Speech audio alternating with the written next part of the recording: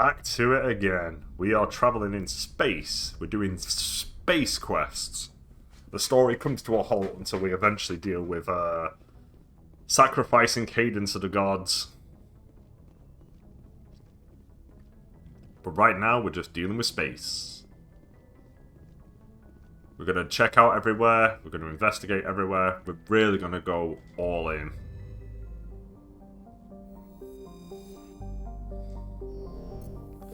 This is the only area we've done.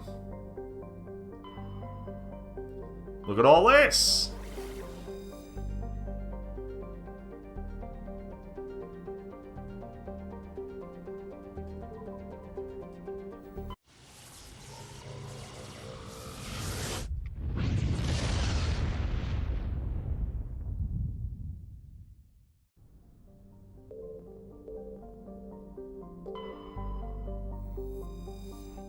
Loki is a small terrestrial world with little to recommend it. One hemisphere is largely covered by an ice cap, and the other by craggy basaltic highlands.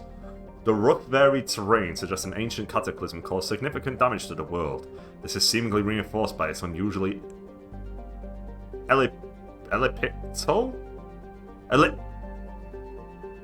elliptical orbit, which reaches 6.5 AU at Perigee and 7.1 AU at Apogee.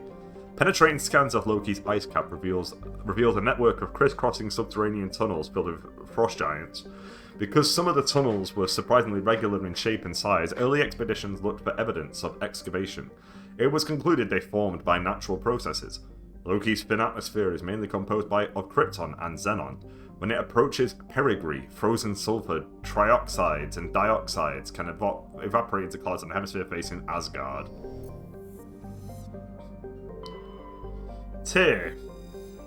Tyr is compositionally quite similar to Earth, however it lies over 4 AU from Asgard and possesses an atmosphere primarily composed of nitrogen and ethane.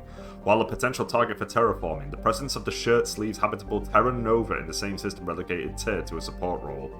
Nearly 100 corporations, human and alien, have constructed extensive teleoperated mining, refining, and manufacturing facilities across the face of Tyr.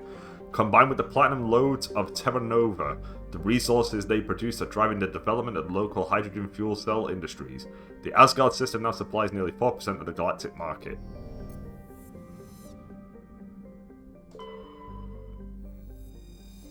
Bohr is a huge hydrogen-helium gas giant with over 90 moons. Its striking coloration is caused by the light of ionized hydrogen filtering through an upper cloud deck of sodium. The source of the ionization has not yet been confirmed, but Bohr's mass equal to 6 Jupiters and high temperature suggest it may be a small brown dwarf, a large gas giant that gained nearly enough mass to ignite into a small star. Though Bohr's deep gravity well makes mining operations difficult, it's the only gas giant in the system. The hydrogen needed for the local fuel cell industry combined with the ever-present need for helium-free fusion torch fuel make it economical to mine.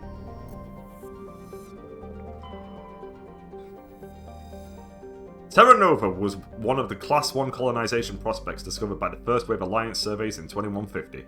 It was the second human extrasolar colony and the first beyond the Charon mass relay. It currently has the highest population of any Alliance colony. Though banded by a harsh equatorial desert, areas closer to the poles are temperate. The pace of development was modest until extensive deposits of platinum were discovered in the 2170s. This rare material, required in the clean-burning hydrogen fuel cells that power private vehicles, attracted a platinum rush of immigrants and investment from throughout Alliance space.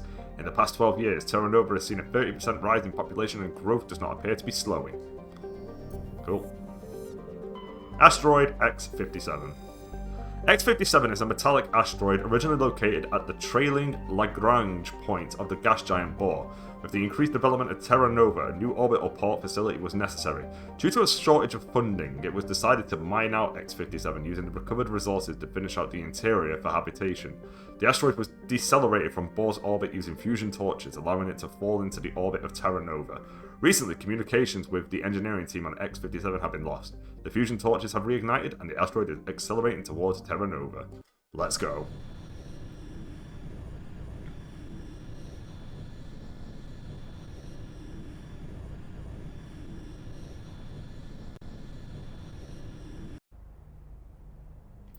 Well, I'm sticking with this team for now.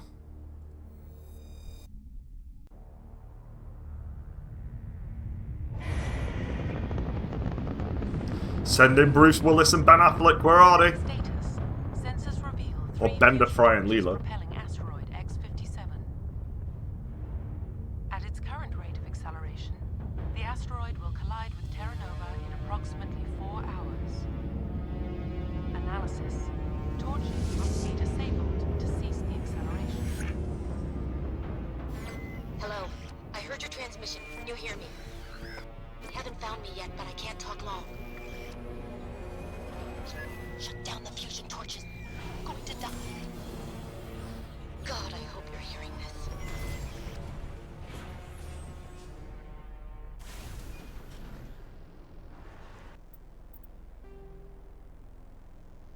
There's something behind me as well. Fusion torch, fusion torch, fusion torch, and a transmission tower.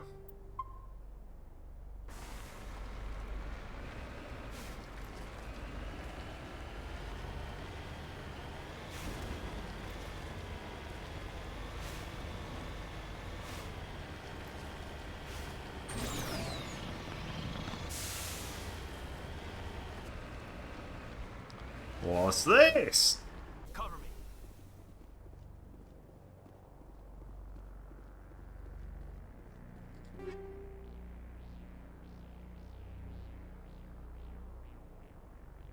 Man, I really do need to sell some stuff.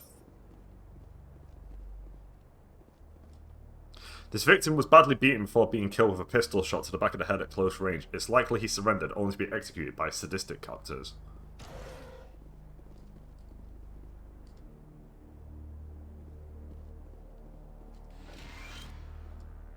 Survey Station 3, final entry, logged by Engineer G. Mendel. The central transmission tower is on the fritz again. No one ever listens to my warnings about single points of failure. I'm surprised our surface comms work half as well as they do. When Sludge shows up to relieve me, I'll go see if I can get the old girl back up and running. RIP. Oh, now I've got the quest over there for the main facility, I think. Alright, let's deal with the fusion torches.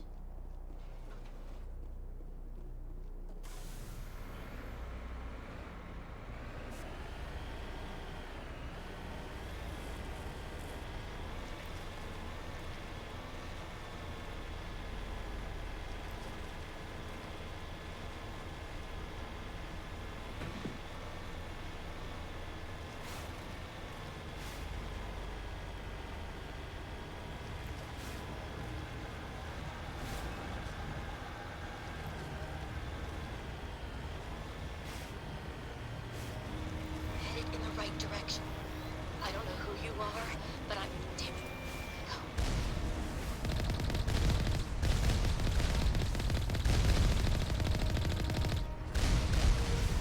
Hey!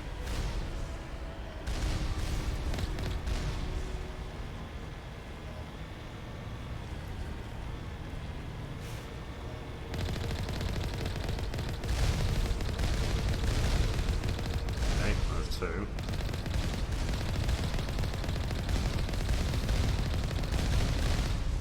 There we go.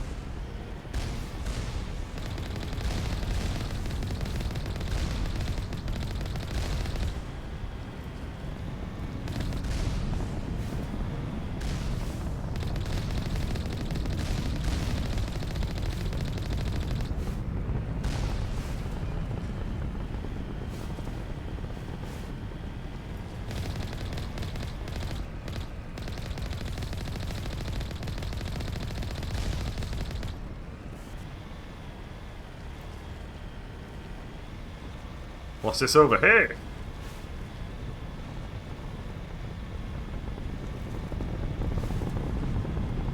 Oh, it might be up on that mountain, maybe. Oh, of course it is. Of course it is.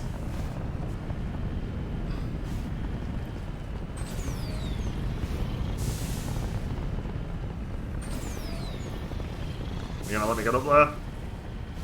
Oh my fuck, it's really all the way up here.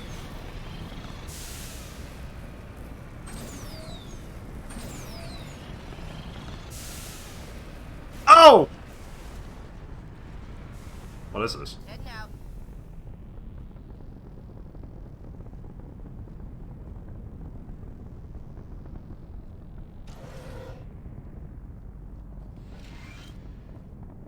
This computer is filled with operation logs and personal journals for a small pirate music station operated by X-57's engineers.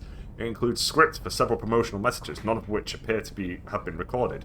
Radio X-57, rocking this rock since 2182. Radio X-57, when your world seems hollow, we help you touch the sky. Radio X-57, talk hard. Radio X-57, your last best hope for rock within 300,000 kilometers.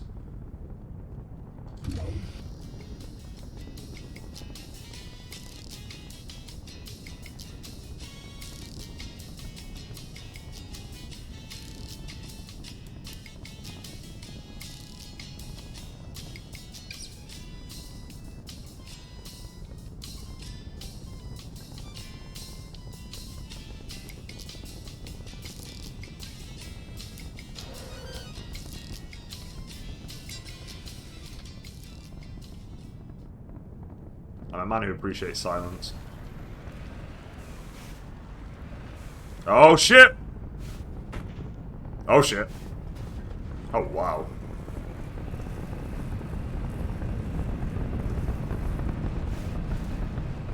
I'm assuming I'm just driving in, right? There's no way I'm gunning that down. Or am I? That is light lit up. I might have to gun it down. Let me go down. Yeah, maybe I do have to shoot that thing at the top.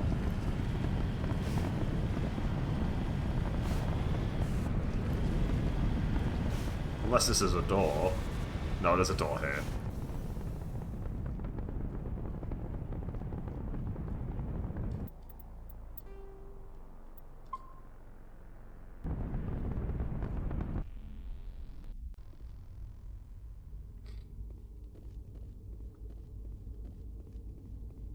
Anything here? He's dead.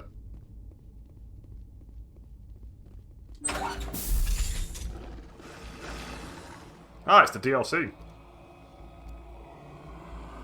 Batarians.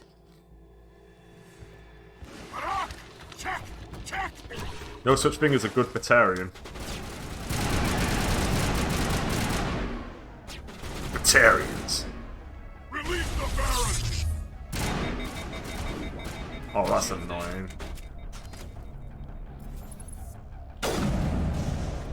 Oh, I just blew up something in the back.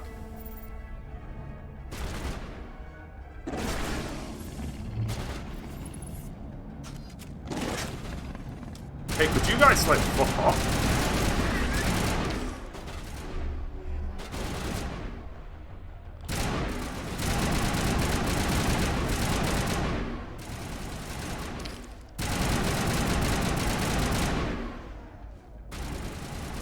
I'm going in.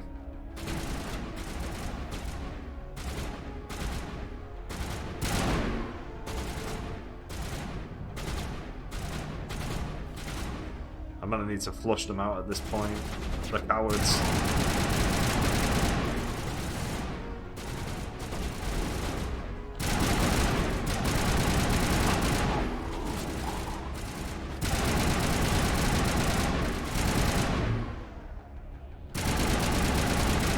Get out of here, you fuck.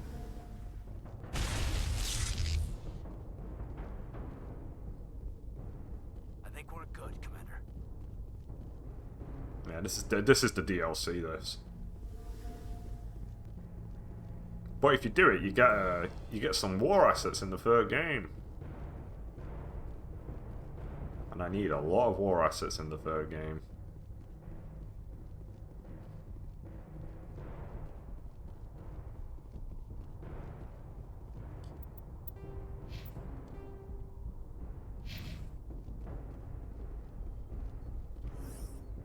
Grenades?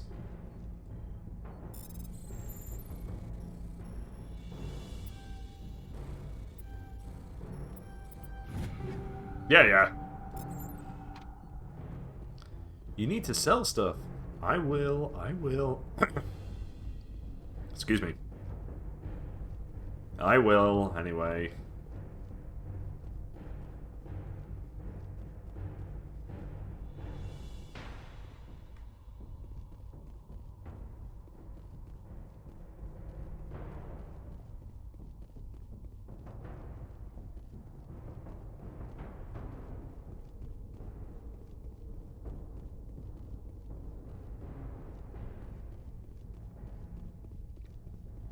Anything over here? I'm assuming not, because it would have already highlighted by now.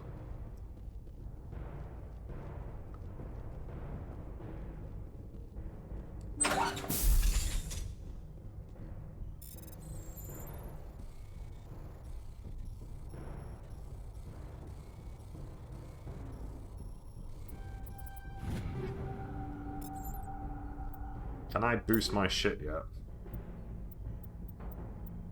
Ooh, that's a humongous upgrade. Yep. Oh my god, I can equip something else. Give me that. I don't care about shotguns. I do care about pistols. Give me that.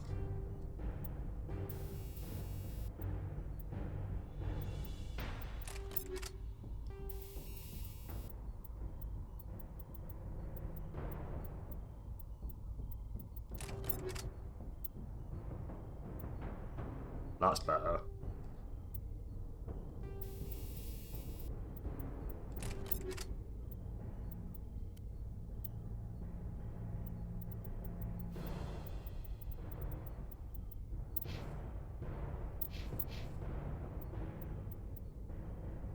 See, I don't want to give him that because I want to give it to Sally. I want Sally to have the better stuff. Or my actual team to have the better stuff.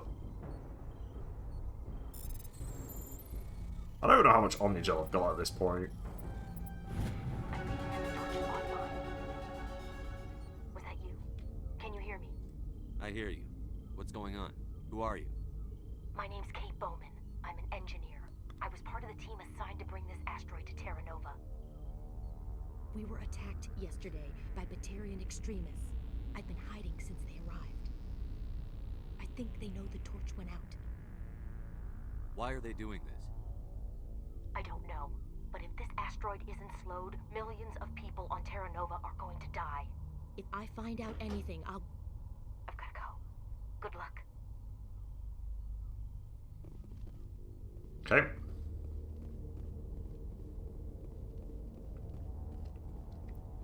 I think this DLC is pretty short. It's just like a mission pack more than anything else. It gives you, what, an explorable asteroid, some characters, a new alien race.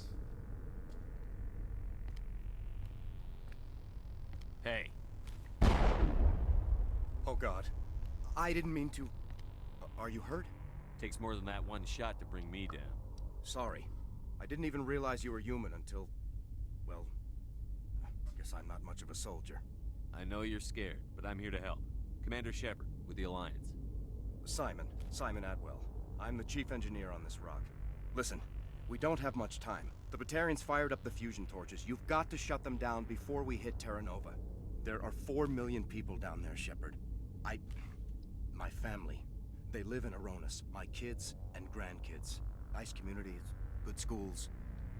Batarians everywhere, and I need to shut down all 3 torches. Anything else I should know? One of the torches is surrounded by live blasting caps. We were set up to excavate when we arrived at Terra Nova. I rigged them with proximity detectors. That tank of yours will set them off, so you'll have to go in on foot. Even then, they'll explode if you get too close. Just go slow and easy. You should be fine. You set them up. Can you disable them? Not from here. No. There are manual controls by the entrance to the torch facility inside the blast zone.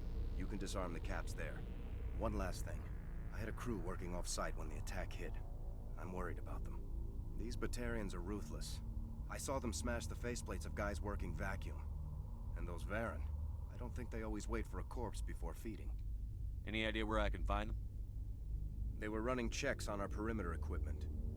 Easiest thing would be to tap into the transmission tower out on the surface. The equipment stations will show up on your sensors. I'll look for them, but the torches have to be my priority. Yeah, you're right. Saving Terra Nova is more important than my team. There were a bunch of engineers over at the main facility, but they're probably all dead. That or being held hostage by the Batarians. A woman named Kate Bowman contacted me. The Batarians haven't found her yet. Katie's alive. She's one of my best engineers. She signed on with her brother, Aaron, I think his name is. He's part of the security detail. I hope they're okay. Give me a worst-case scenario. We can't stop the asteroid. Could the colony be evacuated? Evac? Shepard, it took 30 years for the population to grow that large. I'm sure they're moving people to remote areas, but they'd never be able to get more than a few thousand off-world. We just don't have enough ships. No one does. Well, maybe the Quarians, but I don't see them suddenly showing up and offering us a ride. Why were you moving this thing in the first place? Well, the idea was to drag it into Terra Nova's orbit, mine it out, and in the end you'd have a basic structure for an orbital station. It's a lot cheaper than getting everything up into orbit from the planet's surface. The minerals we extract almost cover the costs. What can you tell me about Kate? Smart as a whip and bold as they come. I hope she keeps hidden. If they find her... Oh, Katie, don't do anything stupid. You'd better find a good place to hide. If the Batarians come back and find you... Yeah, I think I'll make myself scarce. Good luck, Shepard. Thanks for the advice.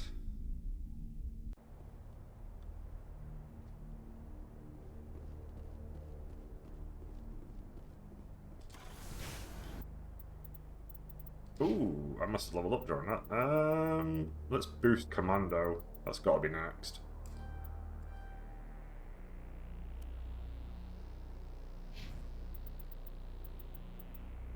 There's no point in boosting status because you need to pick it.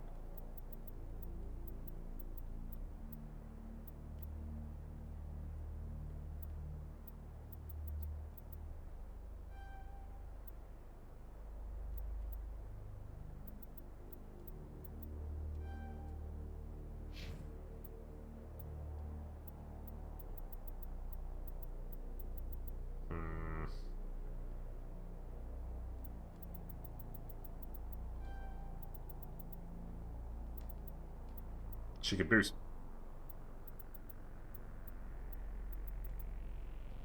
I'll let her boost pistol. Where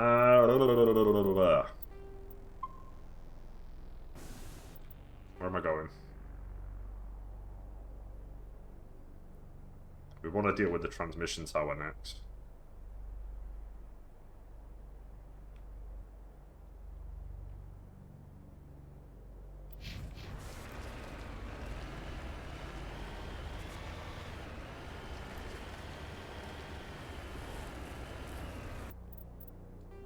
Which is not where I'm going. I need to go over here.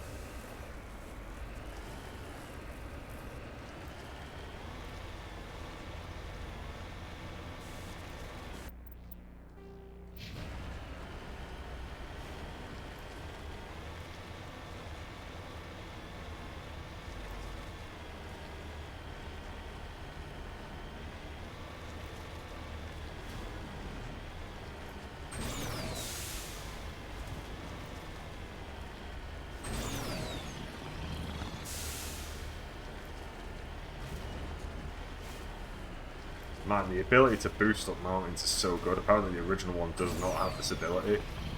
Oh. Wait, wait, wait. There we go.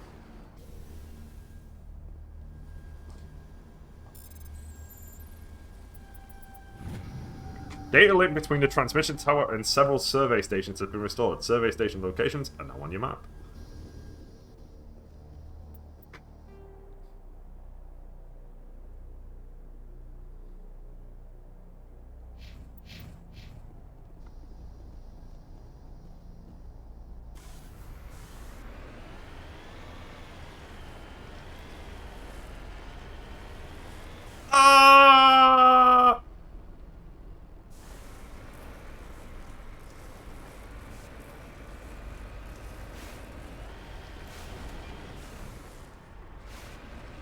Ah, what the hell is this? Is it anything? Nope.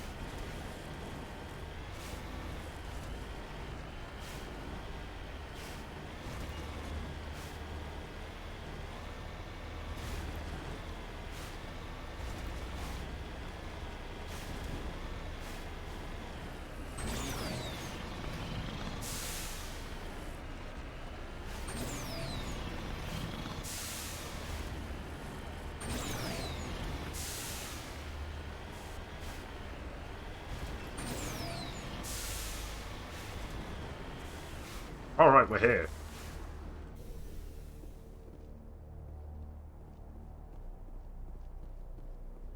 Finally, some action. Wait, what? Hold up, who? I think we got him, Commander. Nobody was here, man. You put me on alert.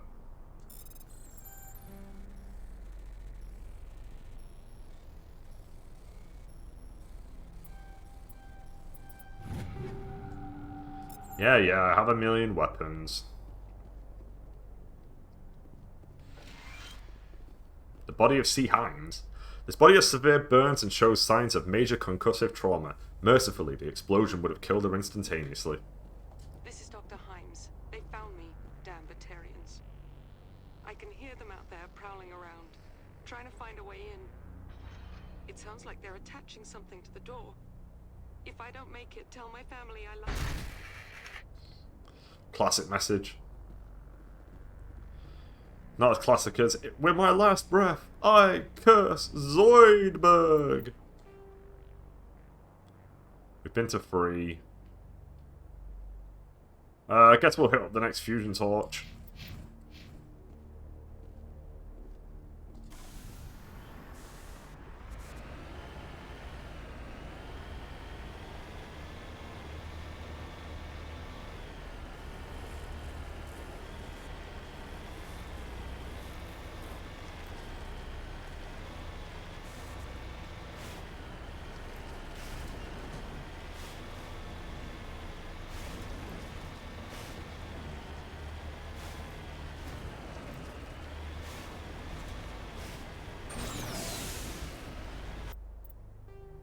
That's just the radio. That's the radio place. There's Terra Nova. Look at that view, amazing.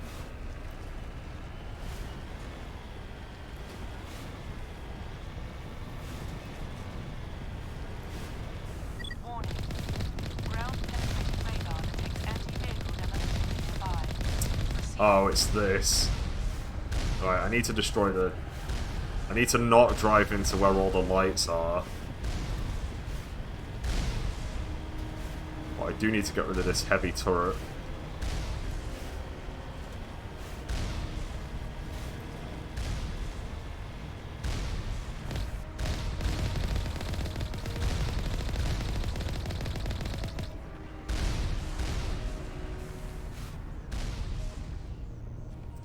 Oh, it's you.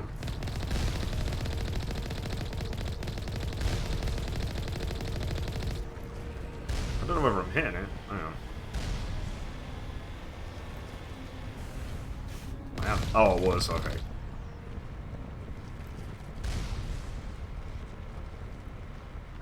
Well, I don't trust this, because I'm pretty certain you can die from this. You hear me? I'm getting all kinds of interference. Damn. Sorry. There's a lot of feedback. See if I can fix it. In the meantime, Why? just keep doing... Don't shoot the mines!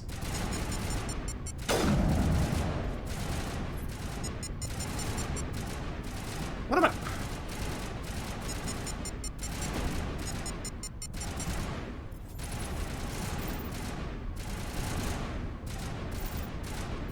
It's like, and there is one...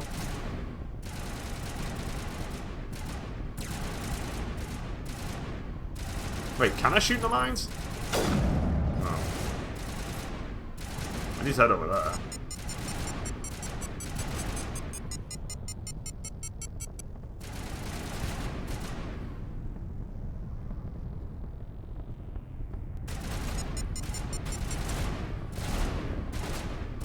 There you are, you fuck.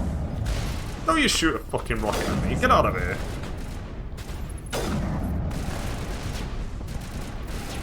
Hey! Stop hiding.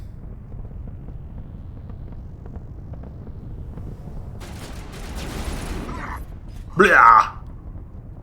Yeah, that's what I thought. Perimeter secured.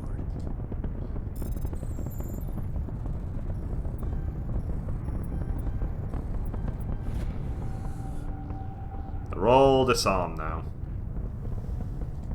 Let's go in!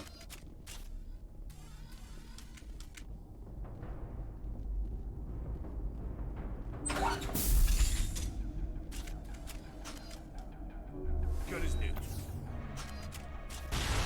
Hey, whoa, whoa, whoa. Get out of here, you fuck. Now I'm ready.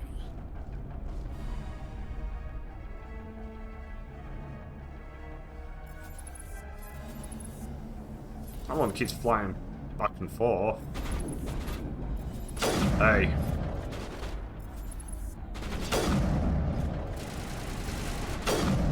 Man, this sniper's fucking annihilating people.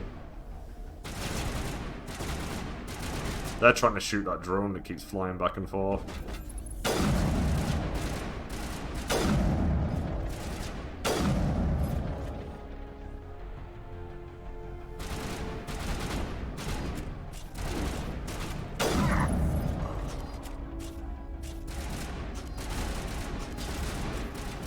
I'm trying to get you to swap to your other gun, you lunatic. Alright.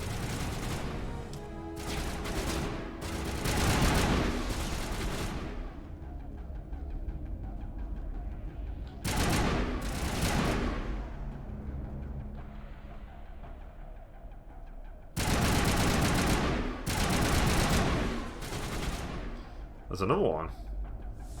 We just need to get up there, pretty much.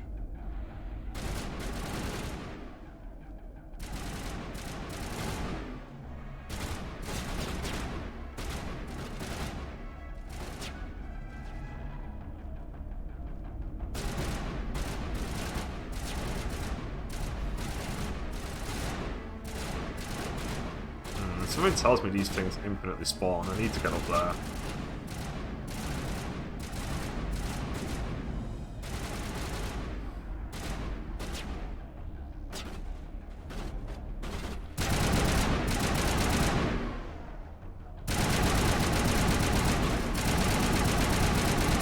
Alright.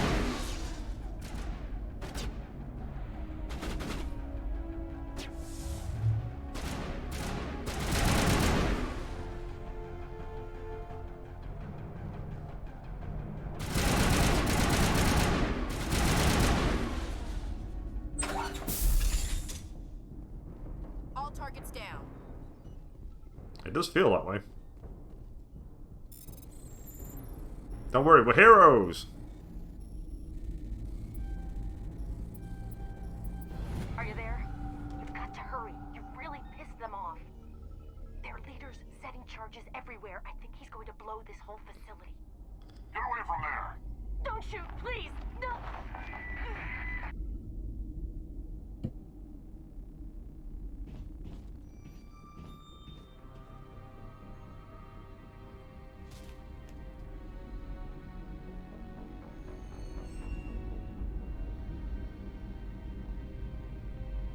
Who's shutting down the torches?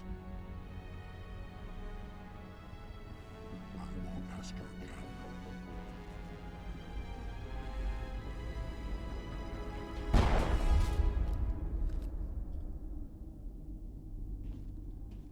Find this problem and deal with it. Get her out of here!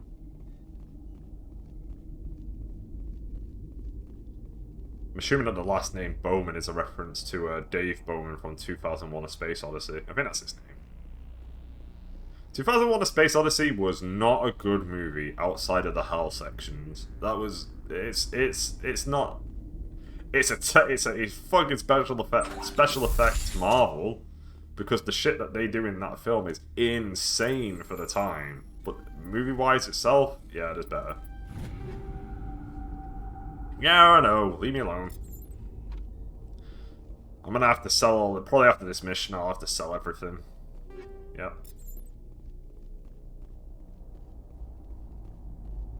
How much money have I got on me? Have I got max money? Because I know that can happen. Wow. No. I think it's Mass Effect... I want to say Mass Effect 2, I ended the game with max money somehow. Oh, it might have been this game. Maybe it was this game where I ended it with max money.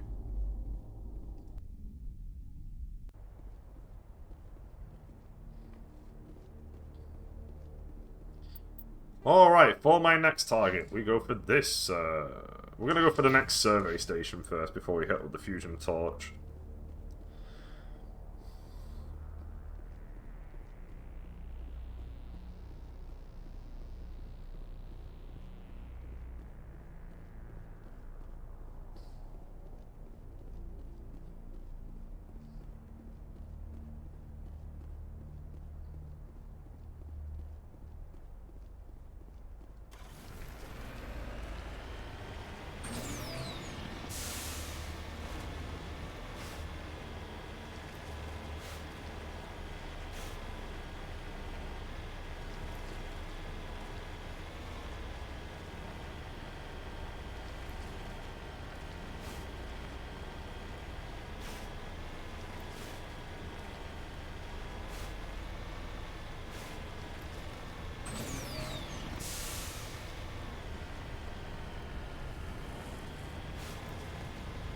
Ignore the red marks of violence, we just want to go to the survey station.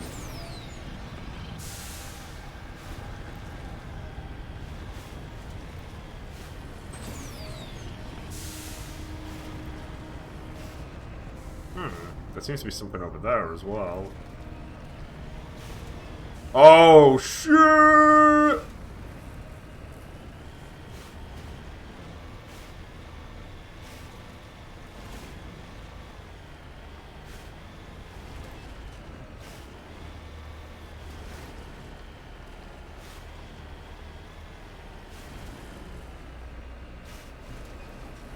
Oh shit, someone's dead, hang on. Oh no, our drum is dead. Montoya. It looks like he died from a single shot through his helmet, likely from a sniper. Whoever killed him didn't even bother to search his body, there's still equipment in his service pack. Stop handing me stuff.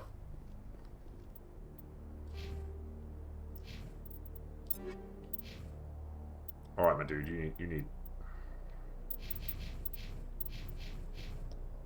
I just want my actual party. Hey!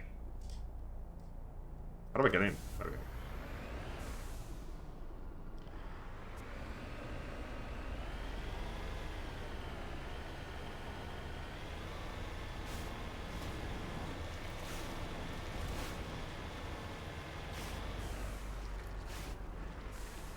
On my way.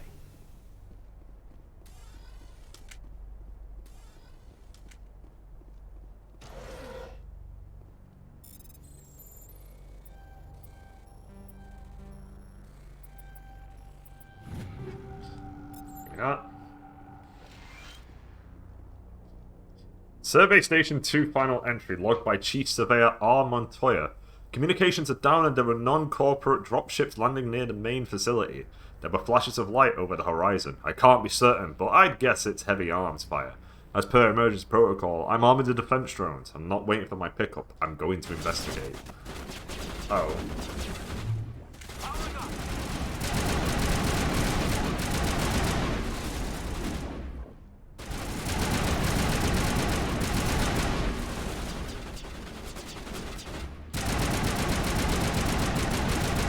You know what? I'm glad he's dead. Perimeter secured. Faint footprints lead to dust in the east. Well, we've already found the body, so that's fine. That's what that's there for. That's there to show you where the body is. Okay, let's go to here.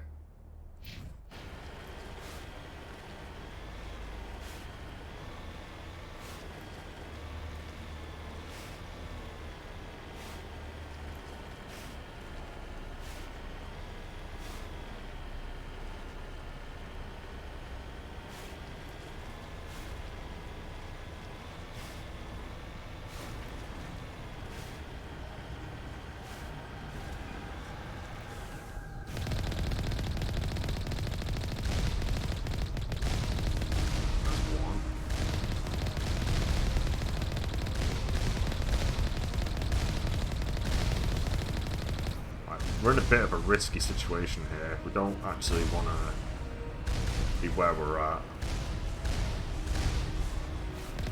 Alright, now we do. Come on out.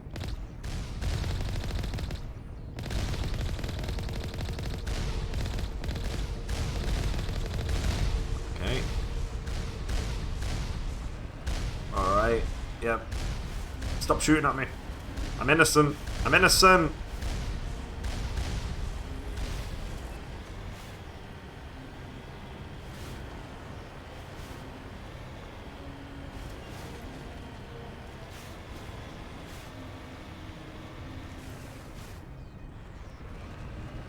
Come on down.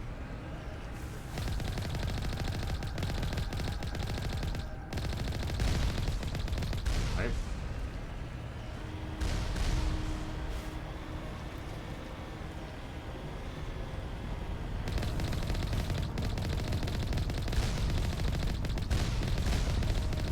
Okay, and then... Oh my god, there's more? Oh wait, no, there's only one. There's only one.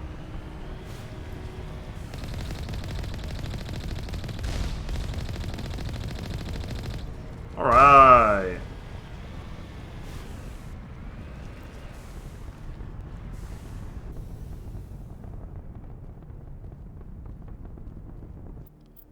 Going in, baby.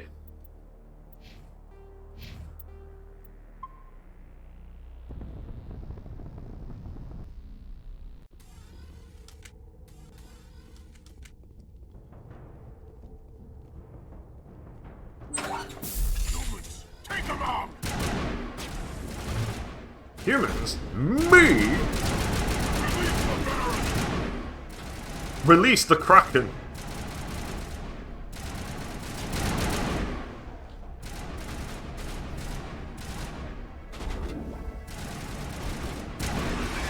Oh no!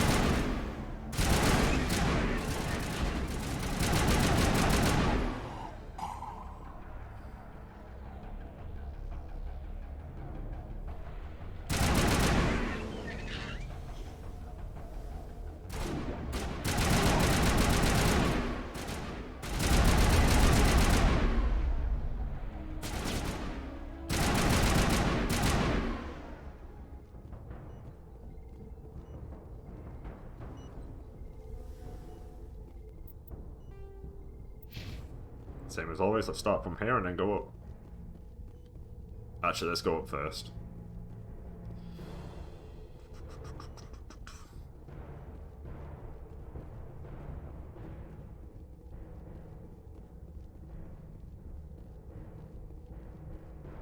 Oh, that's where it is, yeah.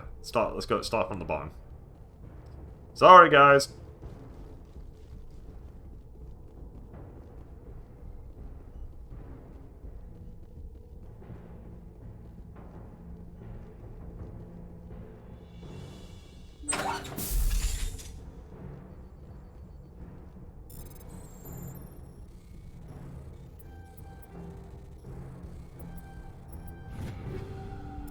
Yeah, I'm nearly full of my inventory.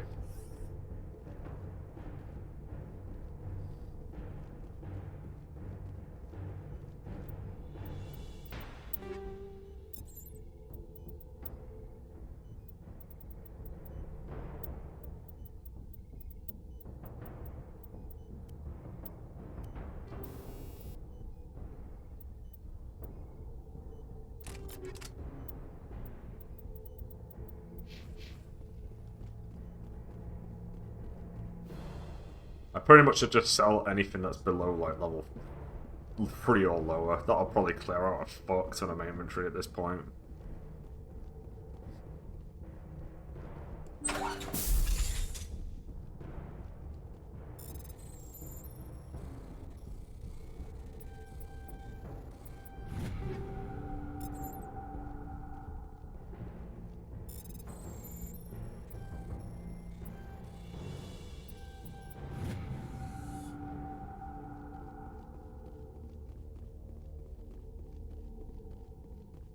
Alright, we stopped the torches, now it's time to go kill the Batarians.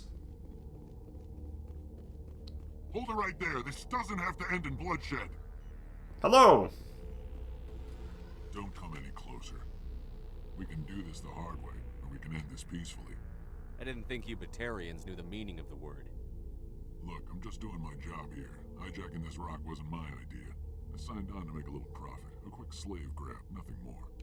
This isn't just a slave grab anymore. Millions of people are gonna die.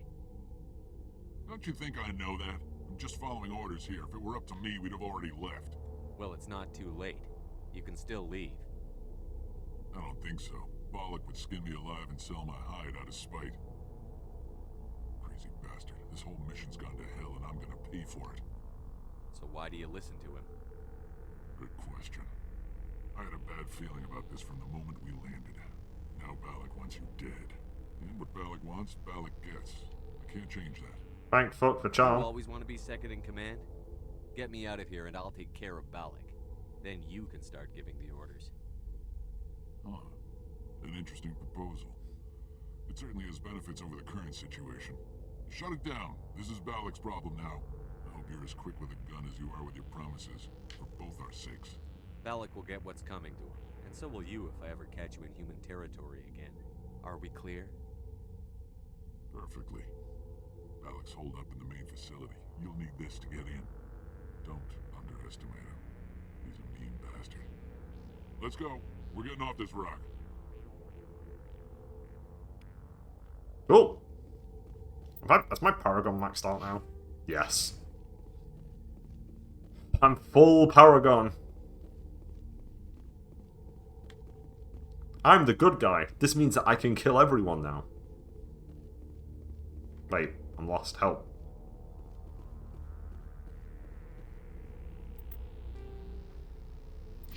These rooms all look the same and I still got lost.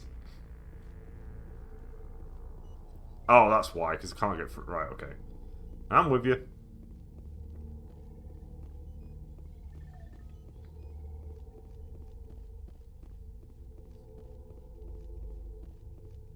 Charge! That's enough charging for now. I could really do with selling stuff. Or dismantle. Can I dismantle? Well, you have a look, because I could really do with getting rid of stuff. Oh, I can convert it into Omnigel. Oh. Oh, that's not really that helpful.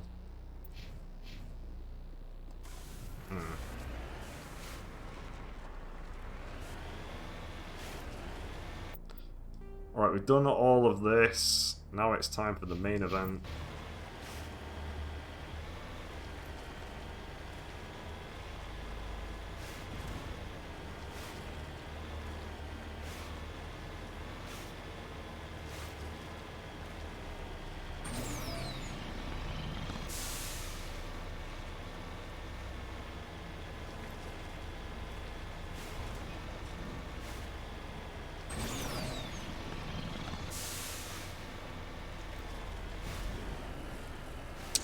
That's a lot of red markers.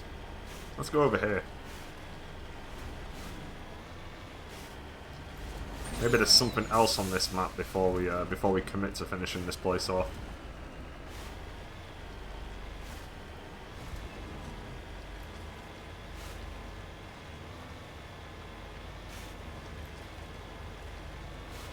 Ooh, haha! What's this?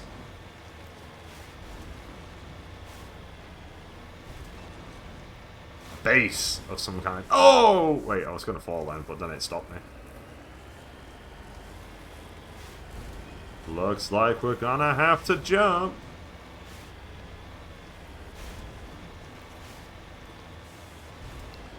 What is this place?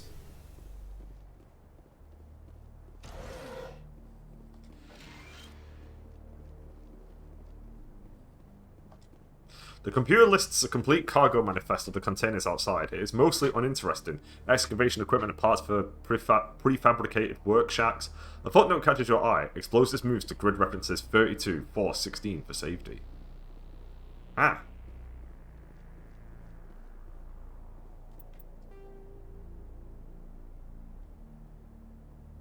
Oh. It's right near me. It's actually where I put the flag, funnily enough. That's kind of strange. Well, let's go check out these explosives then. Either that or the flag moved near it. Whatever. Let's go check them out anyway. That was the wrong button.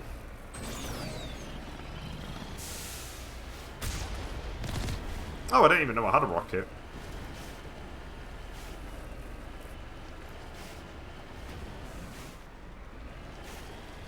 Or either that or I completely forgot.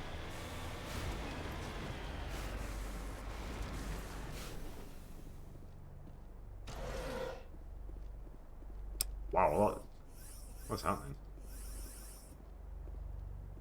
Just load the grenades, okay. I'm not complaining. Why would I complain?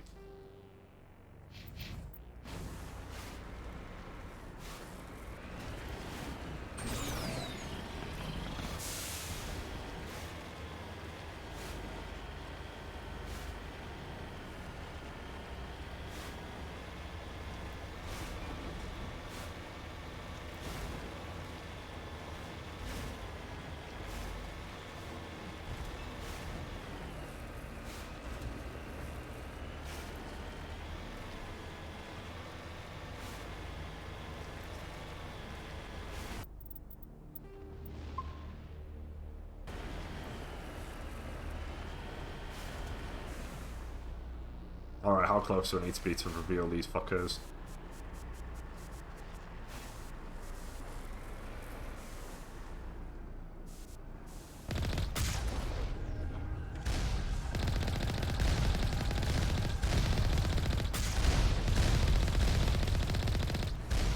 I need to move.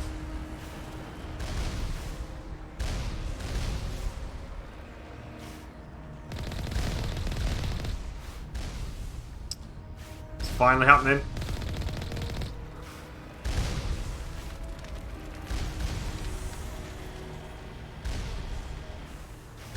Oh, I can't shoot. That's annoying.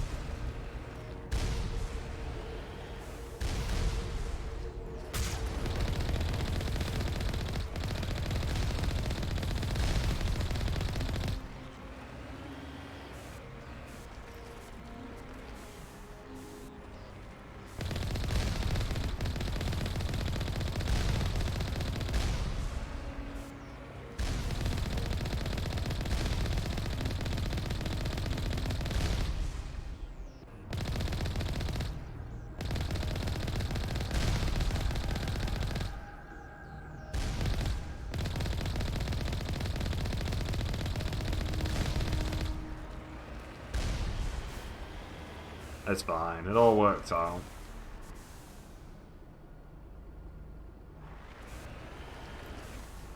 Moving out. Moving out.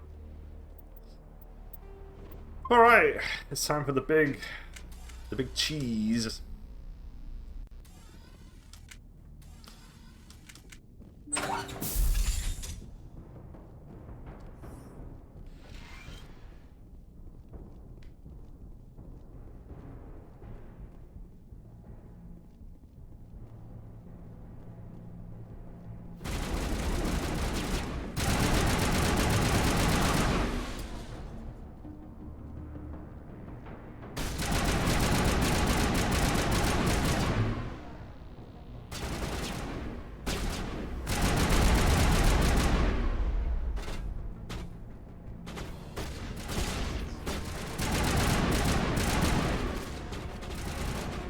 There's a lot of people dying around here.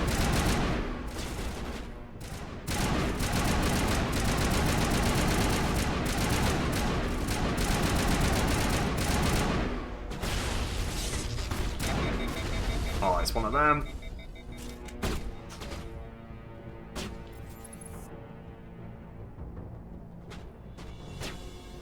Got him.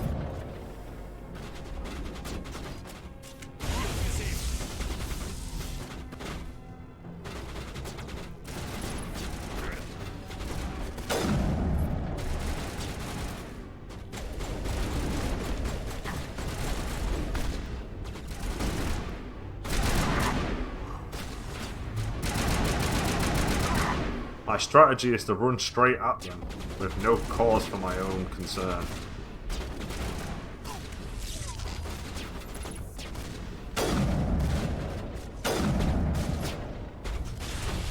Who the fuck is near us? Who is shooting at us?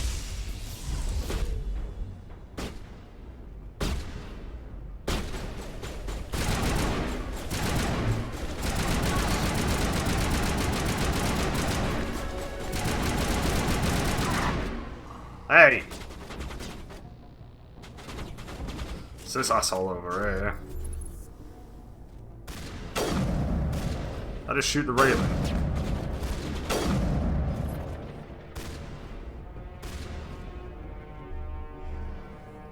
Ah, there's a Perimeter secured. come on. I know you're there. Stand up and drop dead. Oh, I know that guy's there.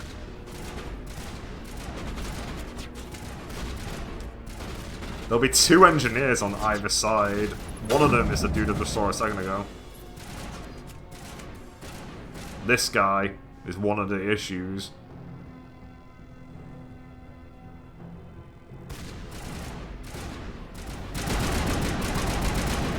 Well, he wasn't an engineer. Well, but this guy is. Hey!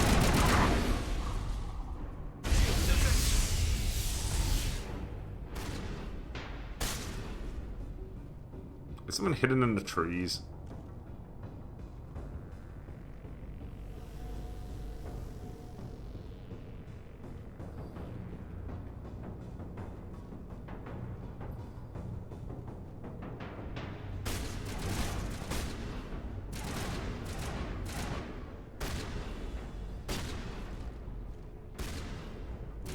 Good to go.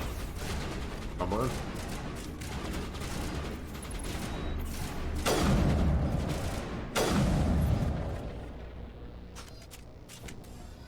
Oh, it might be in there. How do I get in there?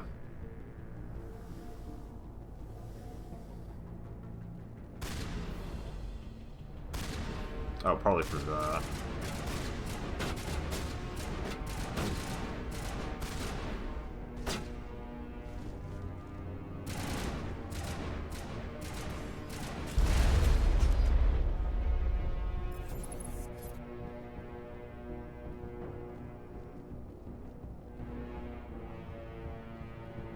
I feel like they've opened the door at the top at this point. I'll just get to him through here instead.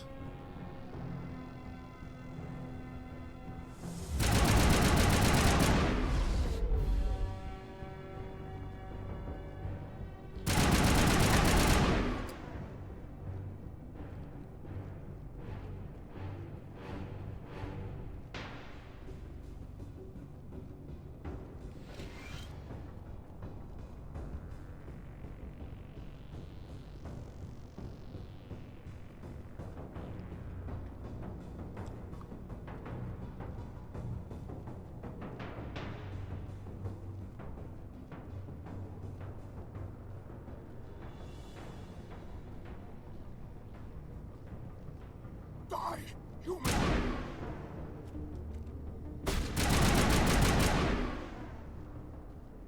Okay.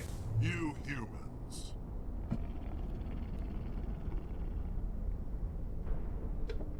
You're almost more trouble than you're worth. Let the hostages go, and maybe you'll live long enough to explain yourself to the council. I don't answer to the council. Or to you. I'm leaving this asteroid. Oh, no. If you try to stop me, I'll detonate these charges, and your helper and her friends are all going to die. I can't just let you go, Balak. Not after what happened here. This is nothing. You humans have done far worse to the Batarians. Where's Balak? We've been forced into exile, forced to survive on what we can scrounge up. It's been like that for decades. Why take it out on these people? They didn't do anything to you or the Batarians. Didn't do anything. Where is Balak? In a world that could have been ours, aside from using resources that should have been ours. We were left to defend ourselves, but the humans were stronger than us. We knew that. The council knew that. But it didn't matter. Even that guy's like, where the fuck is Balak? You and your kind are the only reason we're in this position. How does killing innocent people make up for that? We had no other options. Sometimes you need to get someone's attention before they'll listen. That's why we attacked you at Elysium. That's why I'm doing this. You forced our hand. You attacked us first. When we retaliated, you ran off to the council hoping for help. When you didn't get it, you hid. You've got no one to blame but yourselves. Enough! You couldn't possibly understand. Actually, you just don't want to understand, and I'm done wasting my breath. Now, if you want your friends to live, I suggest you step aside. You can go. But this isn't over. I'll find you eventually. Maybe. But I made sure you won't follow me today. That's because you're invisible. We're still on a timer. Better hurry if you want to save your friends. Where was he? All clear, Commander.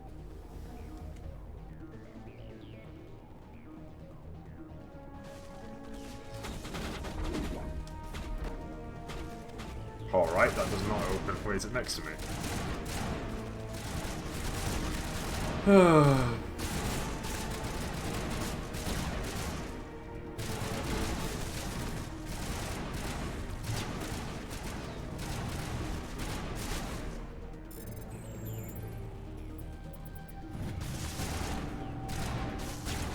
Okay, that one's up on the second floor.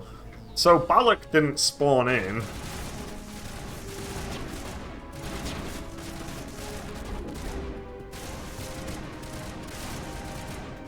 This one's up here.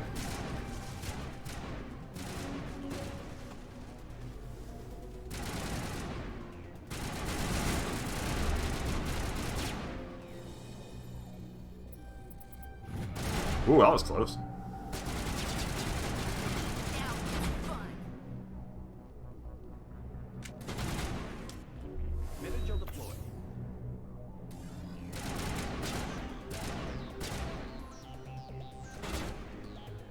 The final one's got to be on the second floor.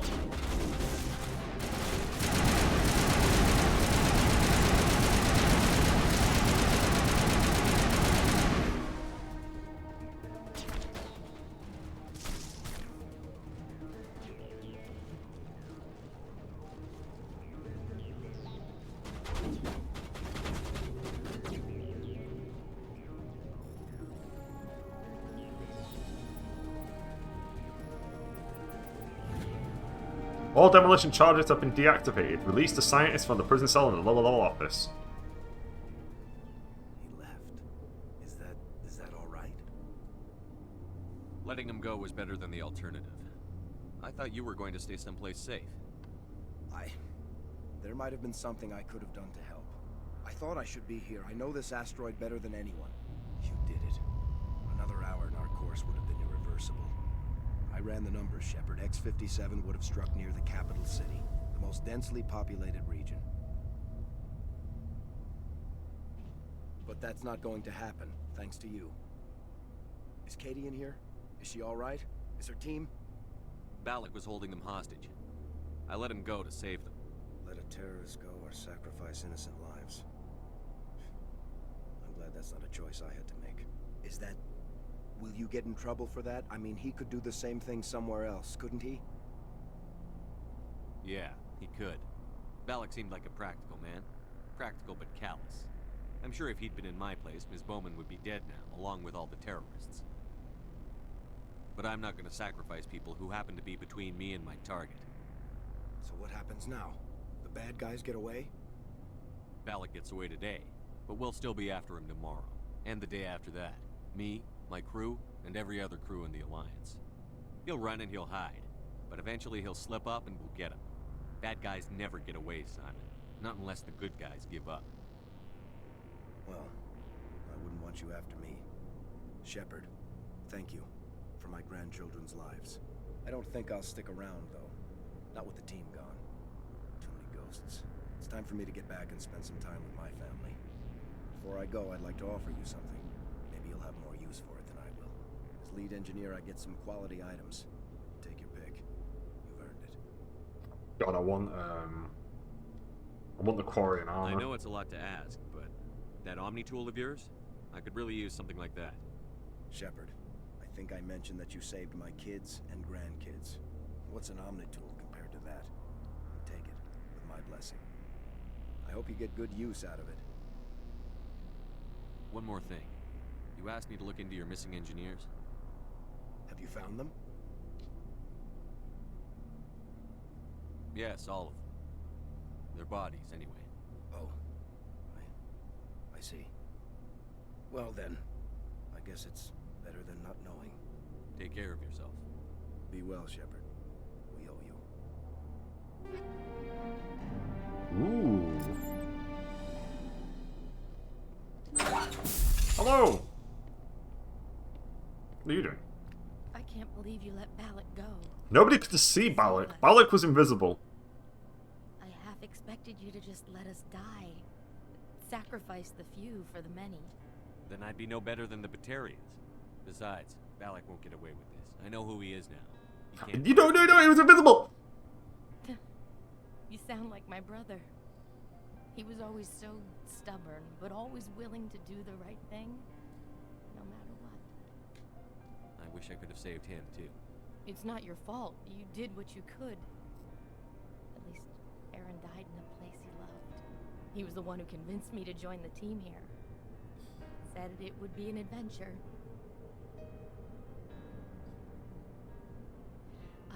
I don't mean to sound ungrateful, but I should see to Aaron. I understand. You've been through enough today. I'll get out of your way. Thank you. I don't even know your name. Shepard. Commander Shepard. Thank you, Commander Shepard. You're not exactly what I expected, but thank you. What can you tell me about the Batarians? What were they hoping to achieve with all this? I don't even think they knew. When they first arrived, they were talking about getting us back to their ship. They wanted to sell us as slaves. When Balak showed up, everything changed. It was his idea to redirect the asteroid. Said it was the will of the Batarian Rebellion, whatever that is. They followed him quickly enough, but I don't know. I don't think they're all as fanatical as he was. That was a brave thing you did, Kate. Contacting me on the radio, risking your life. Stubborn and determined runs in the family. My father was in the Alliance back on Earth. I think he was disappointed none of his kids signed up, but he'd be proud of Aaron. Sorry. I just... How did the asteroid get all the way over here? Why wasn't someone alerted sooner? The asteroid was scheduled to arrive in a day or two. Balak just sped it up. This rock is full of valuable minerals, but it was too far from Terra Nova to be profitable, so we attached some fusion rockets to it and drove it back. It was all going smoothly until... We'll get everything back to normal soon enough. Almost everything. You've been through a lot. I'll get out of your way. So long, Kate. I appreciate that, Commander. Goodbye.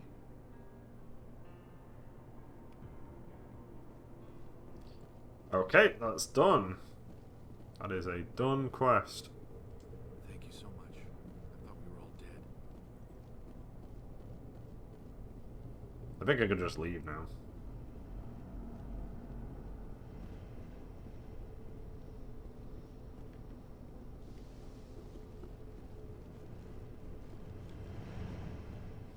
I can also get rid of these two. I'm just getting the, I don't know why, but I'm getting the Steam achievements for using all the characters for a certain set of missions. And I received both Caden and Ashley's at this point. I didn't have them for long. I used them on the moon and I used them here, but apparently that was enough. I guess it's because I did the other quests for the guy.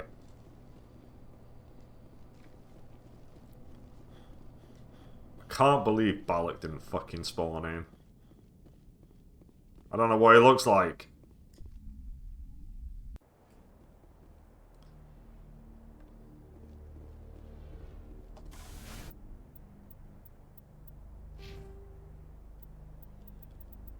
I'll just keep boosting Commando.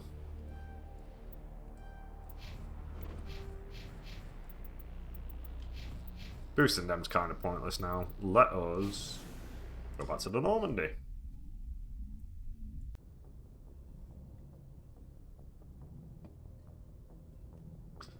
Let me speak to Ashley Williams. I don't think I can do anything else with the crew at this point. I think the crew's waiting for me to do Vermeer now.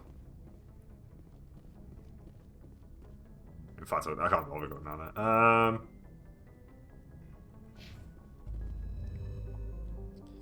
Time to put Garrus on the team for a bit.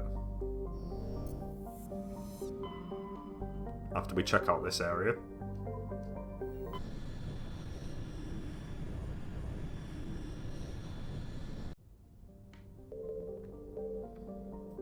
Oh, this is Eden Prime's area. Huh.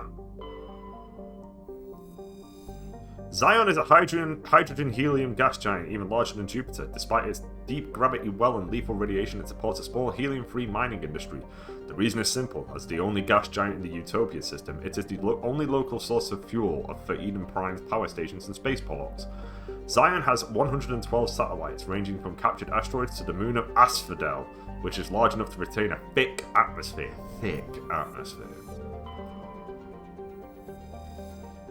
This idyllic agrarian world was one of the first human colonies established beyond the Charon mass relay. Eden Prime's biosphere is unusually well suited for importation of Earth-native life. This fertility drew heavy immigration and development by the Systems Alliance and various corporations.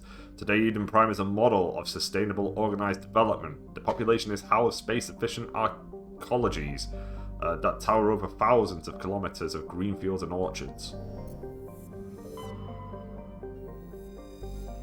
An unusually large terrestrial world, Arcadia has a dense atmosphere composed of nitrogen and helium. Its scorching hot surface is mainly composed of alkaline basalts, but metal deposits are plentiful. Though several spectacular examples of columnar basalt formation offer scenic beauty, Arcadia's hostile environment has precluded commercial development. Nirvana has a trace atmosphere of xenon and krypton. The surface is a mix of water, ice, and iron oxides, with cryovolcanic plumes of potassium concentrated around the equatorial ridge. Nirvana has little of commercial or scientific interest. Though a few geological research stations were constructed in the early 2160s, all have been shut down for years. The Alliance maintains an automated ice cracking station, which has quietly stockpiled a large amount of deuterium fuel for use by the fleet. Xanadu's atmosphere is composed of methane and argon. Its frozen surface is mainly composed of potassium with deposits of calcium. Its location in the deep cold of the outer system and its lack of any valuable resources leave little to recommend it. Is that everything?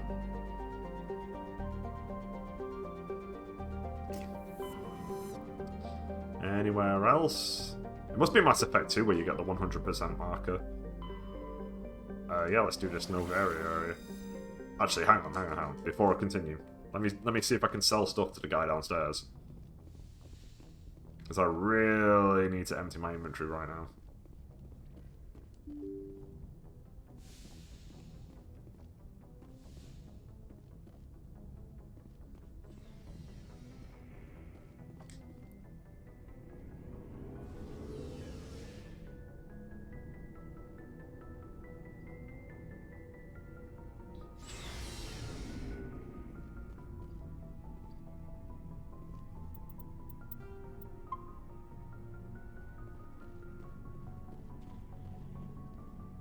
Commander? What's your opinion on the last mission? Didn't figure I was making it up as I went. Remind me never to play. We'll talk later, will you? Looking forward to it, Skipper. Yeah, they don't have anything to say until I do Vermeer. Looking for supplies? I'm looking to sell them. Let's see what you've got. You bet, Commander. I don't want to get rid of that. God, look at this trash.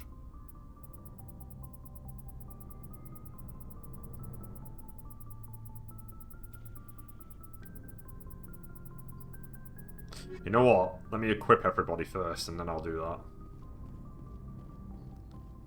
I mainly need to equip Tally.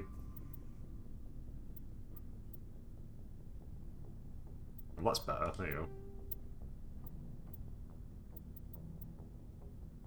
That's better.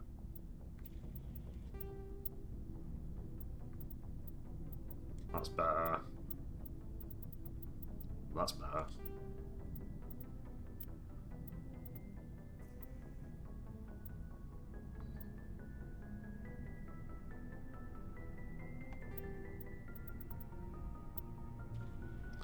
Oh, that's infinitely better for you. You need armor!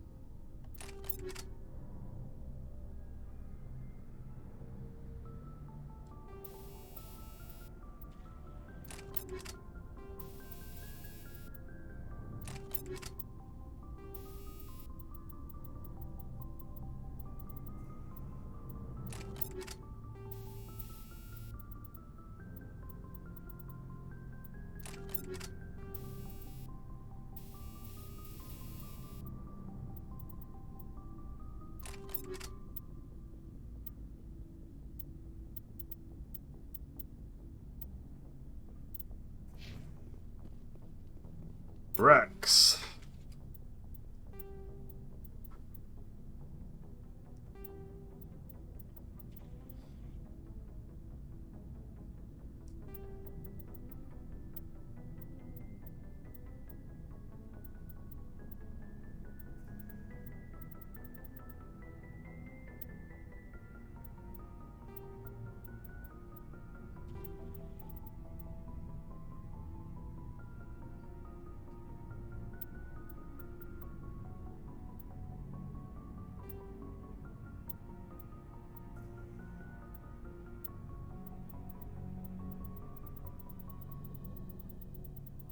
And we'll equip Garrus as well, because Garrus is next. Garrus is the next character, so that we're going to use. So we'll equip Garrus and get him on board as well. And then we can then just like officially sell everything else.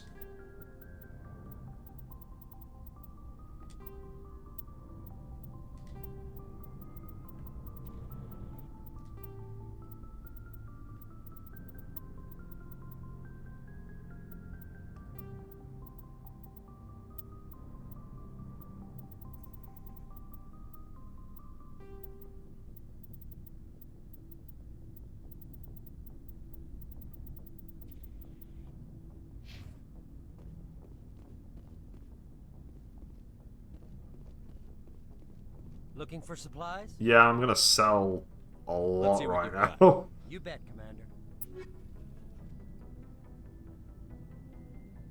Oh wow. All the way to the bottom.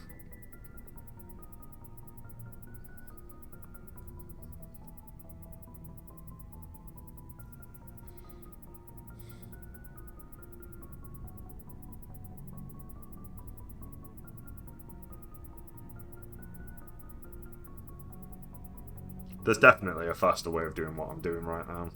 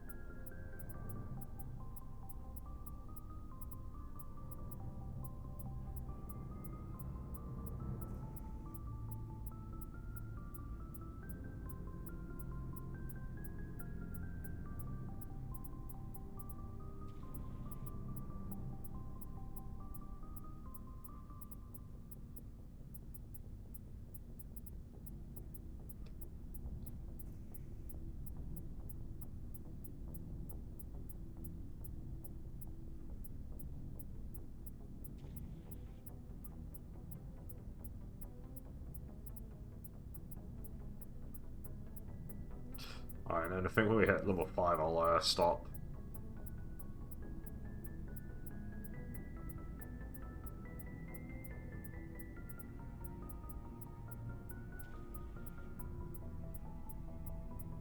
Right, okay, there we go. Yes, 26,000. 261,000 even. We doubled our money. Nice. Looking for supplies? Yeah, do you have any fucking... Let's see what you've got. You bet, Commander.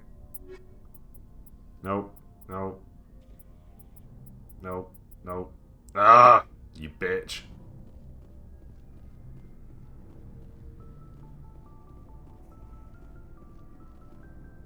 Wonder why that's marked. Oh. Huh. Alrighty then, let's continue. Now that we've done what needs to be done. That emptied a lot of inventory space as well, so we shouldn't get that message for a long time.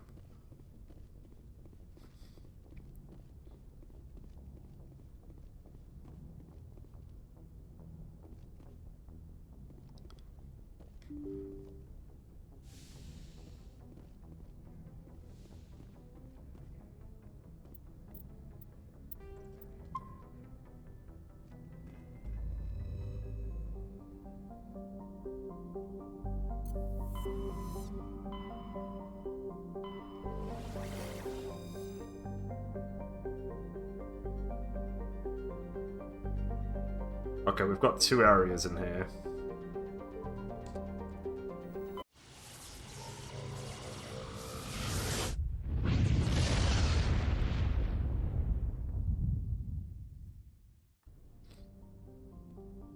The Strenus area. What have we got?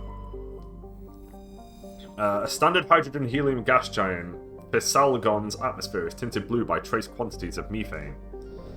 I like quick planets. Trilline is a lifeless rock with a trace atmosphere of xenon and krypton. Its surface contains large amounts of iron and magnesium silicates. Due to heavily cratered terrain, starships are discouraged from landing. A Solarian religious cult claims that a certain pattern of overlapping craters in the southern hemisphere resembles their goddess. Ah, I see. Ooh, a survey button. Antitara is a standard hydrogen-helium gas giant with trace amounts of ammonia. Hydrocarbons in the atmosphere lend it a distinct brown tint. Gas deposit surveyed. Scans from orbit have detected a large concentration of helium-3.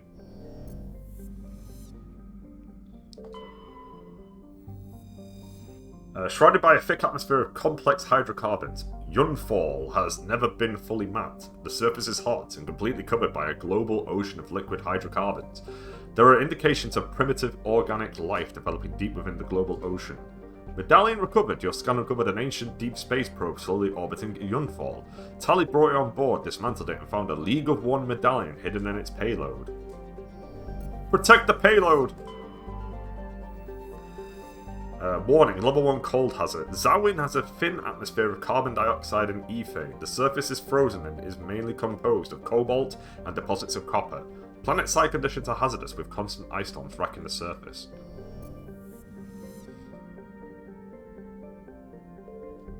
Okay. I'm pretty certain I've already read everything here, but I'm going to read it all again, just to ensure that we've done it all. I'd rather be on the safe side. Velis has a thin atmosphere of xenon and krypton. Most other materials have frozen and fallen as snow. Its surface is composed of potassium with deposits of magnesium. While investigating the primitive anaerobic life of Velis, Binary Helix survey teams discovered the cunningly hidden anchorage of an ancient Krogan warlord, Morrow. Oh, I definitely have done this because I do remember that guy. Alright, we can skip that one. Either that or I gave up halfway through. That is also possible. I do remember doing that at one point. Zvavrog is a small but typical hydrogen and helium gas giant whose orbit lies quite close to the star. It is unusual for a star with a close orbit and gas giant to have a habitable world. Zvavrog, or Varog, is Pax's only gas giant, but its temperature, powerful winds, and high orbital velocity make it a poor candidate for helium-free mining, while Novaria enjoys plentiful deuterium for its fusion plants. It imports all of its helium-free from outer system. Morona is an icy planetoid, smaller than Earth's moon. Many planetary geologists suspect it was once an Oort cloud ice dwarf, which migrated inwards after an encounter with some other body. While the crust is frozen water ice, deeper layers are mostly silicates with pockets of magnesium and aluminum. Morana is tidally locked to Pax. The same side always faces the sun. Believe in the sun! Right, we're done now. Let's start from down here. Oh, fuck me, there's loads.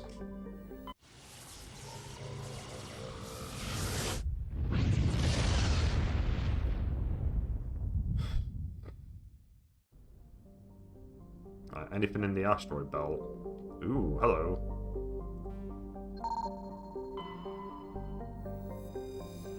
A metal-rich asteroid. Light metal surveyed. While scanning this asteroid field in the Artemis Tau cluster, you detected a large deposit of titanium. Okay.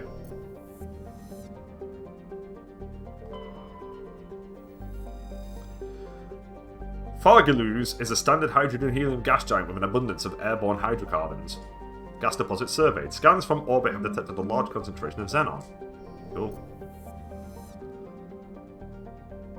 I'm a researcher, I'm a researcher, I'm a researcher. Patavik is the second of the Macedon system's giant terrestrial planets and by far the most interesting. Most of the surface is covered by a vast sea of liquid ammonia, in which a unique aquatic ammonia-based biosphere has developed. While the frozen continents are largely bereft of life, a rich bounty of complex organisms, many from larger than a human, flourish in the chilly, toxic seas. While dreadfully inhospitable to humans, Patavig is suitable for colonization by the Volus. Negotiations between the Systems Alliance and the Volus' patrons, the Taurian hierarchy, have made good progress. Good for them!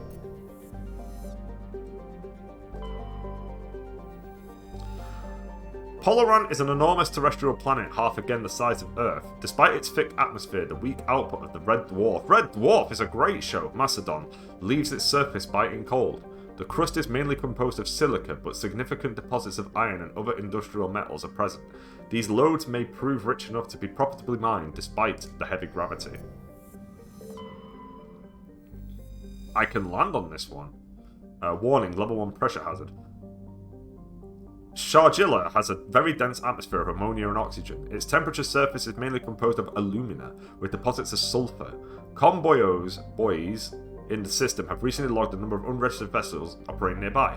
Shargilla has an extensive silicon-based oxygen-breathing ecology. Heavily populated areas are covered with this fine silicon dioxide dust, the respiratory byproduct of the world's higher animal forms. High-speed surface winds, often laden with abrasive silica dust, present a hazard. In areas where the wind deposits a great deal of silica, footing can be treacherous. Evers are discouraged. I'm landing! We are landing here.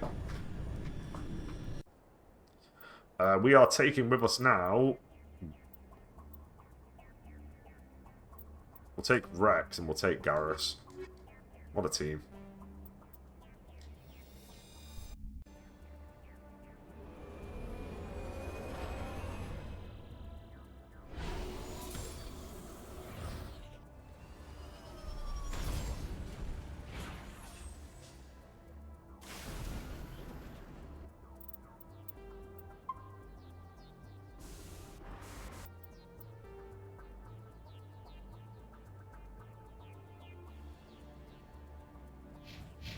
Let's start with the debris.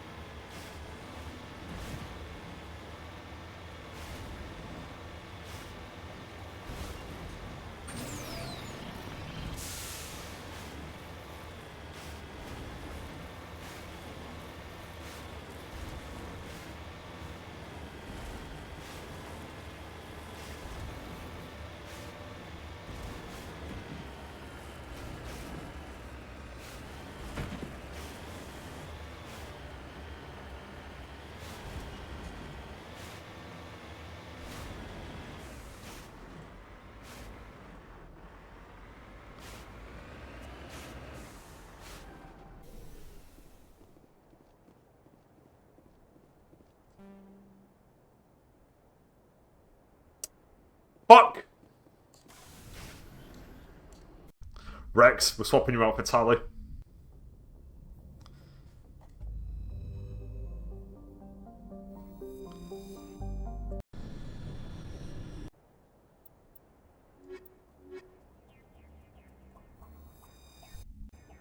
Tally's the one who's got maxed electronics.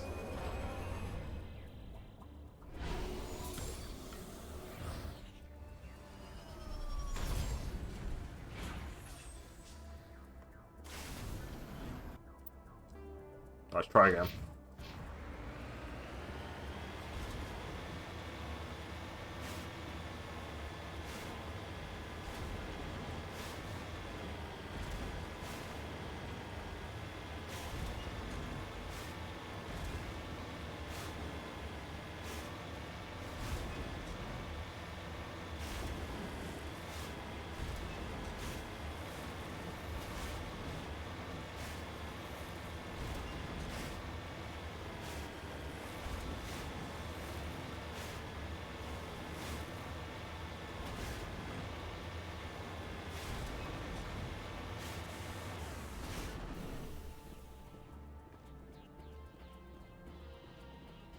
There we go, much better. Yeah. Much better.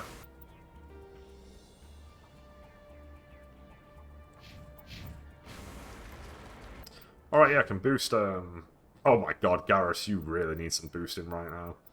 Let's max that out. Oh, he can get electronics. But he needs to... I don't see the point in him doing it. I've got Tally on the team. I'd rather he just be strong in general.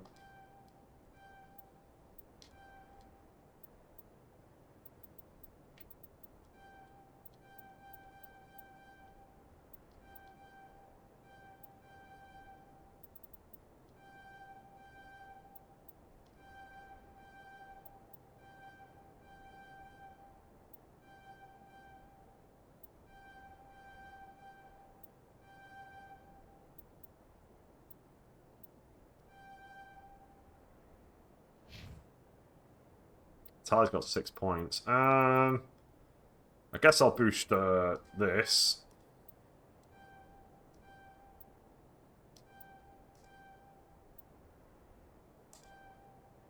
The more she can survive, the better. I think Garrus can wear better armor. But the real question is, do I have any? And the answer is no.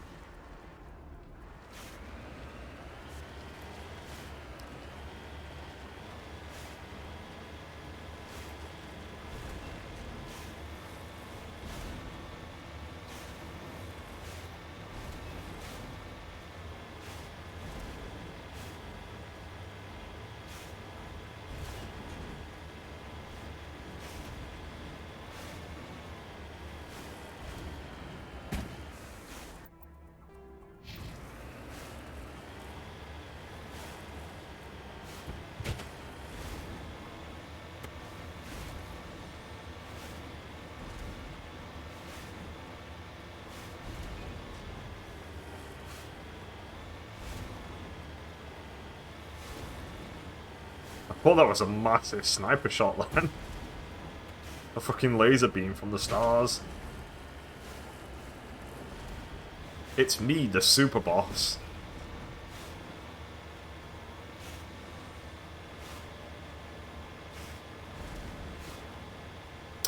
Ah, minerals. I can't remember what the minerals are for in this game.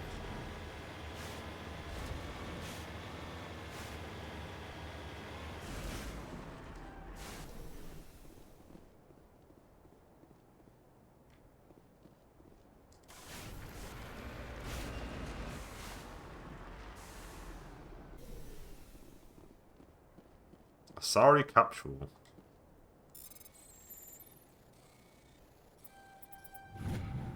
Matriarch's writings recovered. It's not clear who lived here, but it appears to have been abandoned for some time. The container in the tent held, among other things, one of Matriarch Dilanaga's writings.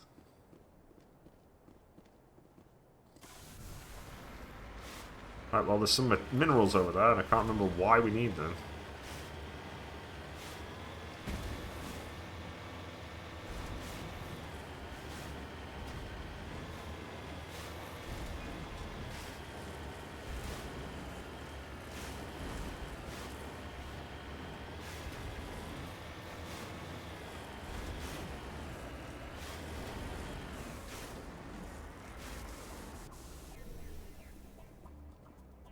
Survey the mineral. Rare element surveyed. You successfully surveyed a lot deposit of thorium. Oh wow, you get fuck tons of money for that. That's why. It gives you experience and money. It's nothing major, but it's better than nothing.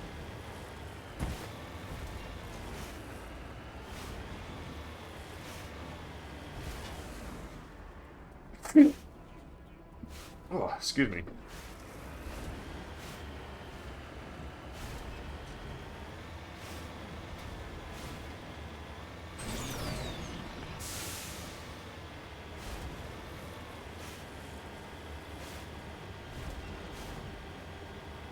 We'll be off this planet soon. The ones where there's just one thing to do are usually done very quickly.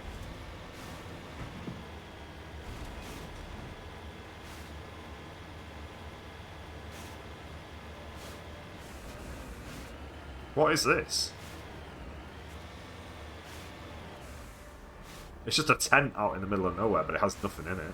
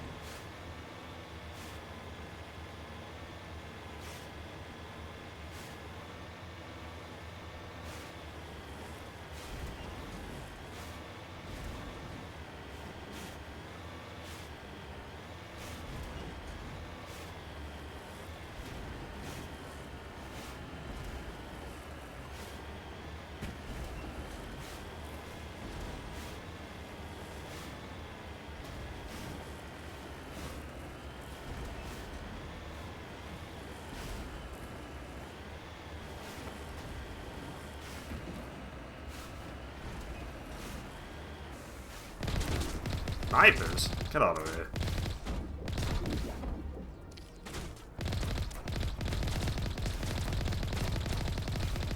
Nice.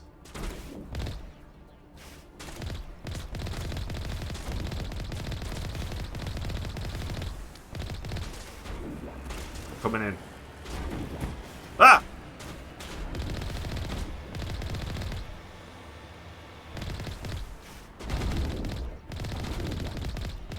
Yar, where's the booty?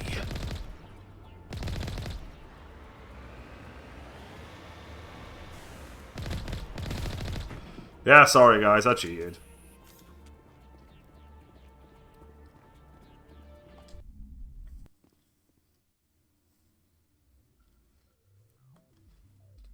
Alright, Garrus, what are your thoughts on this? Garrus? Just lead the way. Alright, calm down. Garrus!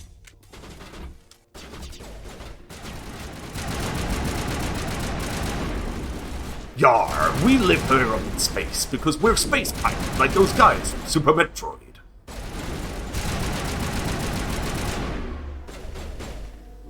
We don't wear eye patches like those other guys. No. No.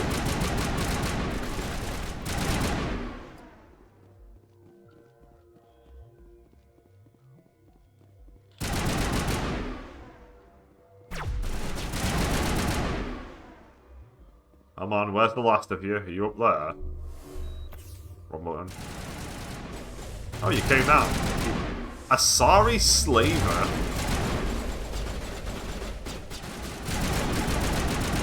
Man, the Asari are one complicated bunch.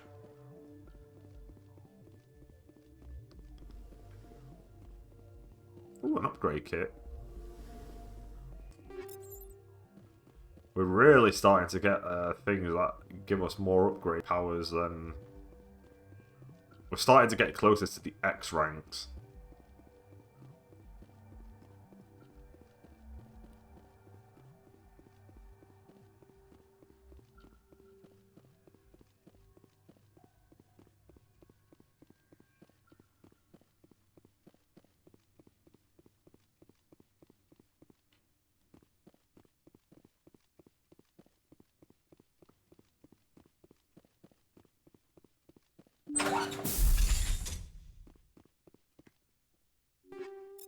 Okay.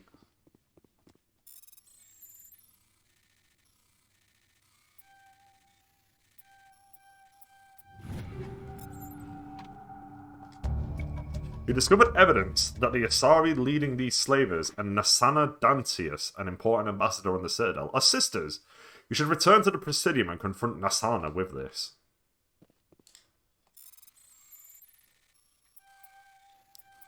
No! I should have committed.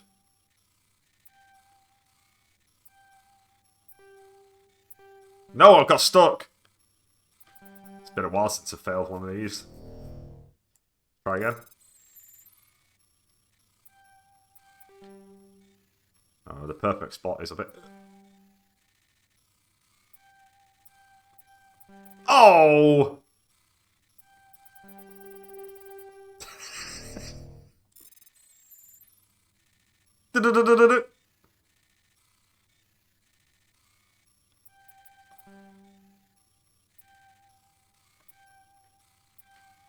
It really doesn't want me to succeed at this one of all fucking ones. Come on!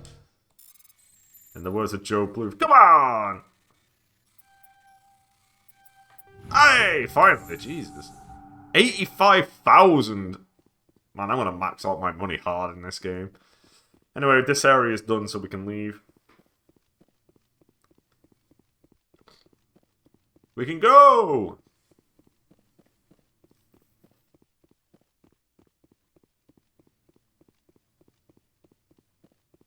Help!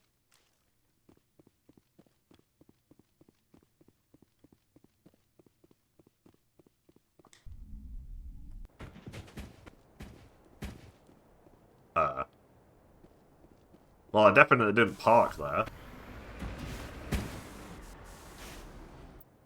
Does it still seem to think there's something there?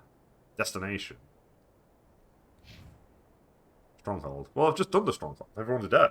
Unless I've missed something. Huh.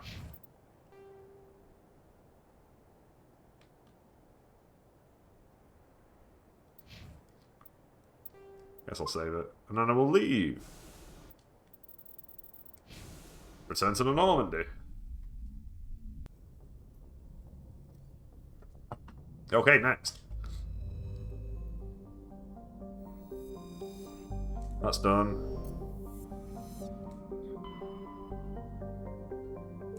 Athens.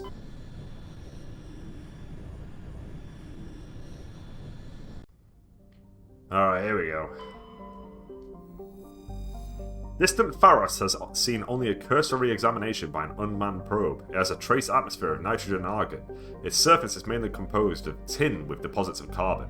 Deeper craters have been partly filled by ice, suggesting there may be a significant amount of water locked up beneath its frozen surface. A large ice-bright crater in the southern hemisphere makes the planet visible from the inner system, leading to the planet's name. There you go. I'm pretty certain it's named after something else, though. Oh, I've already read these ones, actually, because I remember reading Cersei's. Yeah, I think I've done these ones. Right, we did Athens before. I don't know why. I might have done all of these. I did go into the Artemis Tau region at the start of the game.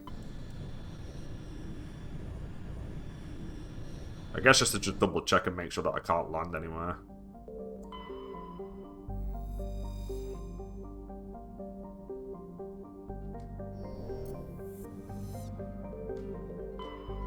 I don't think I've read these ones.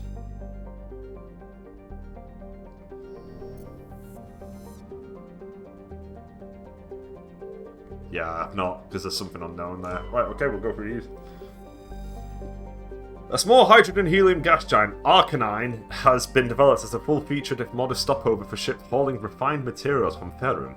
In addition to a powerful magnetic field to dump drive charge, Arcanines has a largely automated infrastructure of helium-free refining and deuterium mining on its many water ice moons.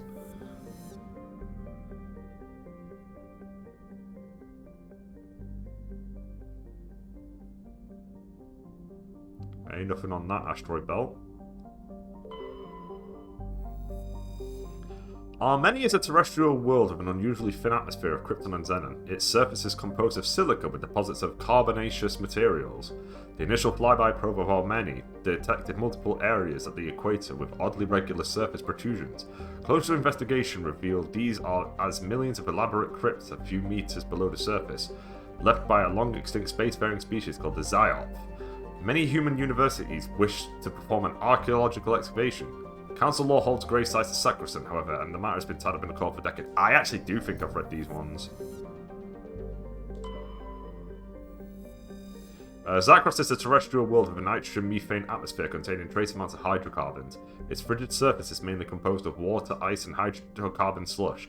Most of the surface is not solid enough to support the full weight of a landed ship. If approach is necessary, use shuttles or keep the ship's mass effect envelope up. Ferrum is a distant but rich industrial world claimed by the Human System Alliance. Its plentiful heavy metals have fueled the recent manufacturing boom on Earth. Core samples rich with fossils of simple silicon-based organisms indicate Ferrum was more habitable in the past than it is in the present. Perhaps this explains the many Prothean ruins dotting the surface, most of which have been looted by mining corps. Yeah, because this is where Liara's saved. A metal-rich asteroid, yeah. I should have checked that. My bad. I've definitely done that. What about Sparta? I'm assuming Sparta's also done.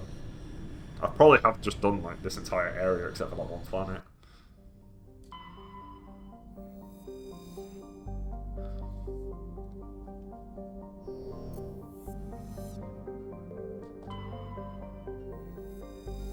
Small distant Alsages, I've not done this, is a small terrestrial with a trace atmosphere of methane and argon. The surface is composed of water, ice, and calcium with occasional deposits of light metals.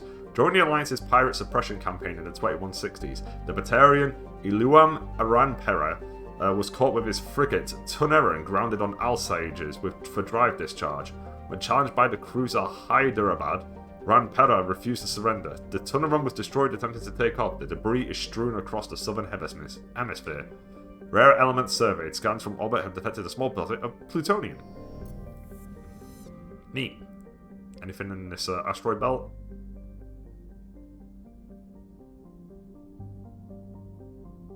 Nope. Ontomalaka is a large hydrogen-helium gas giant with traces of chlorine and sulfur in the atmosphere. Its massive gravity well tugs many asteroids from the outer belt inwards past the orbit of Altair and Aeolus and eventually settle into the inner belt. Ontomalaka's orbit is congested with hundreds of captured moons. Most last only a few thousand years before being ejected, dragged down into the atmosphere or ripped apart by tidal forces and added to the gas giant's immense rings. Attempting to navigate this chaotic environment is hazardous as best. Ships without military-grade kinetic barriers are likely to suffer catastrophic impacts. Oh, I can survey that. Let's go back. Gas deposit surveyed. Scans from orbit have detected a large concentration of hydrogen.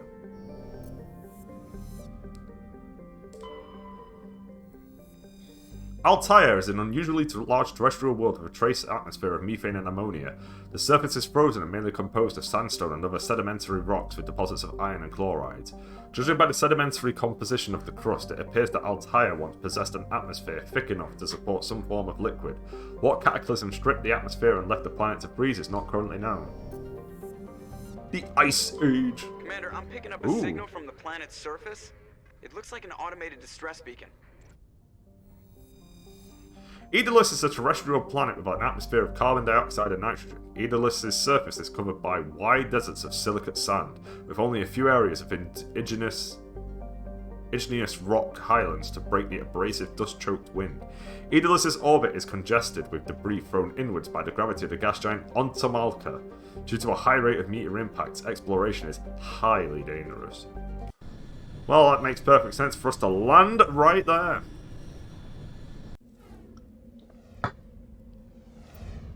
Alright, Garrison Tally. Let's go. The team. I think that's my Mass Effect 3 team, that, Garrison Tally. Although Tally takes a while to unlock. But I used Tally in 3 because I was in a relationship with her in that particular playthrough. Hey, what are we doing? Anything behind us before we go forward?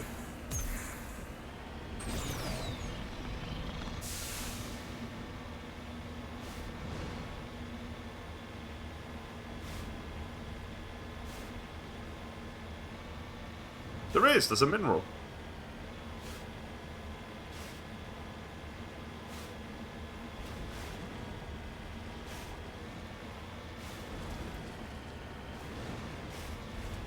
Of course it's up there.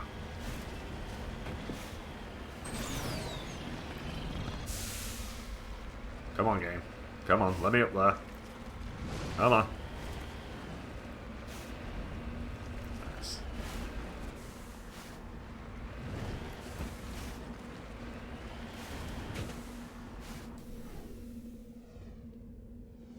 Polonium deposit.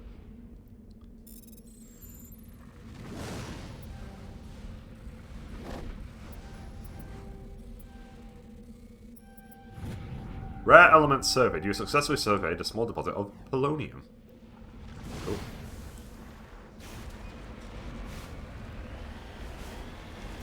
Let's go to...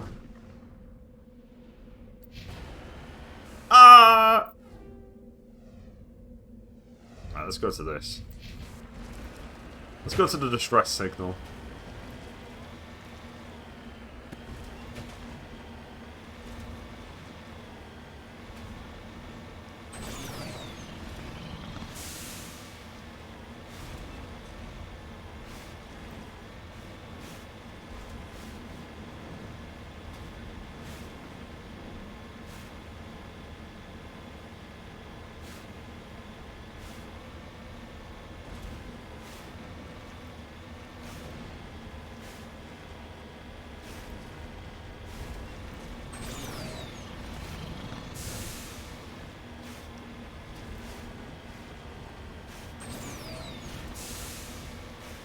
We gotta go fast. Sonic the Hedgehog told us this.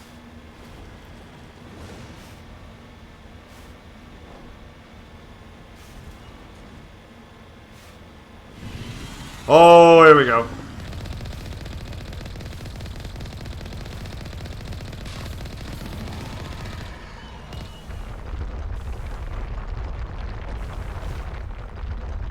It had to happen at some point. Come on out. Come on out, you fuck.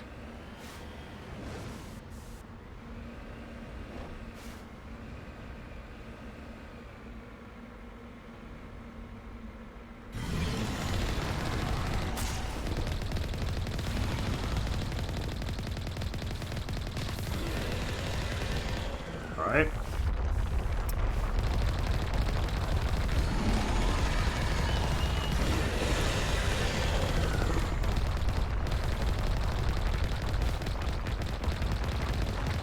I'm moving backwards. I'm moving backwards.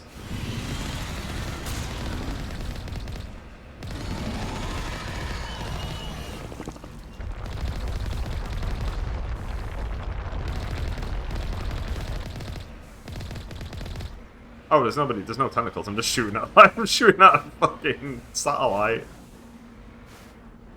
Come on, where are you? There you are. I missed.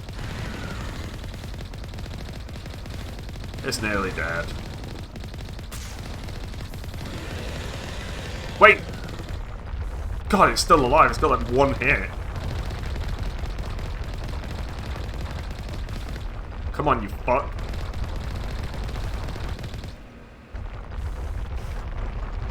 Get back here.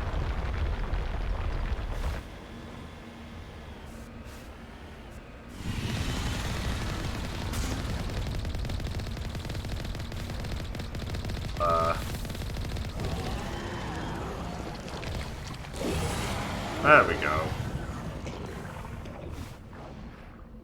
We did it. Alliance soldiers. Looks like they were lured here by the distress beacon. Looks like these men were under Admiral Kahoku's command. He'd want to know what happened here. Oh, it's these guys. Can I stop this?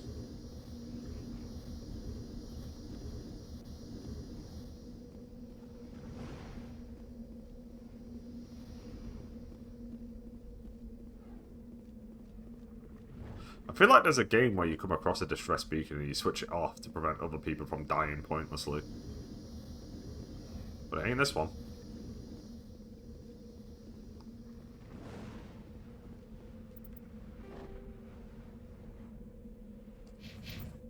We're going to that debris next. We're not done here.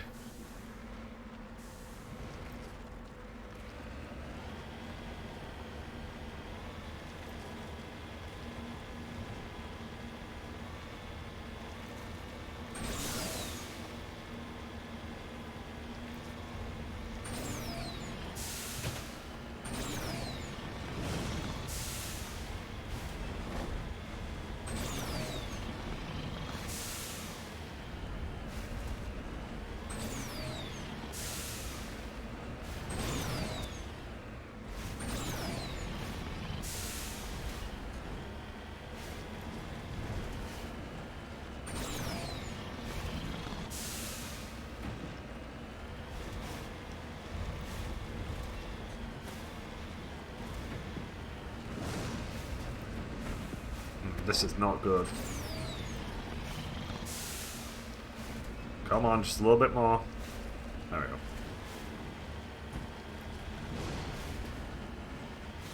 Oh, there's a mineral nearby. More money.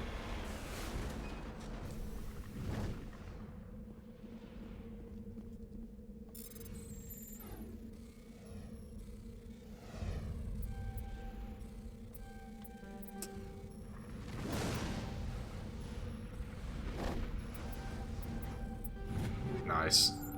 That was close.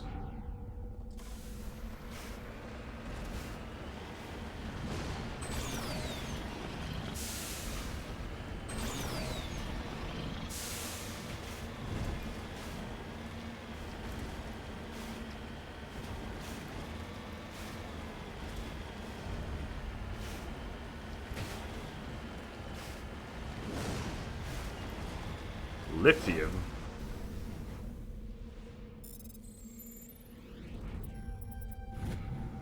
You've successfully surveyed a deposit of lithium.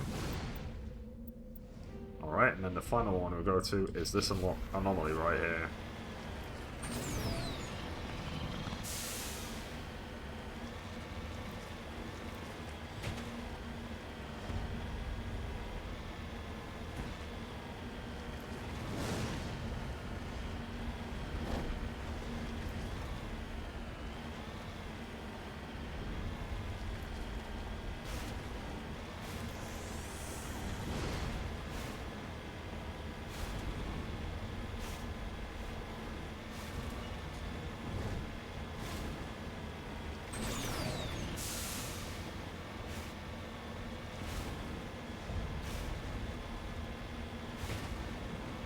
I like the asteroids falling down in the background. Sephiroth, is that you?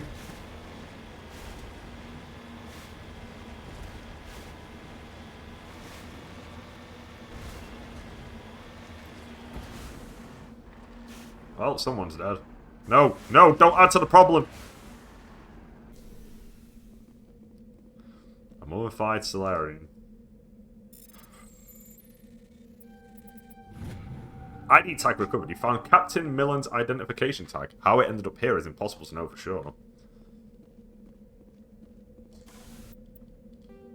I might as well check over here and then go. Because again, we're not coming back to these places, so you might as well just give it one last cursory check and make sure there's literally nothing else here before committing to leaving. And there probably isn't anything else here. But I'll still check. I'm a glutton for punishment.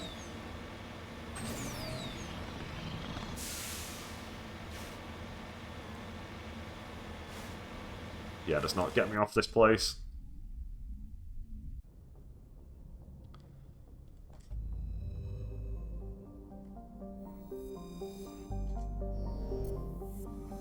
Anything in here? Ooh. A collection of small siliceous asteroids loosely bound together by gravity. Prothean data disk recovered. While scanning the asteroid field in the Sparta system, you found signs of habitation. A recon team was sent to investigate one of the larger asteroids. The rock had a small functioning biodome, but no sign of anyone still living there. There was, however, a data console with an intact Prothean data disk inside. Cool. Tremanre is a dwarf planet composed of light magnesium silicates with deposits of aluminium. Its surface is covered by a wide swathes of ancient dark basaltic lava, possibly indicating the world was created through an impact with some other body in the system. Tremanre's magnetic field is non-existent. This makes it impossible for ships to dump drive charge from orbit. That said, Tremanre's minuscule gravity allows even cruiser-sized vessels to land safely from direct grounding. Alright, that's this place done. Cool, let's leave. Next up is... we'll do this one next. Argos Row. We've got Hail Hydra. Do we have anything else? And we have Phoenix. Let's go to Phoenix.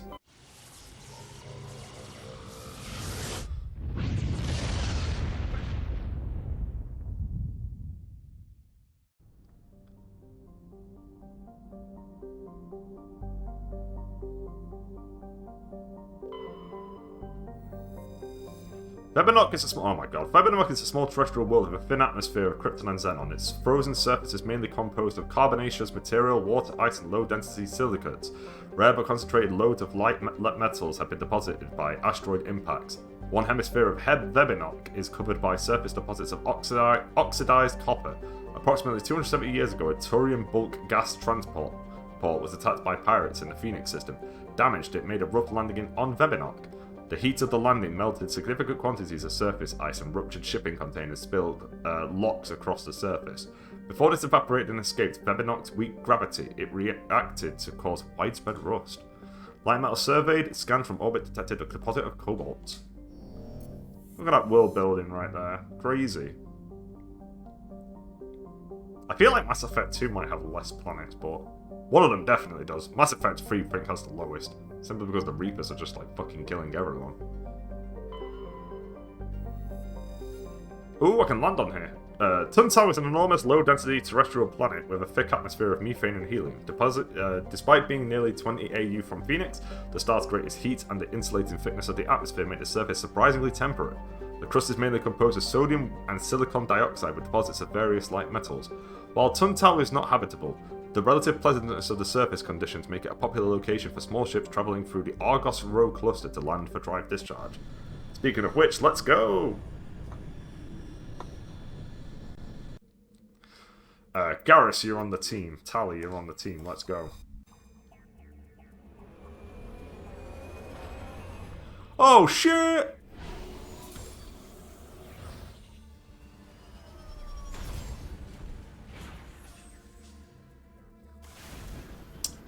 Alright, what have we got on the map?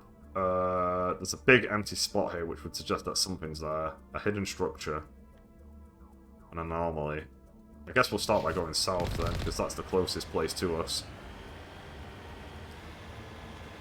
Got kind of a nice world. Kind of a nice world.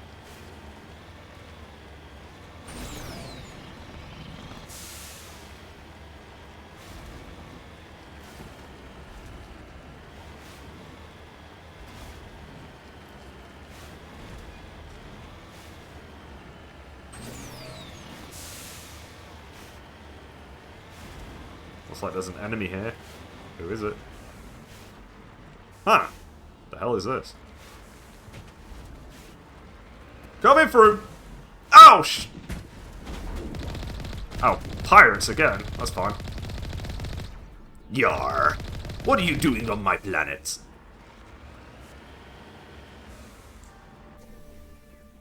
We're going in, gamers.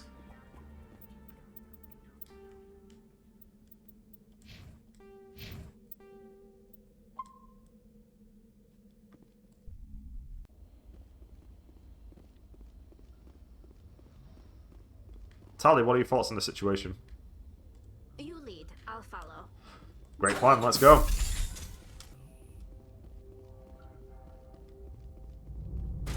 Oh my god, the bullets! Who knew pirates would resort to a life of crime? And here I thought they were romanticized by all those novels. Hey, get out of me! Which one of you is Captain Hook?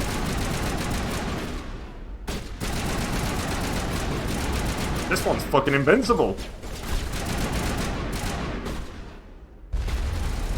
Who the fuck is this? Wait, no, I've read about Tom Actus. Or I heard about him earlier. Hey! I don't know why I heard about you, but you're related to some kind of quest. I don't know which one though. Garrus is fucking dead. Oh, this might be Rex! This might be Rex's armor.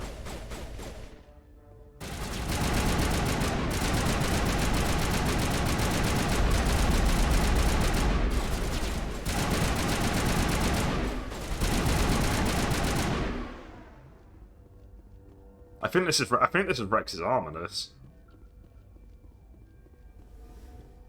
Come on guys, I know you're up here. I haven't doubt you follow me, or I haven't doubt you follow me, but I think at least one of you's up here. Oh shit, you're both up here! Oh shit! There we go. Oh, maybe I should have brought Rex with me.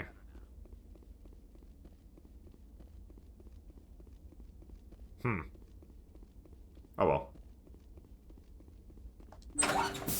Let me have a look.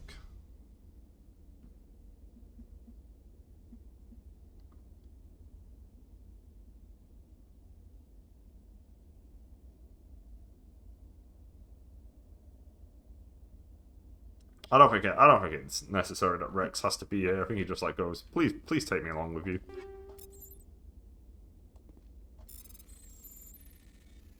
Obviously, the loyalty missions in the next game do require you to take them with you. Yep, give me them. Oh, I just missed that fucking dialogue.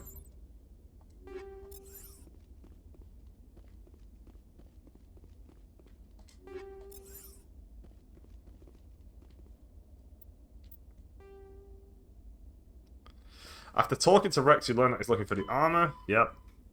Find the Taurian. Yep.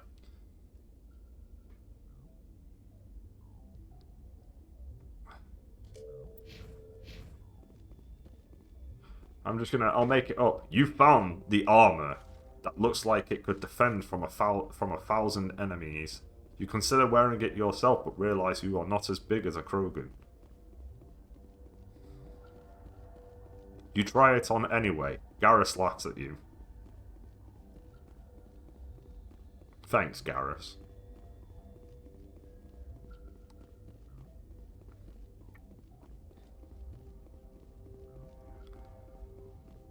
At least I remembered what this quest actually was before I fully committed to it. Alright, what's through this door? Medkit. Actually, Garrus, you need healing, look at you. Give me that.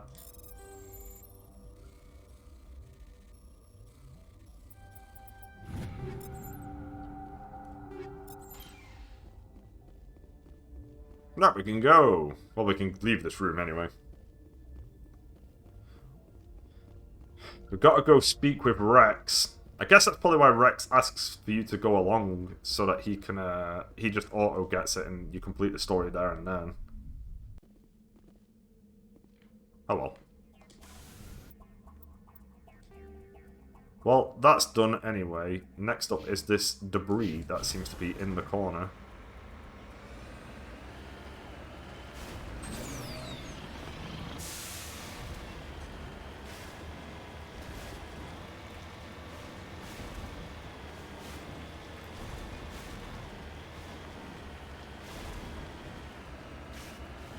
This is a bumpy ride.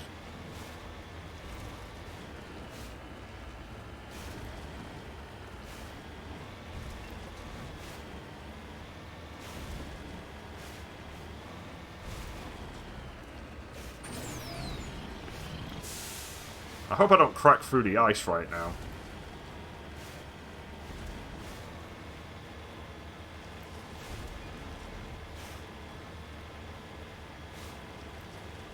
Man, if there's one thing I hate in this world, it is actually walking across ice. That shit is not fun.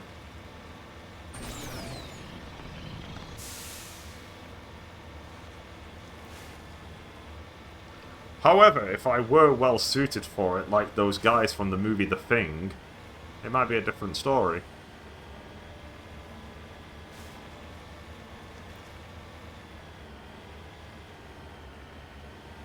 I don't think there's going to be anything in the corner. There's not. I'm already at the wall.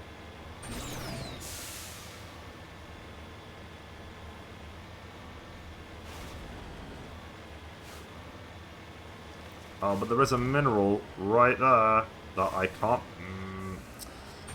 Curse my exploration needs.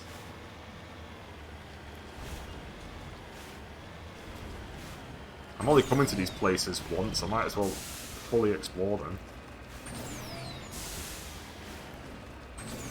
No! No! Come on!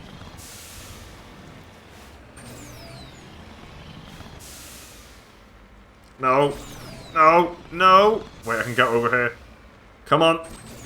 Boost! Help me out, bruh! Yes! We did it.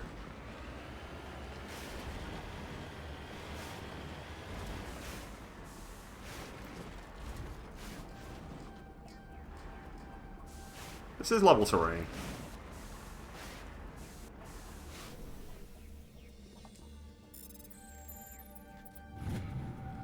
There we go, we've got the deposit of lithium, let's get out of there.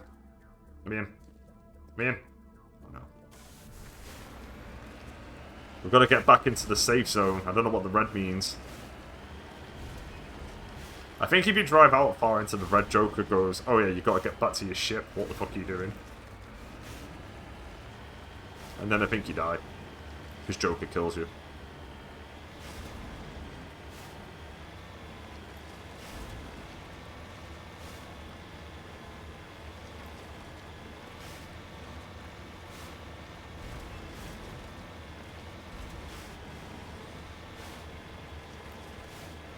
Alright, we've got to get to the top of this mountain.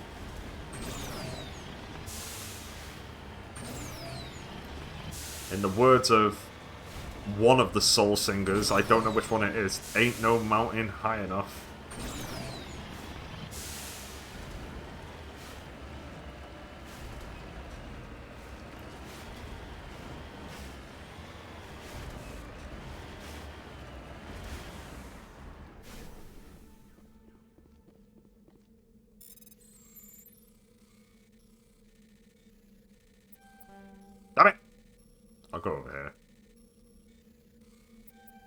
No!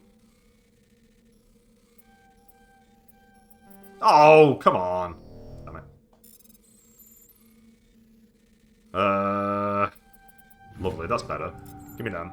Right, we are out of here.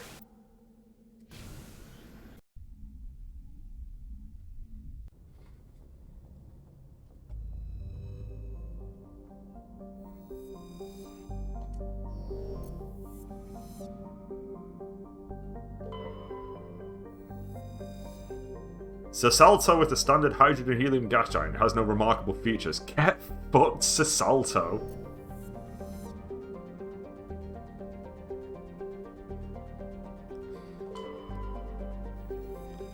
Patashi is a sun-blasted terrestrial world whose atmosphere was blasted away millennia ago by the star Phoenix. The surface is scorching hot and mainly composed of iron with deposits of tin. Due to its relatively low density, Patashi is tidally locked to Phoenix. Seas of molten light metals cover much of the sunward side. Rare element surveyed. While scanning this planet, you detected a deposit of samarium. What the fuck is that? I've never even heard of that. Right, Phoenix is done anyway. Let's go to Hydra. Hail Phoenix.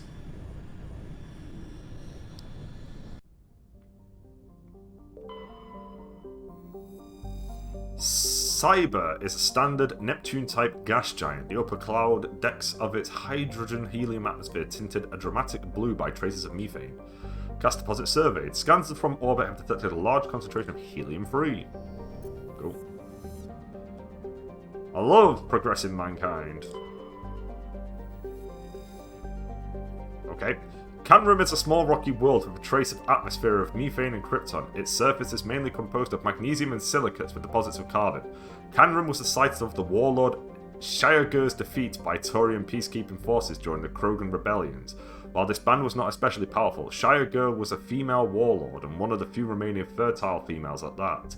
She had, through viciousness and cunning, parlayed her unique value into a position of power. Krogan males competed for the right to join her band and lie with her. Ooh. When Shiagur's death was announced, vengeful male Krogan admirers near and far swore blood oaths against the participating Taurian crews. In the end, several thousand of the Taurian participants were killed in open combat or through assassination. To this day, many Krogan proudly proclaim they have the blood of Shiagur. Holy shit.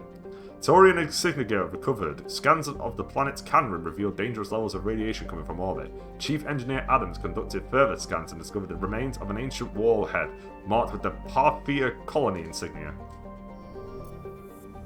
And there you go, a female Krogan warlord killing everyone.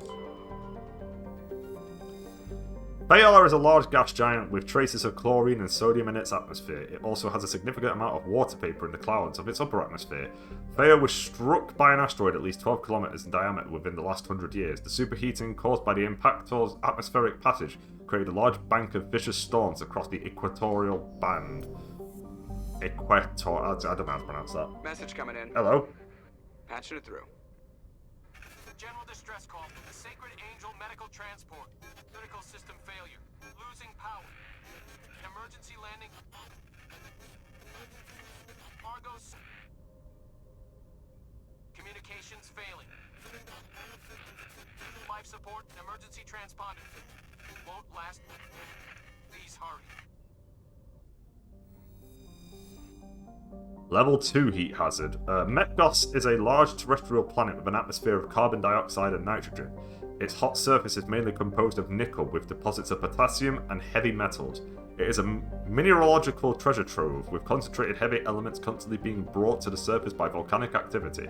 Metgos is inhospitable and dangerous, and expeditions must be well prepared to survive any length of time. With its high mass heat trapping clouds and constant volcanic venting, Metgos seems well on its way to becoming a Venusian pressure cooker world. Sounds like a great place to land, let's go. Garrus, you're on the team.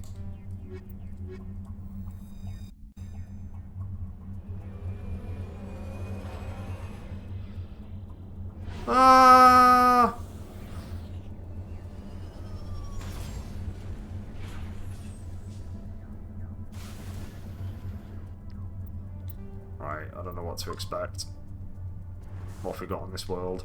We've got debris, we've got the signal, we've got an anomaly. We'll start with the anomaly because it's the furthest one out.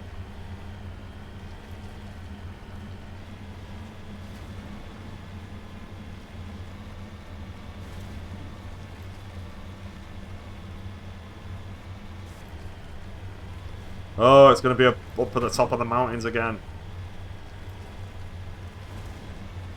Why can't every place be like Final Destination from Super Smash, just the flat land?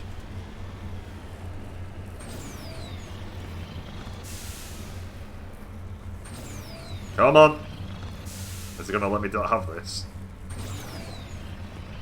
It is!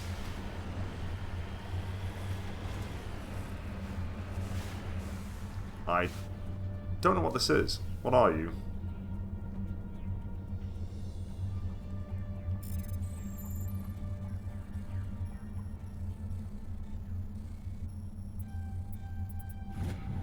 Torian insignia recovered. While searching the wreckage, you found a very old letter stamped with the Gothis colony insignia.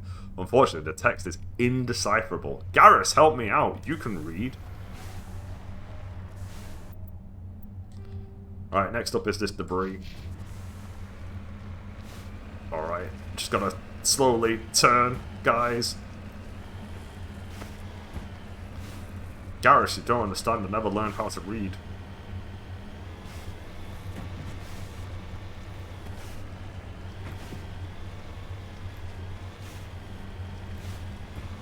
This is gonna be sick. Wasn't that really cool, that little jump I just did?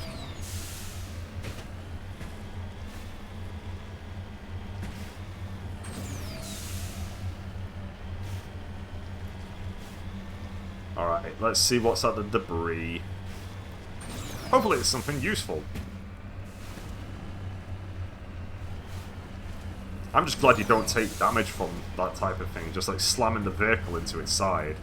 Could have been very easy to have set that up. But luckily they weren't crazy.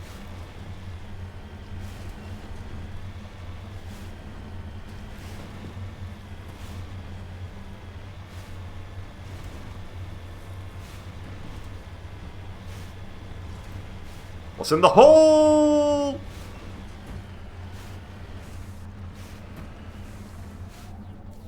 It's debris.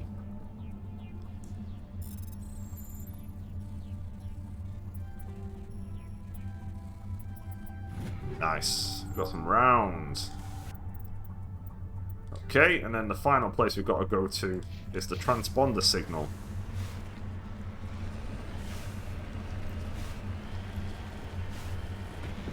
Or the transponster, if you were to listen to Friends.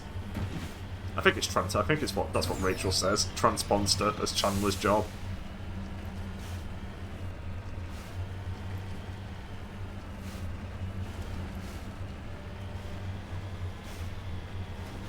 Could I be any more of a Mako vehicle?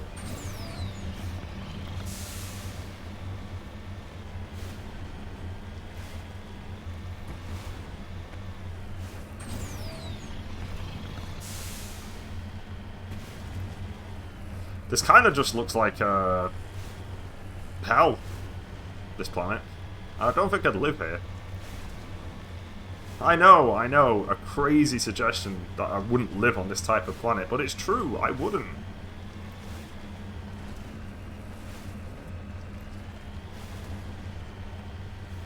It looks like the signal's coming from that wreckage. Careful. I've got a bad feeling about this. That's fine, I want to go over here first. Oh, is it up on there again? Wait, no, I saw it. Wait, is it you? I think it's this rock.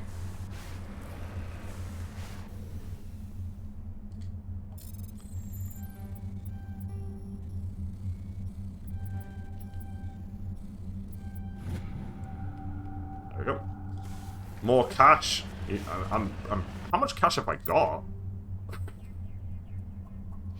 I'm one rich boy.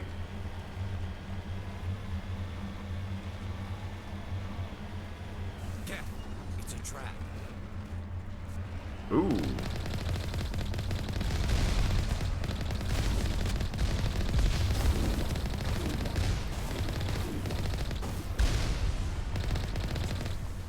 Okay. Oh, we've got some flyers as well.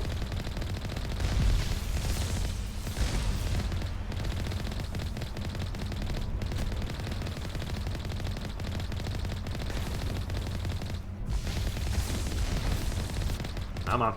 Come on. I think that's everyone. Unless a fresher more shows up. Hey! I'm still gonna check it out.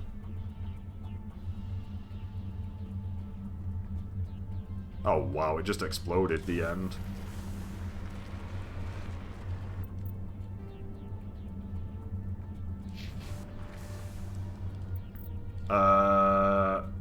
Okay, I'm gonna drive over here, and if there's nothing over here, we're leaving.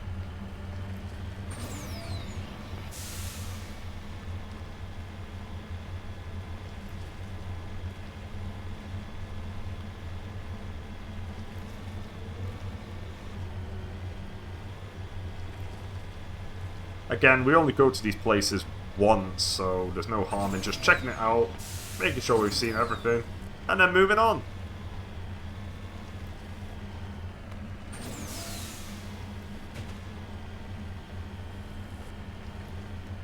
Unless I can't get up here, in which case we're just leaving immediately. Uh-oh. This ain't looking good. Come on.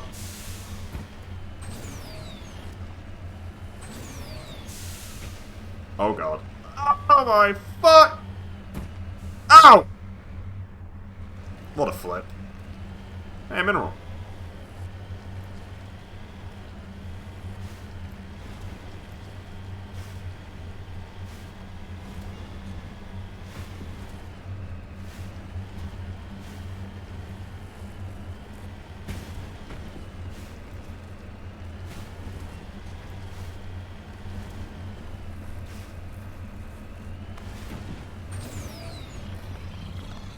Need this mineral. My exploratory needs a key, but I think it's in kind of a shitty place this time around. I think it's actually unironically at the top of this mountain.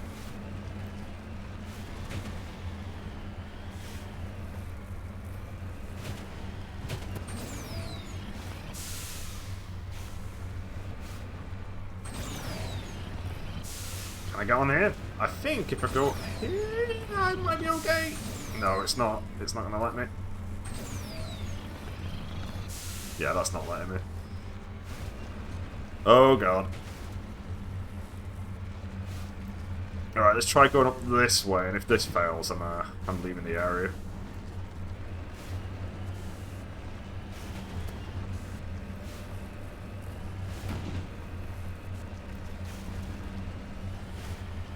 This looks promising, actually, this method.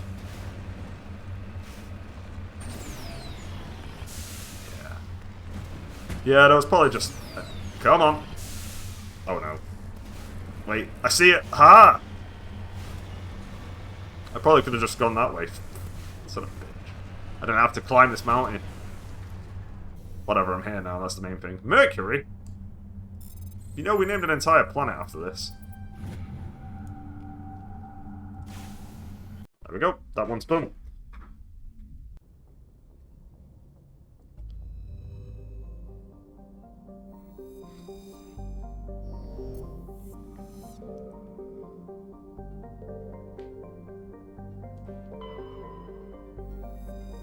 While Malus has a thick atmosphere of nitrogen and helium, its surface is scorching hot and mainly composed of alumina with deposits of borax.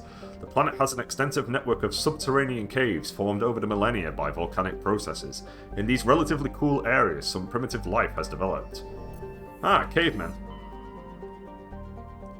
Wilma! I think we're done here.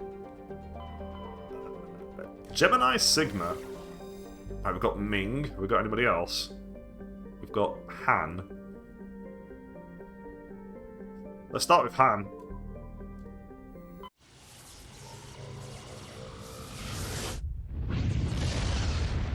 Bang!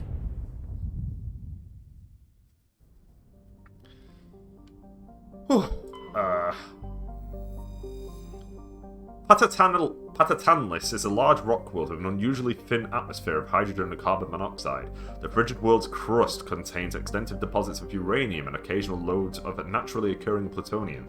With a total mass more than 4 times that of Earth, Patatanlis should have a significantly thicker atmosphere.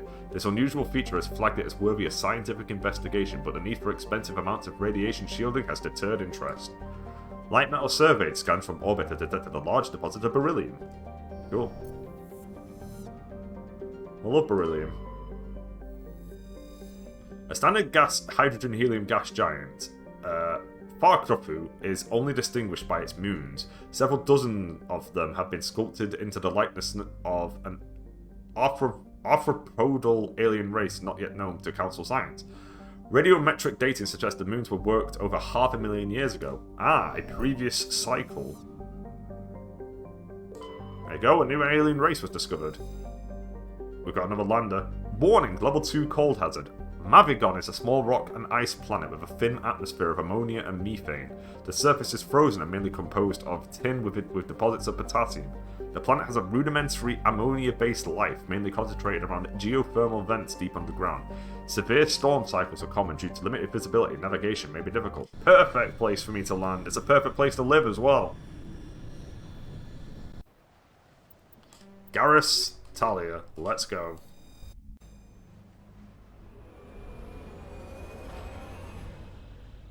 Not again!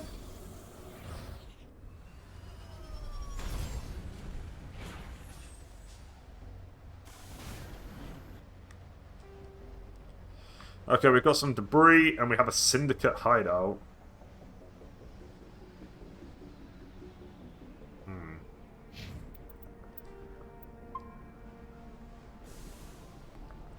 Do I want to go north or do I want to just go south?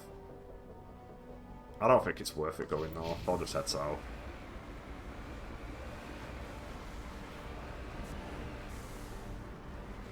Although north might be a little bit easier to get around. I'll just climb this mountain.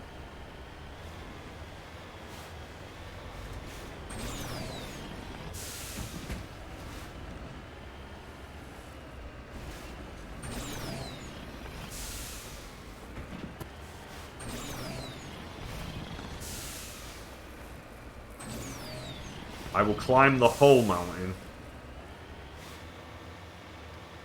I can see everything from up here. This is a good world. This is some good world design right here.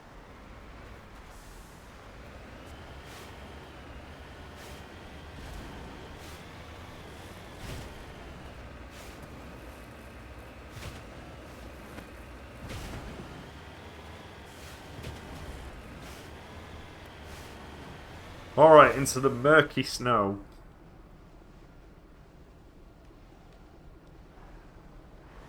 My controller briefly disconnected, that's why my car just came to a stop. I should probably just get a new wire for my controller, because a light tap disconnects it. It's kind of weird. I just need that better USB.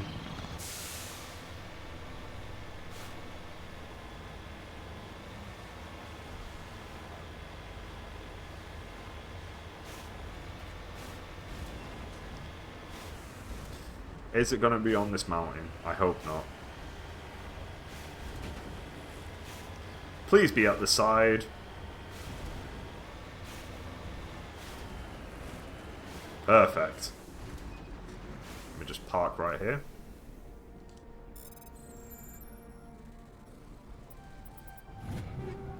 Give me that. Let's go. Alright, now we'll check out the Syndicate hideout.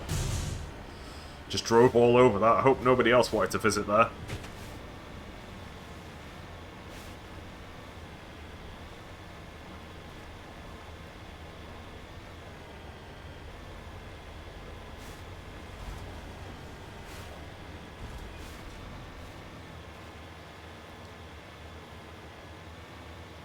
It's kind of crazy that Santa Claus lived in a place like this.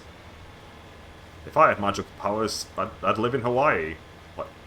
I'd live somewhere warm. Why wouldn't I? Why would you choose to live in an ice-cold, barren landscape like this?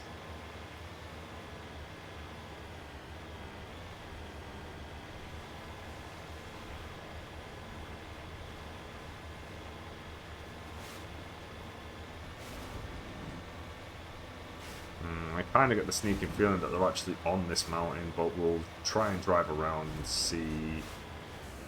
Yeah, I think they're at the top of this. In fact, it's pretty much guaranteed. Can I get up here this way? Come on, game. Let me have this. It's not letting me have this. That sad slide down.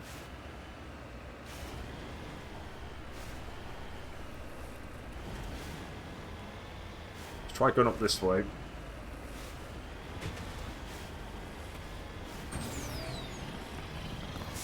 Oh yeah, this looks promising. Come on. Come on. There we go. Hey! Turrets. The Alliance? You don't feel very friendly to me.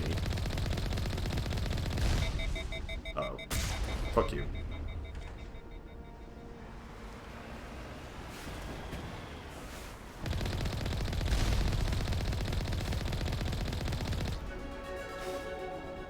I leveled up. I leveled up. Knock, knock.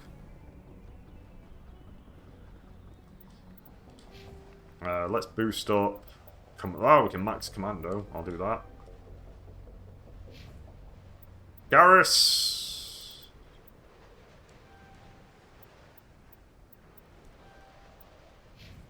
Tali.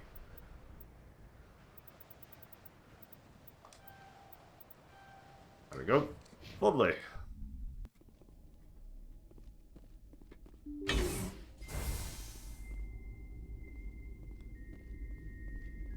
Hello, Syndicate! Pizza delivery for IC Wiener.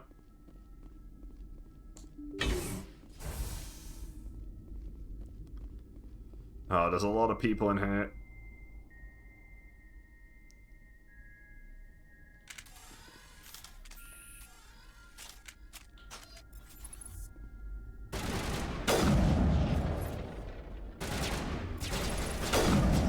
Help, I've fallen and I can't get up!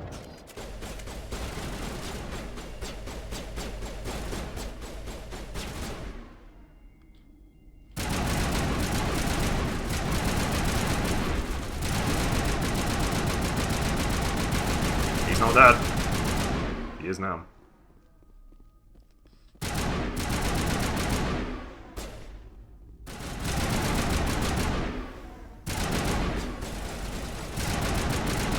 Crime boss?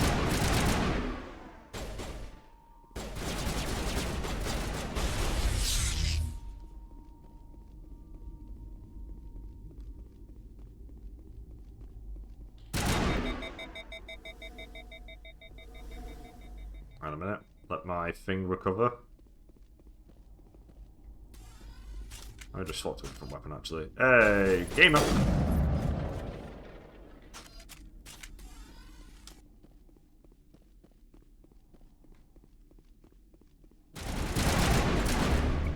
Crime Lord defeated. Helena was right. These guys had quite the operation going, but that's all going to change. One down. Just one more to go. Ah, it's these guys. This is this quest line.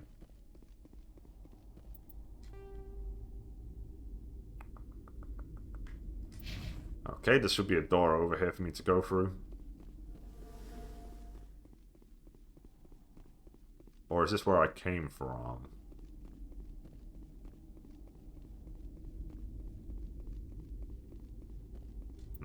Okay, that's where I came from. I need to go the other way. There were two doors and I went the wrong way. How? How did I accomplish this?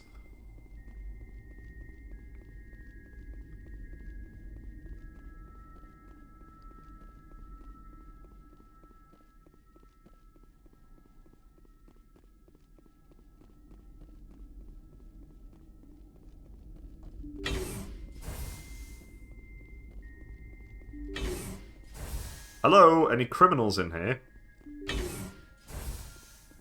I'm looking for criminals. Oh, I thought I had that then. Hey, let me in. Hey! There we go.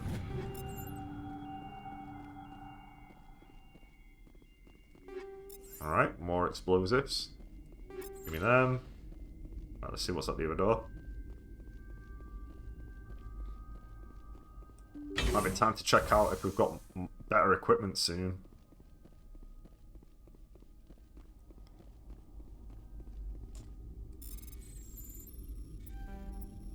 Oh man. Okay, we can go. We can leave this planet in our dust.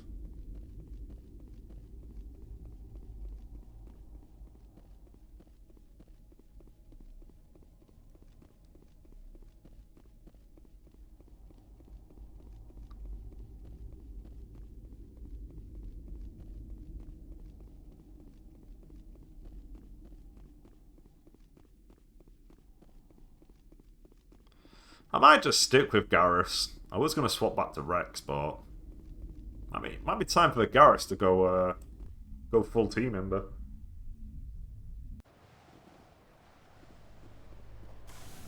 We'll see. Right, let's return back to the Normandy.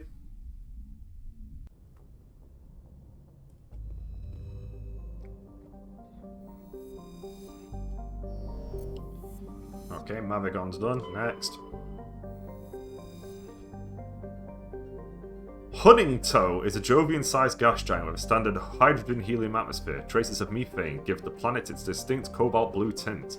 Spectral analysis indicates its extensive ring system is mostly composed of ice crystals. Huntingtow has an exceptionally powerful magnetic field which creates strong radio interference throughout the inner system. Okay, I've learned a lot today.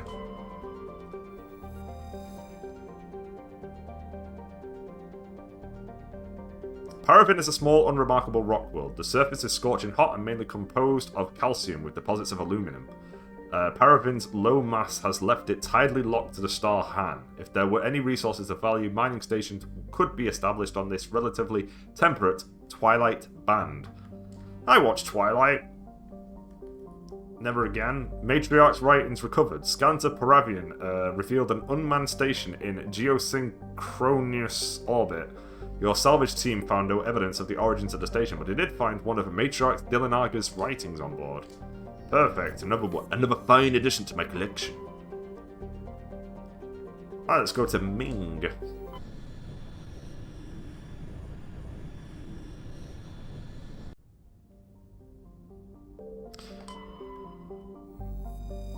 Altanorch is a small but typical hydrogen-helium gas giant with no outstanding features. Its combination of strong magnetic field and relatively shallow gravity will make it a popular stopover world for discharging FTL drive cores.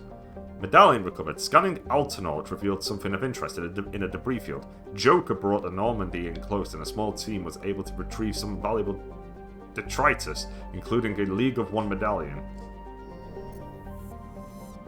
Anything in the asteroid field? Nope. Another crushing disappointment. Parag is a large rock planet with an atmosphere composed of nitrogen and argon. Despite lying over 600 AU from Ming, its surface is scorching hot and mainly composed of alumina with deposits of silver. Due to the radiation and heat, landing on Parag's sunward side with anything less than warship-grade shielding will likely be fatal. Parag rotates at a retrograde to the rest of the Ming system, indicating it is likely a captured body. Light metal survey. Scans from planet Parag have revealed a large deposit of titanium. Cool. What's this? The MSV Worthington. Alright, that's somebody's quest. Antiroporus is a hydrogen-helium gas giant that formed in the outer regions of Ming's system and is in the process of migrating inwards. In a few million years, the planet's atmosphere will begin to boil away into space.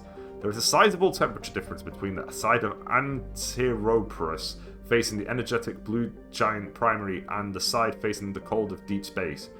This variant powers massive cyclonic wind systems. The intense heat it absorbs from the sun, in addition to its own internal heat engine, causes the planet's dark side to radiate faintly in the infrared. Alright, time to check out the MSV Worthington. The Worthington is a Kowloon-class modular conveyor of human design, configured for mixed freight and passenger hauling. The ship appears to be in a shutdown state. The main thrusters are cold and it is adrift off the orbit of Antiroporus. Let's board it. Garrus, Talia. Talia, I keep saying Talia. Tali, Zora. Let's go. Keep calling you Talia even though in one game I actually was in a... Never mind. Open the door. Let me in. Looks like this vessel was abandoned. Everything's shut down. Only basic life support is running. Ah, that's not a bad sign. It just means that this place is no longer habited. Did you hear that? Sounded like footsteps. I think it was us. Garrus, you paranoid maniac. That was no accident. The whole place could be a trap. No, Garrus, that just happened coincidentally, you paranoid maniac. It's all a big coincidence. Faulty electrics.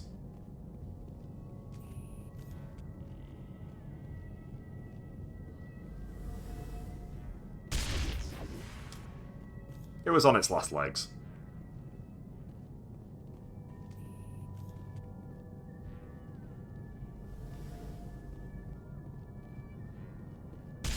It was 3 days over the expiry date.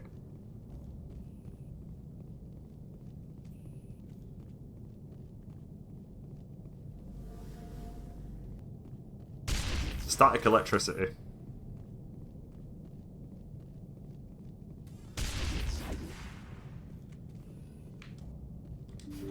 Pay no attention to it, okay? It just kind of happens. These things happen.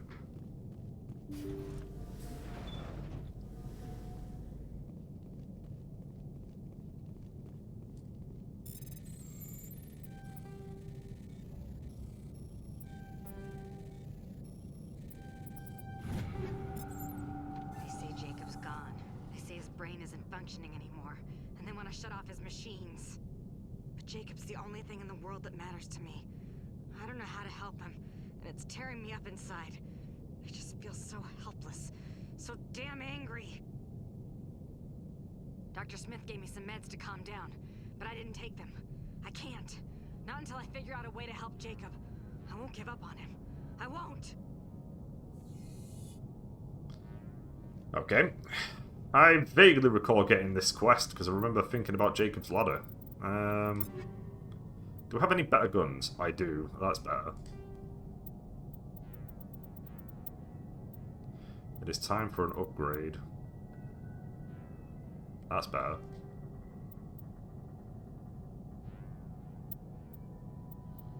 That's better.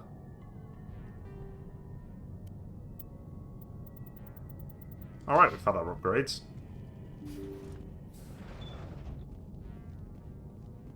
Let's go through this door first, because it's not got that yellow tint. There is a person there though.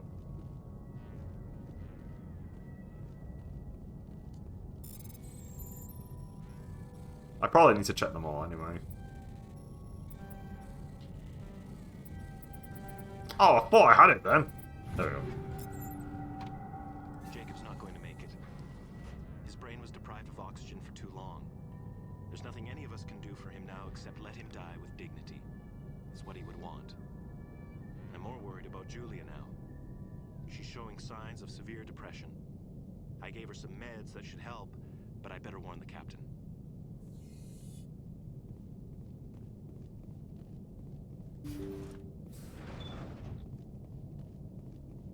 Okay, anything through this door? There's something about that guy. Jacob is showing no signs of brain activity. There's nothing more we can do for him. He wouldn't want to be kept alive by machines, so we're going to disconnect the life support. Dr. Smith is worried about Julia's reaction, though. She can't seem to let Jacob go. The stress is making her implants flare up, causing intense migraines. It'll probably be easier for everyone if we don't tell her until after we shut the life support down. Give her a chance to... Julia, what are you doing here? Why are you... Alright.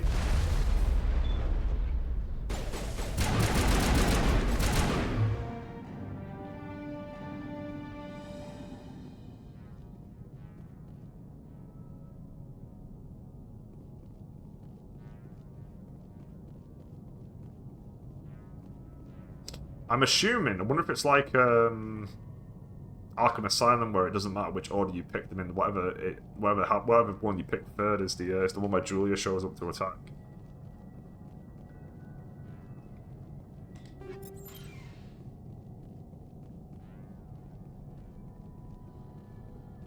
But that quest line is done anyway. We can get out of here. Either, or at the very least, I can update somebody on the Citadel about what happened. This is not the exit. Garrus, don't laugh at me.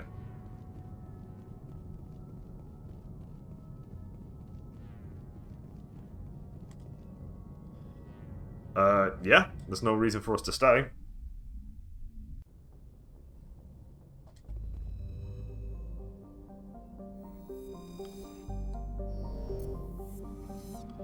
We're done here. Next up is the Hades Gamma System. We've got 5 star systems here. Oh boy. Let's start with the one on the furthest left, called Dis.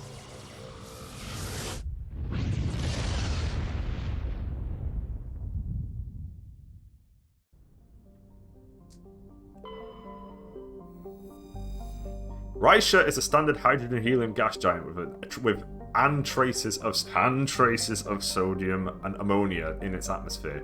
During the brief gold rush to Klensal, a few companies established an infrastructure of helium-free skimming and deuterium mining on Rysha's icy moons. When Klensal proved to be less wealthy than expected, the facilities were stripped for parts and abandoned. Turian insignia recovered. Scans of the planet Rysha revealed an old unmanned shuttle. Your salvage team found Turian goods on board, all marked with the Trident Colony insignia. Cool. Alright, what's planet 2? Gremar is an icy terrestrial with a thin atmosphere of carbon dioxide and krypton. Its surface is mainly composed of frozen ammonia with deposits of tin and other light metals. When exposed to sunlight, Gremar's ammonia can melt, forming equatorial seas of the toxic chemical. This has allowed a profusion of simple fungus and lichens to evolve in the low-energy environment. A byproduct of their metabolism causes them to glow very faintly. While the light of an individual is insignificant, large patches seem to reinforce the light of one another and are visible from space. Yeah, that's pretty cool when things can do that. I can't remember what's visible from space. I think people say the Great Wall of China is visible from space.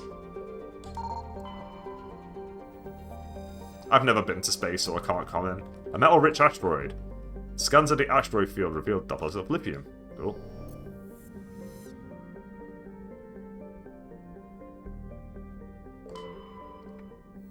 Another landing planet, eh? Klensal has a thin atmosphere of carbon dioxide and ethane. Its first geological surveys were performed by Batarians and suggested areas of great mineral wealth. Human mining concerns spent billions of credits hustling to the distant system and sinking test bores to claim the system for humanity.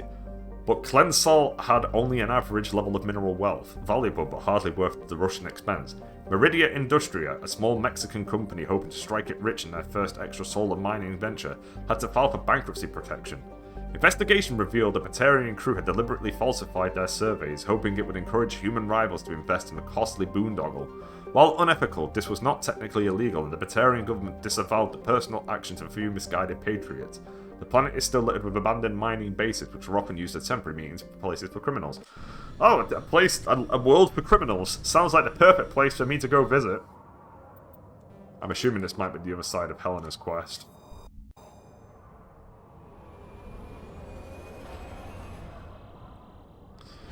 Ah!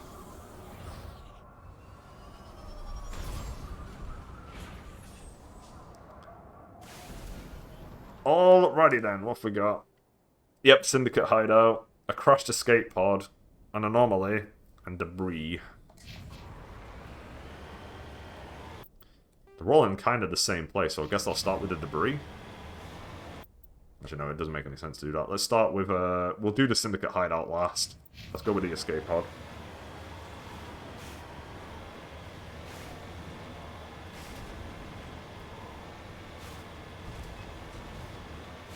This has a nice blue colour to it.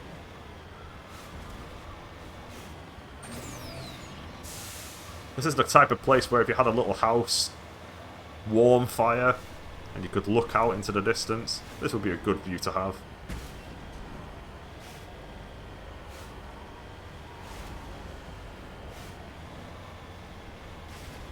Ooh, a mineral.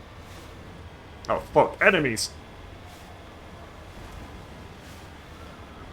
Why must there be villains in my perfect world?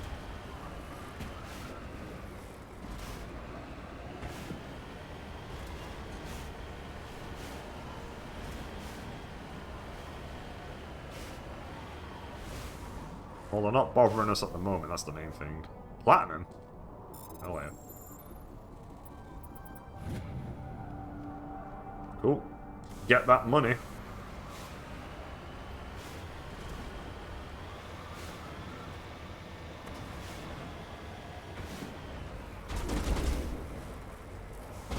Oh, I'm being shot at. I'm gonna have to kill him. Alright, guys. You instigated the fight. Let's go.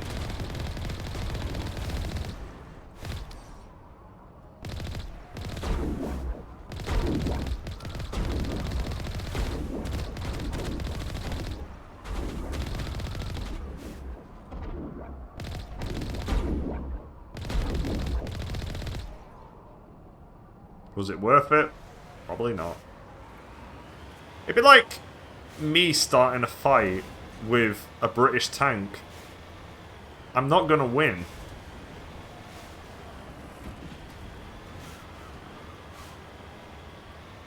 Why would I think I was gonna win? I'm not Daryl Dixon and I've not got a grenade.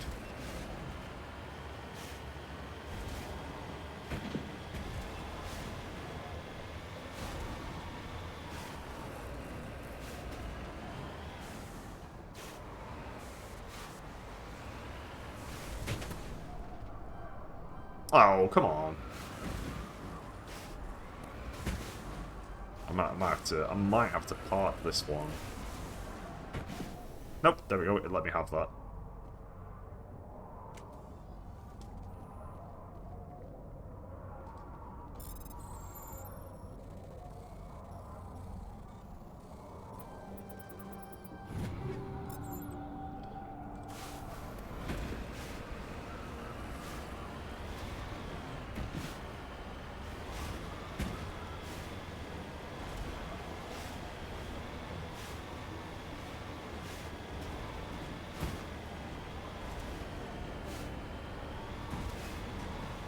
Alright, what's this?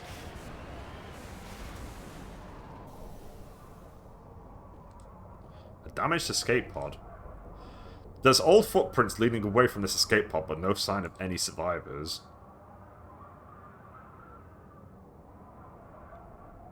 I wonder if that means there's something else.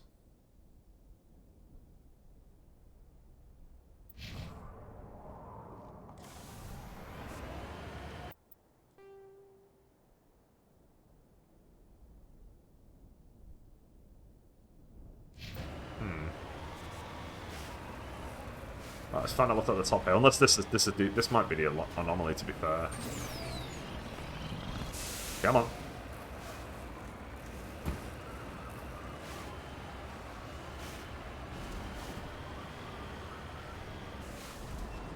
Somebody's dead.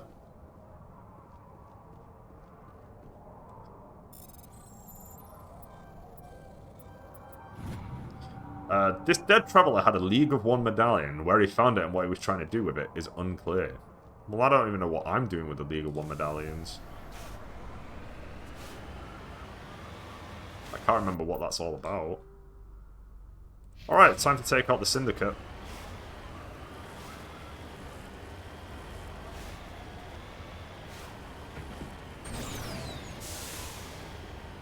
As if I were Spike Spiegel.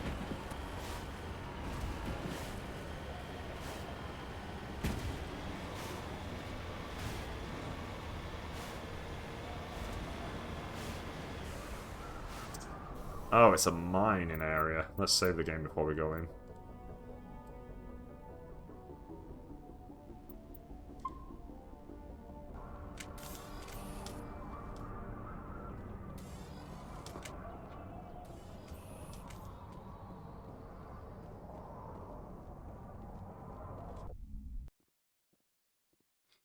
What are your thoughts on this, Garrus?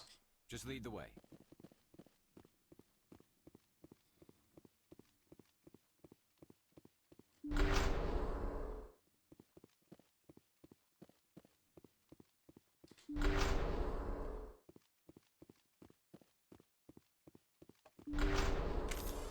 Husks?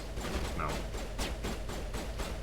That makes sense because we fought mercenaries outside, I completely forgot.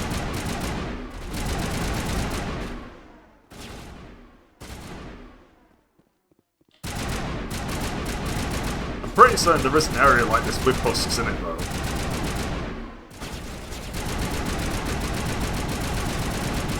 You are not immune to bullets.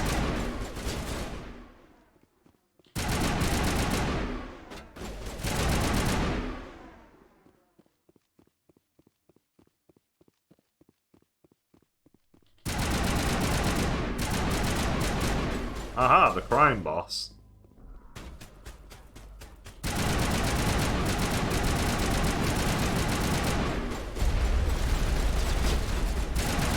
It's a crime. You're a criminal. Crime doesn't pay. Well, it does sometimes. Second crime lord defeated. That's both of them. No doubt Helena Blake will be overjoyed to learn that these two scum are no longer the problem. Right, let's have a little look around. That was some good exploring right there. Okay, let's try this one.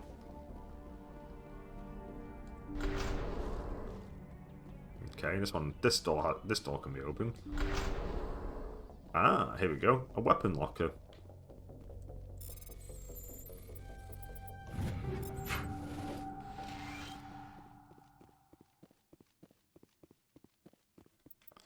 Okay, we've been there. And that was just the war area. Okay, I think we can just leave. We might try and check out one other area in this planet, but I think generally speaking we can now leave this. Because I don't think there's anything to grab in this area. Let's just go.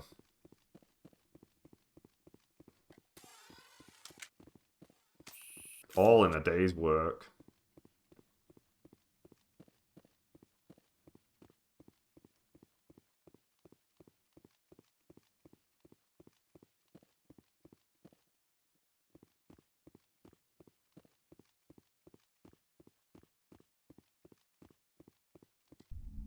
That felt too quiet. My Mako card deposit. There we go. Alright, so we've done that. I just kind of want to know if there's anything over here. And then I'll leave.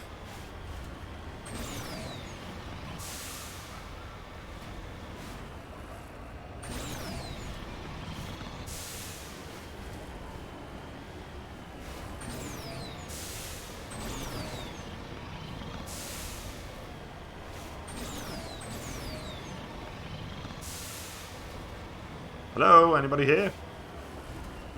Ah! This place does make me want to go to Alaska.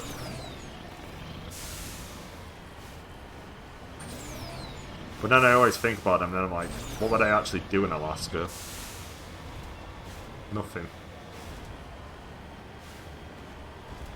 If I'm not a fan of the snow and the ice, why would I want to go to Alaska? And yeah, I do. I'm a complicated man.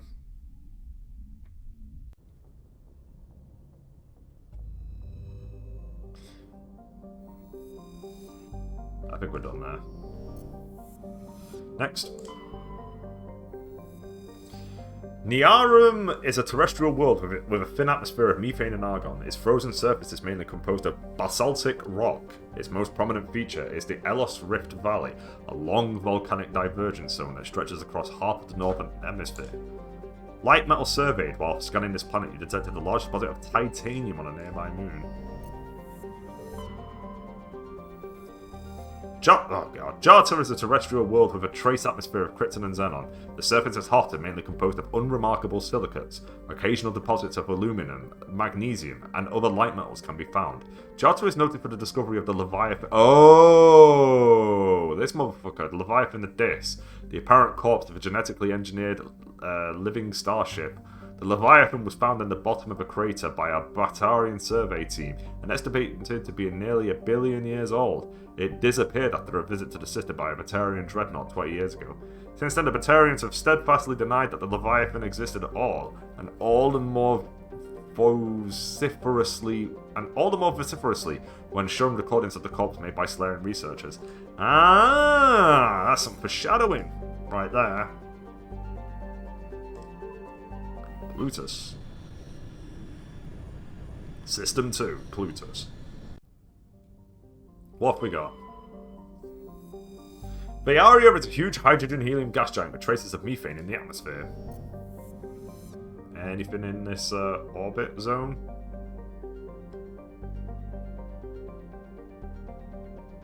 Nope. Oh, I can land here.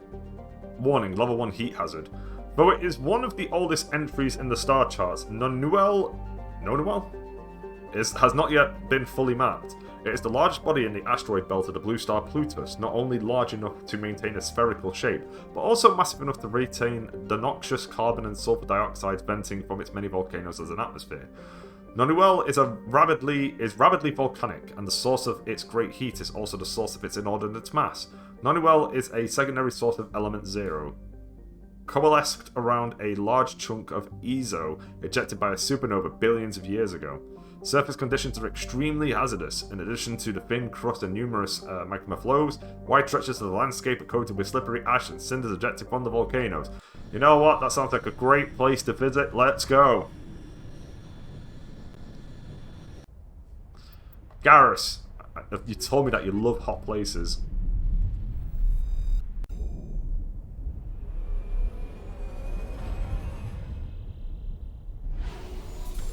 Shepard, do we always have to drop from miles in the sky? Yes.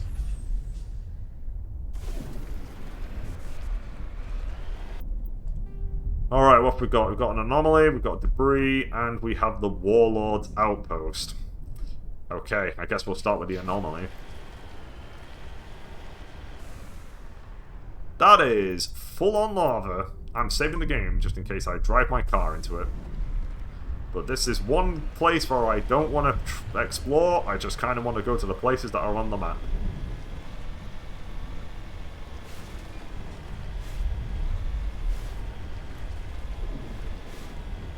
Who doesn't love a good lava world? Bowser does.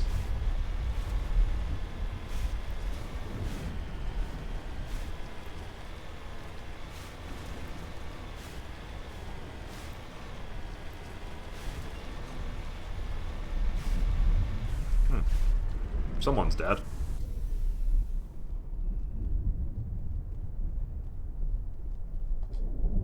Judging by the footprints in the ash, the two mercenaries were facing each other over the crate when they died. Both suffered single gunshot wounds and have a rifle close beside them. I'll take the contents.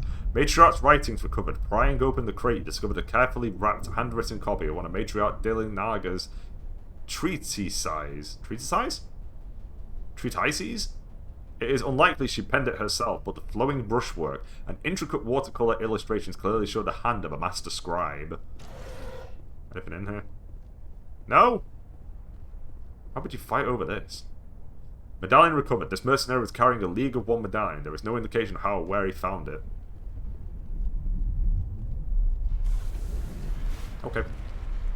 Well, we found them. Next up is the debris.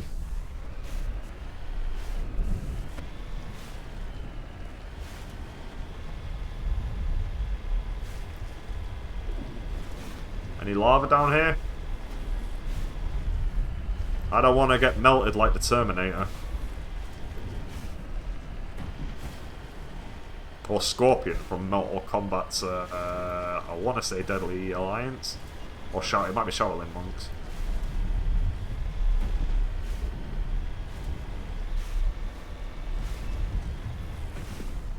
those weird games where Mortal Kombat tried to be something other than a fighting game.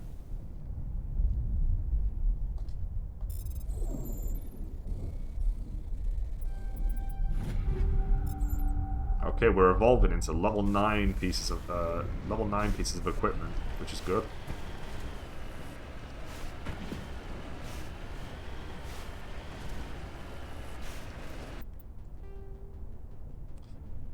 Right, the Warlord's Outpost.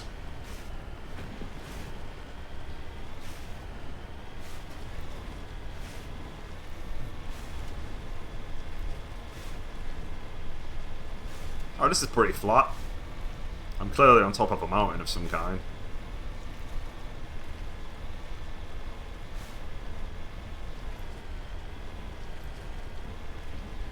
Kind of reminds me of the ability of some people using How come people don't drive monster trucks anymore? Whatever happened to monster trucks?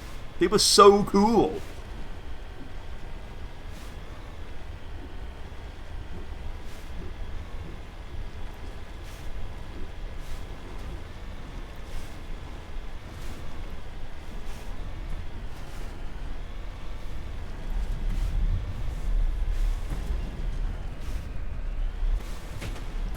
Sure, they were big and completely unnecessary and didn't really do anything outside of demolition derbies, but still!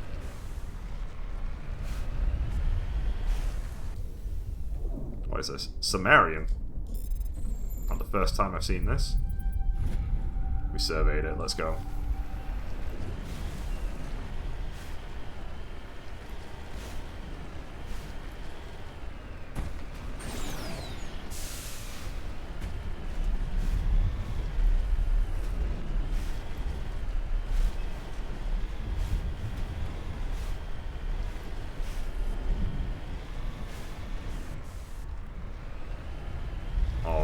I don't know which warlord this is, but the Mass Effect universe is full of warlords. So it's probably somebody I've pissed off at some point. Let's find out!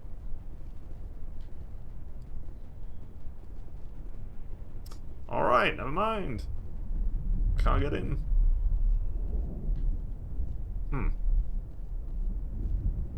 I can't get in. This is awkward.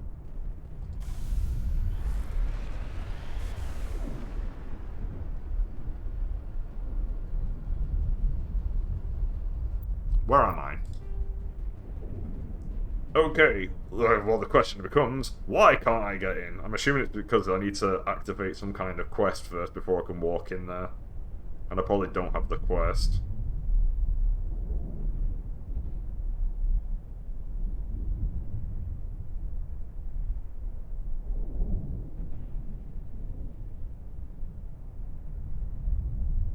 Oh, I need to be contacted by Lord Hackett, apparently. Lord Hackett. I meant to be contacted by Hackett to negotiate, but I'm not at that point. I've got the necessary thing to do it, but he hasn't actually contacted me to do it yet. So I guess I'll have to just wait. We can't do that anyway. Crocolis is a modest rock planet roughly the size of Mars. It has a thin atmosphere of carbon dioxide and ethane. Its scorching hot surface is mainly composed of silicate rock with deposits of aluminum and other light metals. Crocolis is a very weak magnetic field. In addition to very high levels of solar radiation, it is not suitable for Mass Effect drive discharge operations. Rare elements surveyed. Scans from this planet revealed several deposits of samarium. What is samarium? Maidla is a terrestrial planet with a light atmosphere of carbon dioxide and hydrogen sulfide. The surface is hot and mainly composed of magnesium with deposits of sulfur. Over a dozen volcanoes are currently erupting across the surface. Wow, I'm surprised it didn't force me to land there. Mingito is a sun-baked, it sounds like a drink, sun-baked wasteland of sodium chlorates and radioactives. Its relatively light mass has left it tidally locked to the star Plutus, with a dayside hot pole and a nightside cold pole. The powerful solar wind has stripped most of the atmosphere away. Rare elements surveyed while scanning the planet Mingito. You detected a large deposit of uranium. Cool. Next. Antaeus.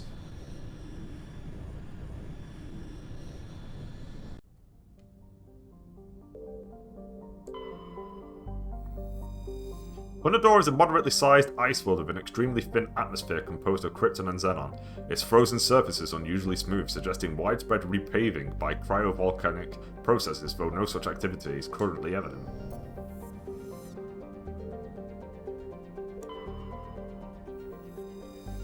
The Mal is an enormous terrestrial world of mixed rock and ice with an atmosphere of methane and ethane. Its frozen surface is mainly composed of calcium and deposits of iron. Because of noxious surface gases, explorers are warned to use extreme caution. Rare elements surveyed, scans from orbit have detected a large deposit of uranium. Okay, what about you? Trebin. Bright Trebin, Police Squad. Trebin is a modest terrestrial world with an atmosphere composed of nitrogen and argon. Its surface is mainly composed of nickel with deposits of silver. Trebin's environment is relatively mild, but the scarcity of water or similar enabling substances have prevented the development of any biosphere. Exogeny, oh god, here we go. Exogeny Corp recently performed a test impact of a single waterized comet into the surface, the first step of a long-term plan to thicken the atmosphere and introduce water to the environment. A survey team is on the surface, monitoring the geological and meteorological effects of the test impact. Most of the water released is still in the form of atmospheric vapor, but thick cloud banks have formed. There is every indication that this arid world will soon see its first rain. The survey team's progress has been hampered by frequent mechanical or computer failures in their GPS satellites. Let's land at Frank Trebin, Police Squad. I'm gonna just open this, so be ready. If it's loud. The nice satisfying sound of an opened can. Come on, there we go. Let's go, Garrus.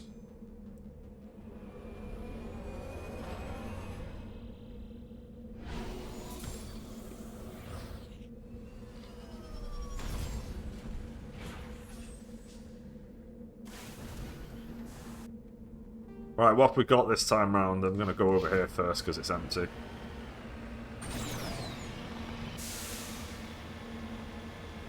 Anything over here? A hidden super boss?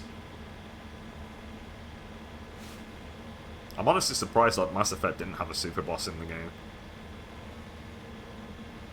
It feels like the type of game where it could very easily have had, like, something even more stronger than a Reaper for no reason. We've got an anomaly, we've got a research base, we've got debris, and we have an anomaly.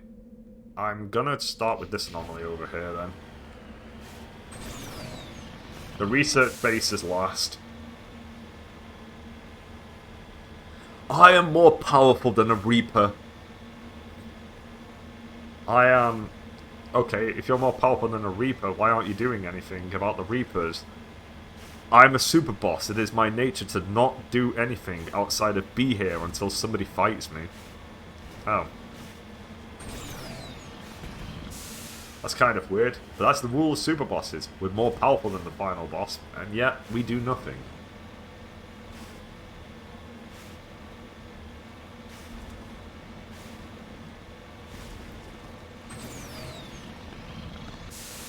And yet super bosses are some of the most memorable enemies in each of their games. Oh, there's two things here.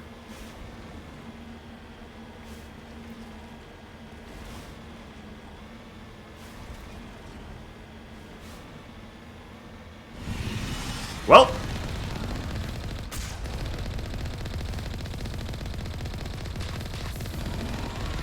Oh, that hits my health.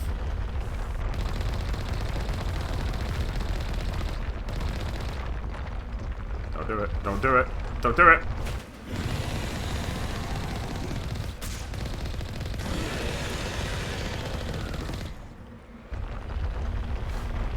I don't think you can follow me. I think if we go out a certain radius, it despawns.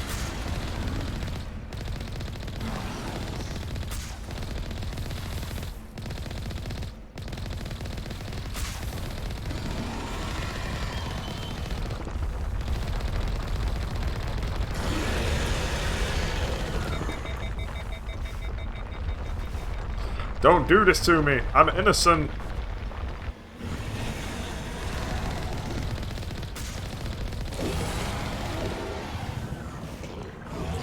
I guess the Freshamore is a super boss.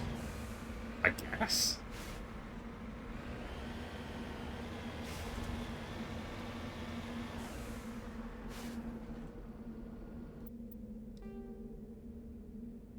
I guess the marking on the map is for the Freshamore. Alrighty then. Can I get up there? Yes.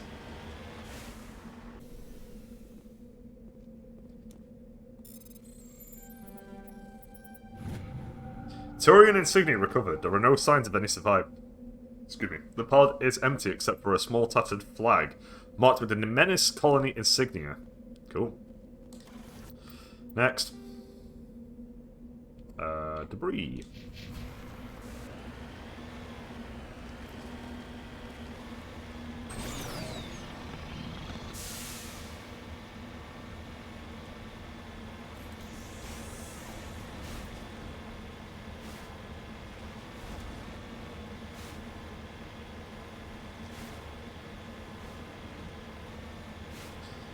This is a very nice looking desert world.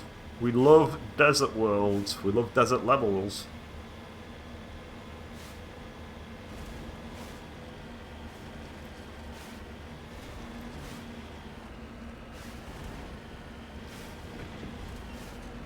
Oh, we got a mineral. More money incoming.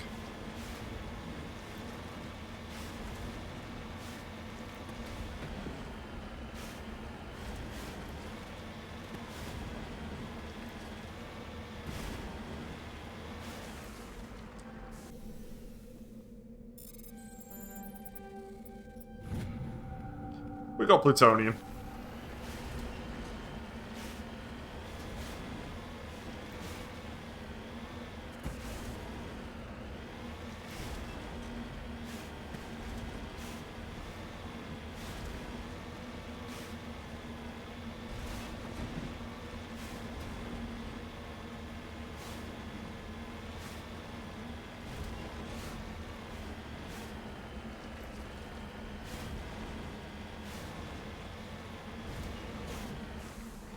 Oh, hey. Scavengers? Hey! Scavenge this.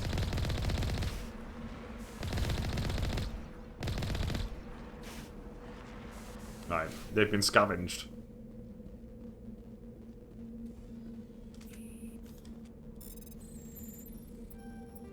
I just killed... They can't be criminals. I probably just killed a load of innocent people just because I was greedy for treasure. Thanks. Like, I'm a scavenger. I just... What am I doing? Just committing crimes on this planet. I'm a paragon! Right. Let's go over here to the anomaly.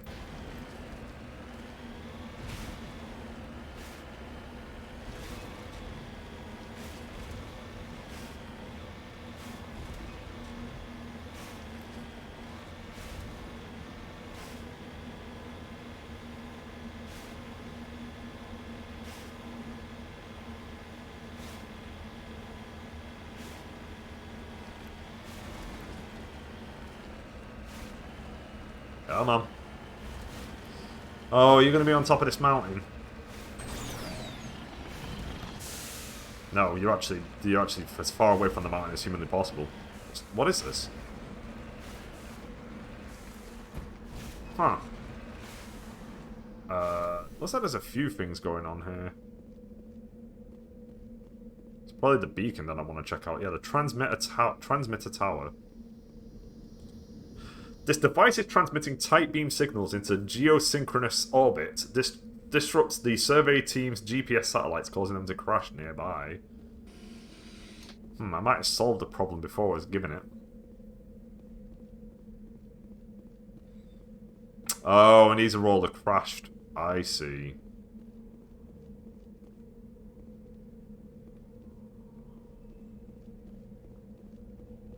Alright, let's go to the research base.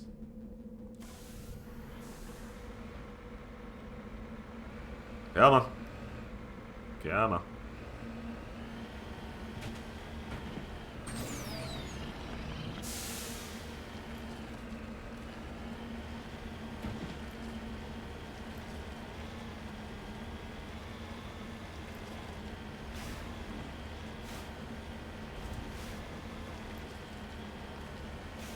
I'm on top of the world!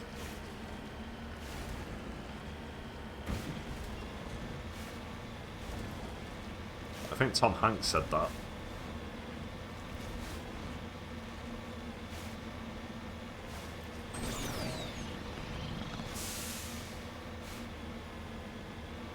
In all seriousness, when will they release Titanic 2? And call it Titanic?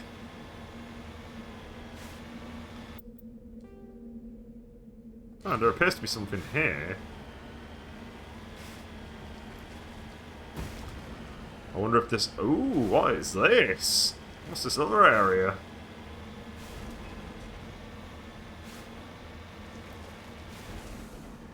I should probably go to the research base. I'm assuming that I'm probably going to get some kind of quest that forces me to go over there. Let's check out the research base first. Nobody's been here for a while. Never mind, Rip.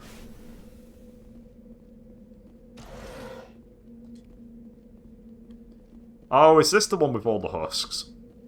This might be the zombie world.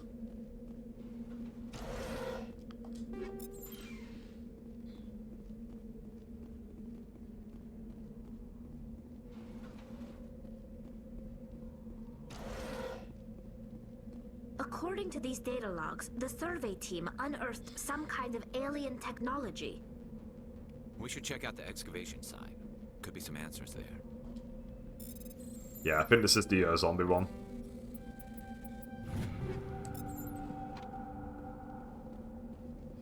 Come on, Garrus, Tally. Let's go kill some zombies.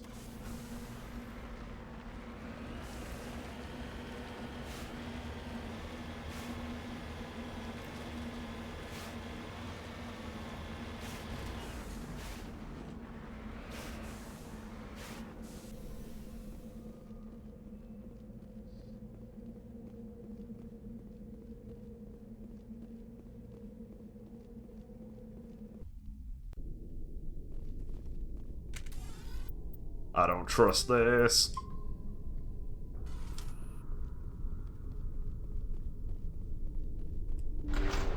Zombies?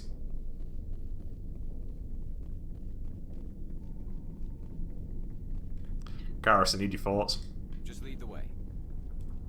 Alright, I know my place.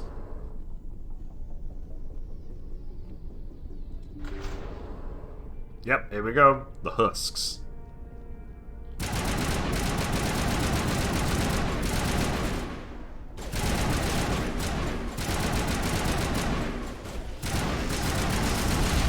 Oh yeah, they violently explode.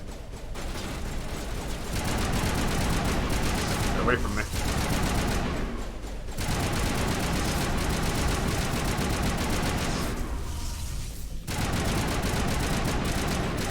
The survey team must have unearthed some alien technology that turned them into mindless fanatics.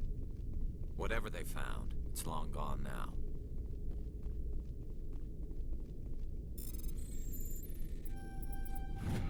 Nice.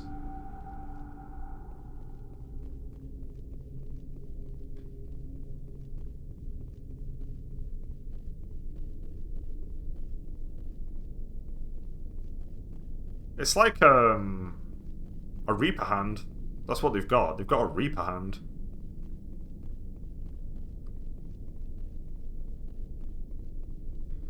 Both of those doors are locked. I guess that's it. I guess that's the end of the quest. There's nothing here.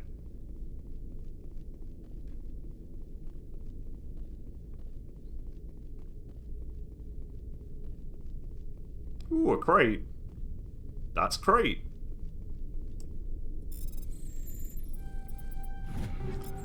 I have crate expectations for the goods in this crate.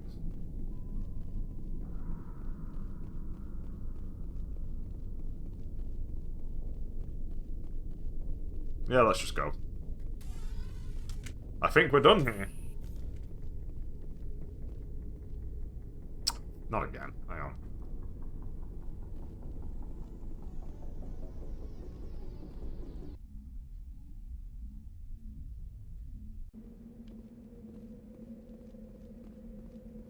Yeah, there's nobody waiting for us. I think we're just done. Let's go. Back to the Normandy.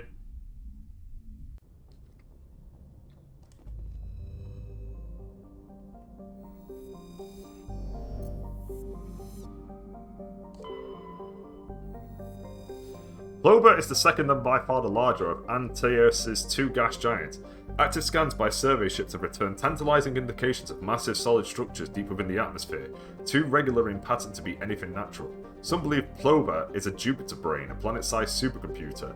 Adherents of this theory have fruitlessly beamed signals toward the sunken megastructures, hoping to get the machine's attention. Others believe that an ancient spacefaring race disposed of their weapons of war by dumping them into the planet. The last attempt to reach and salvage Plover's deep anomalies went tragically wrong and ended with a crew of 12 being trapped and crushed in the gas giant's lower atmosphere. Matriarch's writings recovered a strange object orbiting Plover. Chief Engineer Adams and Tally tried unsuccessfully to determine its origin. They did find one of Matriarch's Dillinger's writings stored within. Cool. Edmus is a standard hydrogen-helium gas giant with traces of methane in its atmosphere. If Trebin's terraforming is successful, it is expected that a helium-free fuel refining facility for the system will be set up here. Gas deposit surveyed. While scanning the planet Edmus, you discovered a large concentration of hydrogen. Okay. Oh, I feel like the League of One stuff comes into usage in Mass Effect 3. I think they're part of the war assets. I think that's where they come into play. It's kind of weird, though. During the initial survey of the Antaeus system, only a single flyby probe was spared for the small scorched world of Agico. It revealed a planet unusually rich in heavy elements given its size. Agico is a standard terrestrial with a thin atmosphere of krypton and xenon. Its crust is mainly composed of magnesium with deposits of cobalt and other heavy metals. Due to extremely rough cratered terrain, starships are discouraged from landing. Alright. Okay, the next one is Cacus.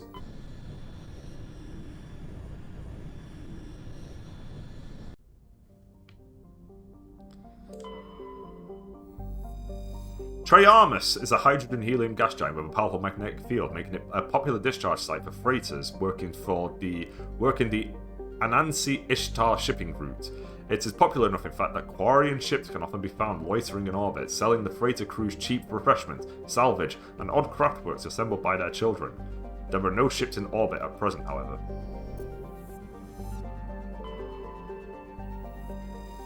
A large but low-density terrestrial world, Farringor is generally believed to consist mainly of water ice. Occasional upwelling of metals caused by the interacting tidal forces of several large moons suggest the core is small but extremely dense. Farringor has a thin atmosphere of carbon dioxide and ethane. Its frozen surface is mainly composed of dark carbon-laced water ice. 10 years ago, Farringor's grim surface colour and dim illumination drew the cinematographer Risa Uvarson to film the exterior scenes of Starless on location. Acknowledged as a masterpiece of gothic horror, the sets, well preserved by the vacuum, draw hundreds of tourists to the backwater system every year. Starless! Rare elements surveyed. Scans of this planet reveal several small deposits of polonium. I wonder if that's watched in Andromeda, in the video game Mass Effect Andromeda, because I know they do a movie night in that.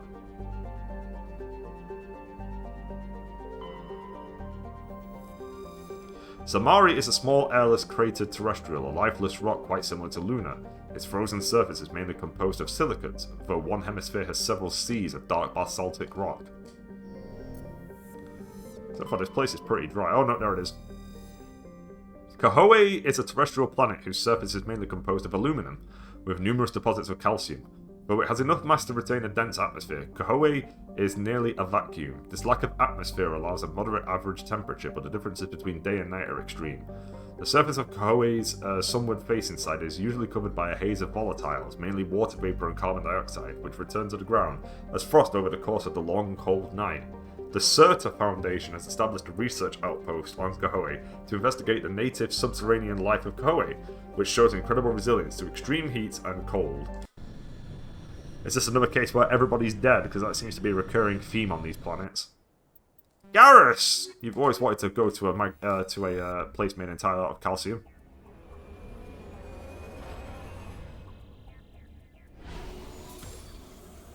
Oh yeah, this is a star. This one's gonna look really cool. Hell yeah, look at the stars. Okay, well, guess we'll start off with the signal.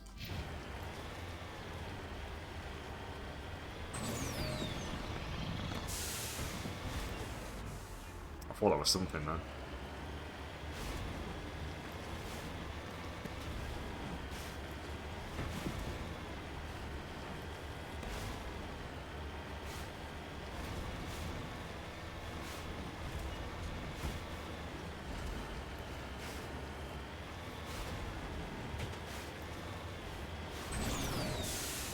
Nothing better than standing outside and looking up at the stars at night. Very peaceful.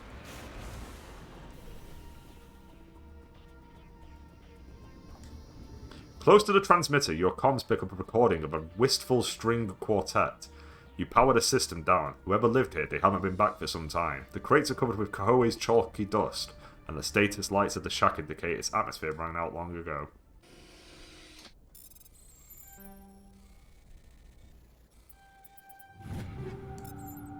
Matriarch's writings recovered. While sifting through the pile of debris, discovered another of Matriarch Dylanarga's writings. It's in bad shape, but most of it's still intact.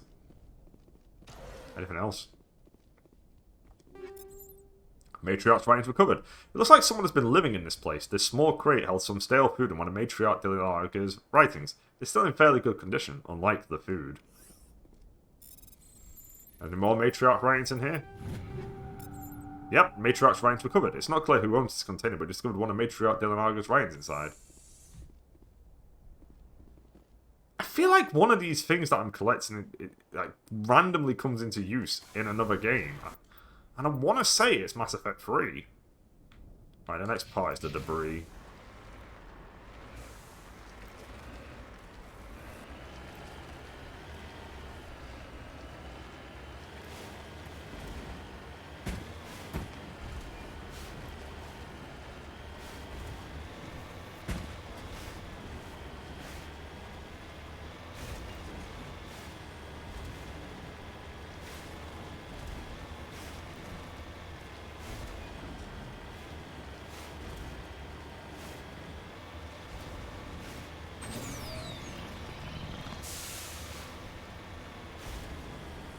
Up we go.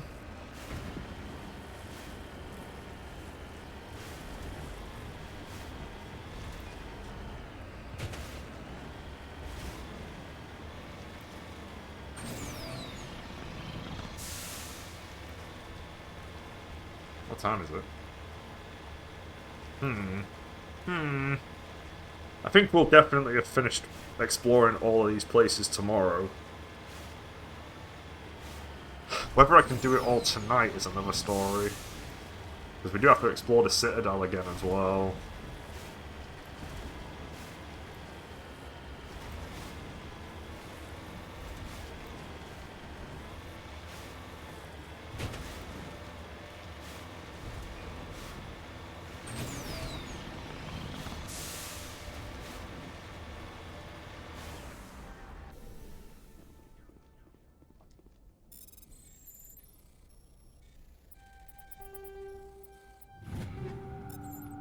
Cool.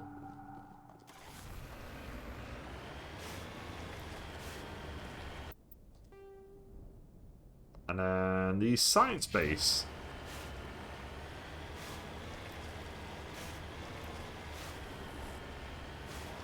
Come on, for once, have somebody alive, please.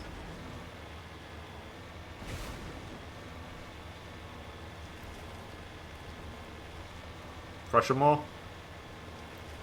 Yep, there it is.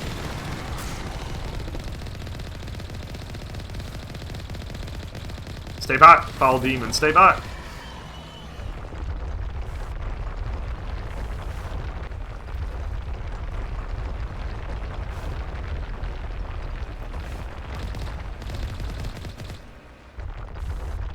Yeah, that's right. Run away. This is a bit of a cheese strategy, admittedly.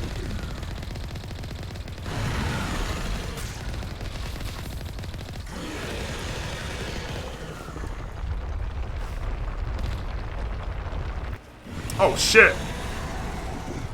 You got me, guys. This might be it. Yep. Shit, he actually got me.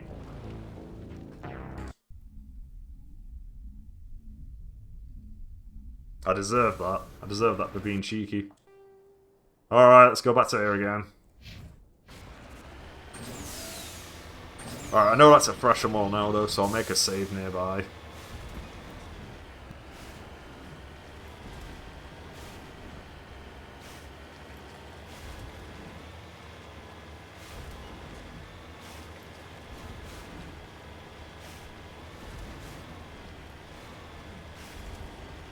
I guess I could also start with him, to be fair, but...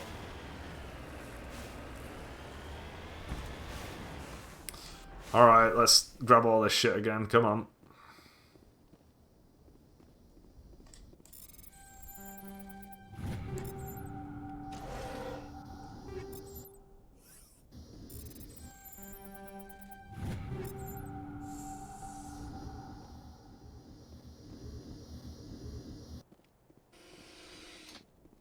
Okay, that's done. We'll do this next.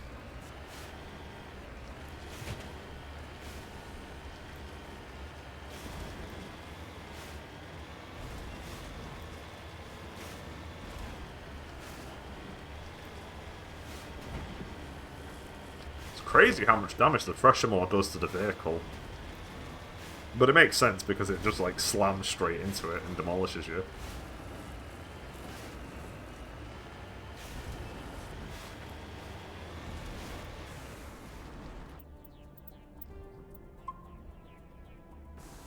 He was pretty upset about the fact that I was using the cheese to defeat him.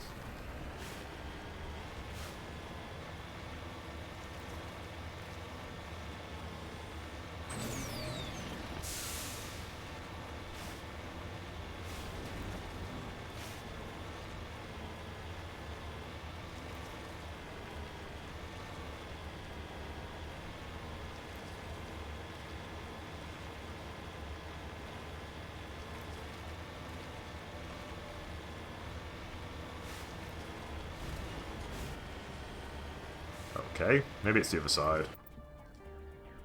It is.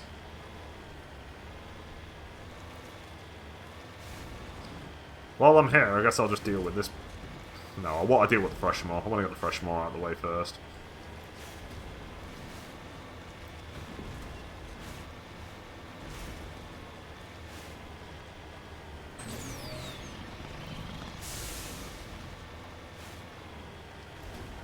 There he is.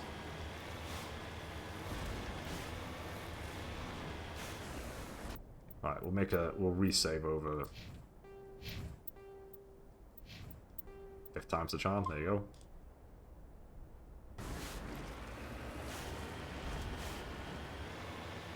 go. Alright, let's go for round 2.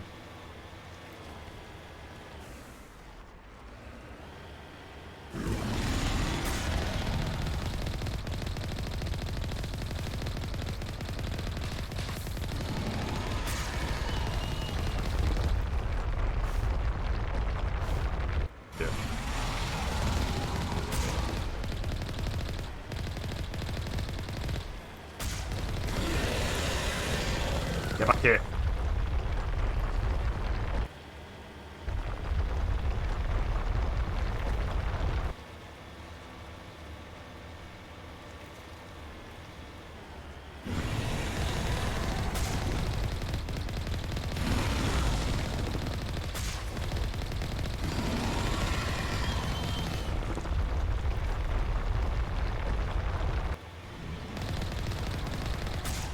I think I missed that shot then.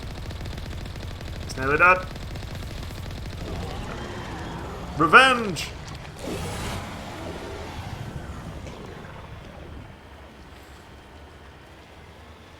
Right, since that's dead, I will now deal with the debris because the debris is behind me.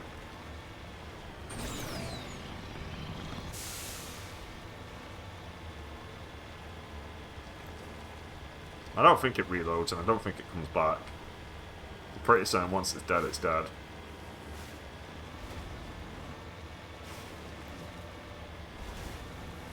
Kind of reminds me of those enemies from... I think it's Borderlands.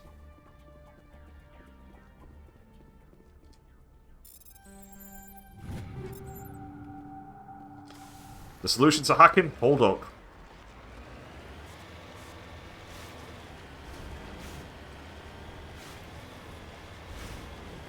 %60 of the time, it works all the time.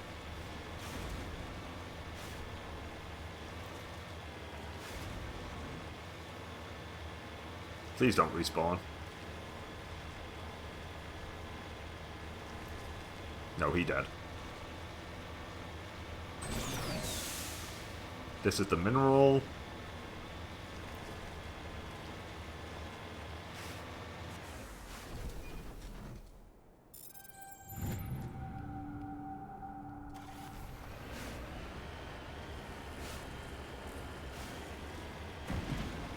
Alright, now it's time for the science base.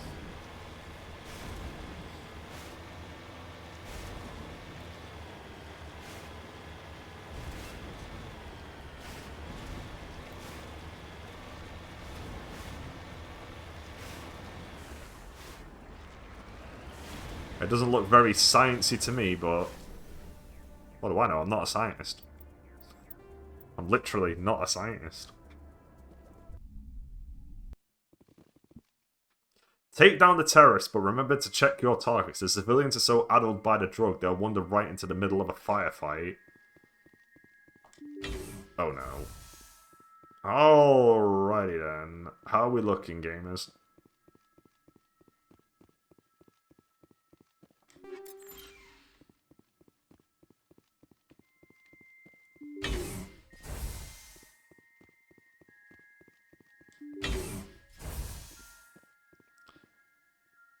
Alright, we don't want to deal with you.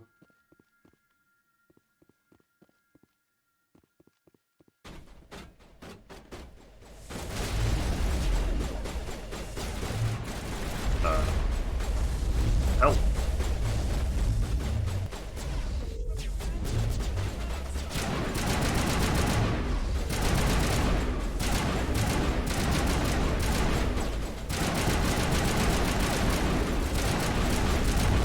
This is not going well.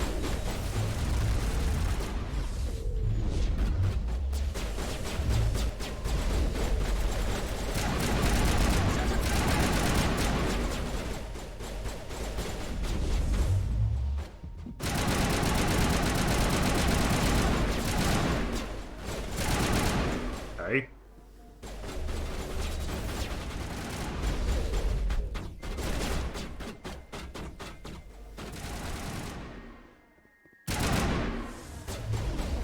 Don't want that.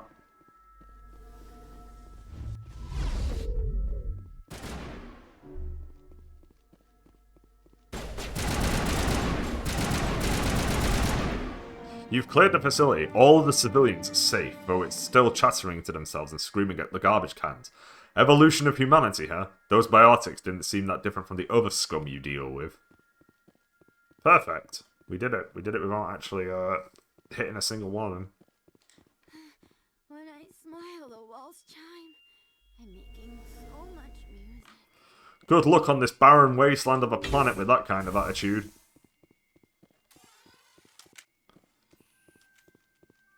They're in my head. All of them. With knives. Is it Tomberries?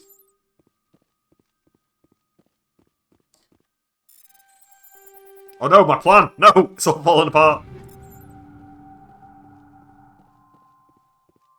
My strategy to hold up just failed. I had to do something else. I had to rely on thinking.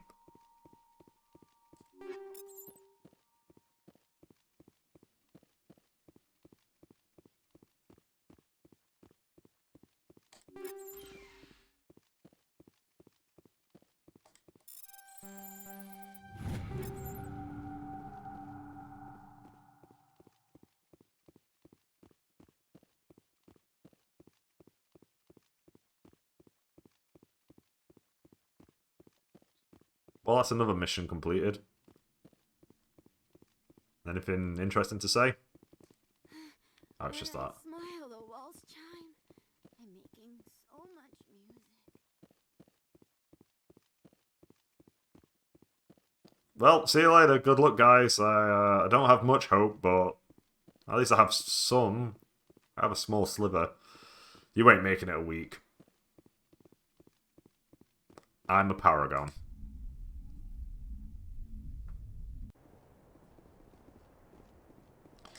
Okay, let's get off this planet.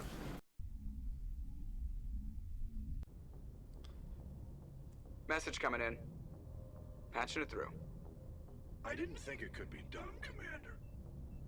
You managed to secure the base and neutralize the biotics without a single civilian casualty. Just doing my job, Admiral. I couldn't let innocent lives be lost. I wish every soldier had your definition of just doing your job. You're a credit to the uniform, Shepard. We're in your debt. Fit fleet out. Thank you, Lance Hendrickson.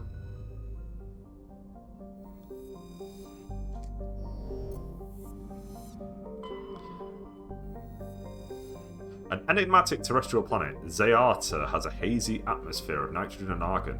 The surface is scorching hot and mainly composed of calcium with deposits of sodium. 3 times in the last century, ships stopping to discharge at Triarmus have reported geometric patterns of light on the dark side of Zeata. Attempts at closer investigation prove fruitless. The lights disappear when ships approaching the system. Heavy metal surveyed scans of the planet reveal a large deposit of mercury. Alright, we've got one more system, Fermanata. But before that, I'm going to nip to the bathroom. I'll be back in 2 seconds.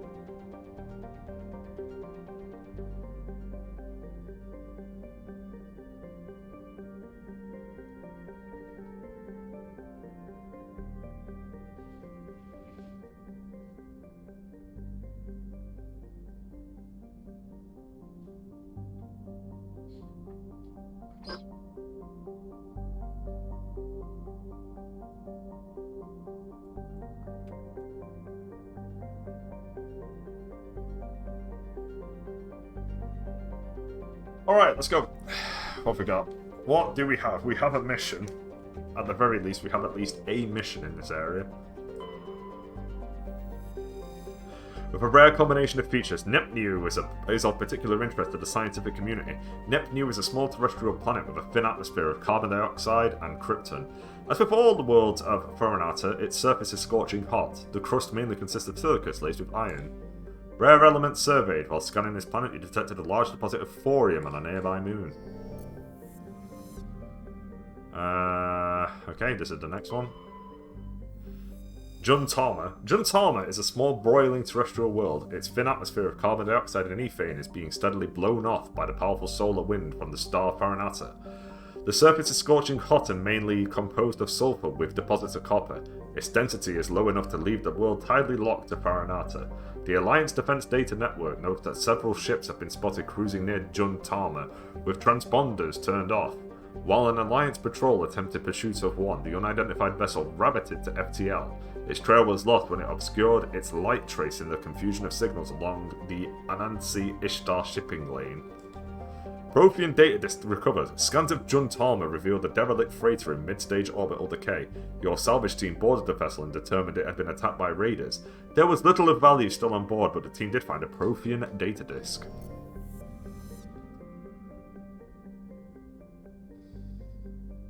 I sure hope the Protheans weren't just winging it.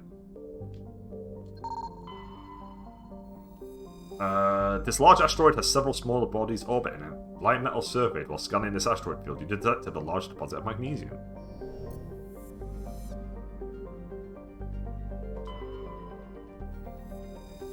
Hundshagen is a hydrogen-helium gas giant with traces of chlorine and nitrogen in its atmosphere. It has an unusually small number of moons for a gas giant, a mere 7. This is no doubt due to the star Paranata capturing the majority of the mass during the nebula collapse that created the system.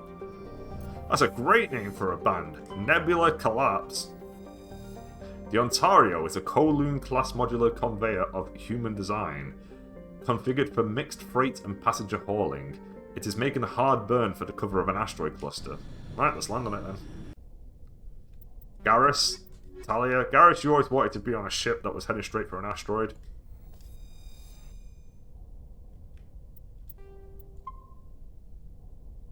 Why do you keep saying these things about me, Shepard? They're not true.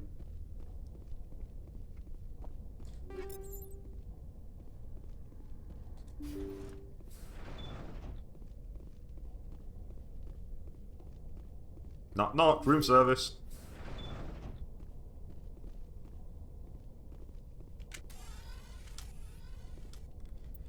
Ah, biotic terrorists. Do you have better guns yet? Nope. Intruders! Kill the hostage!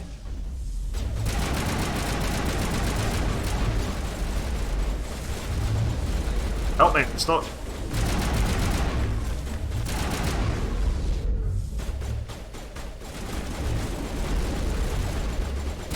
Man, that is a very annoying attack, whatever that is.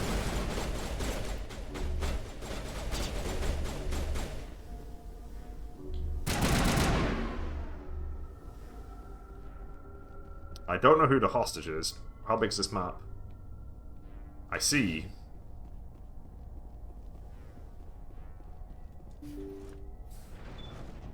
Anybody in here? I think we're okay, funnily enough. See how it is? Oh. You write letters and everyone ignores you. Force is the only thing people appreciate. So how about if I kill Chairman Burns and finish the charade? Oh, this is the dude we keep hearing about. I was trying to help you people. Let's not do anything we're all going to regret. Why not? What have we got to lose? Since the chairman here decided that we didn't get reparations, we've got nothing left to live for. Not everything's about money, I've my changed guy. mind. Seeing you all, it's clear that you all deserve... You had your chance. Some L2s are nearly crippled from side effects of the implants, but you voted against reparations. Think about this. Burns is the one man who can help you. Yes, if you release me, I can take another look at the reparations request. What, we're supposed to trust you? Sure, you promise us freedom and say everything will be fine, but as soon as we surrender, you'll double-cross us.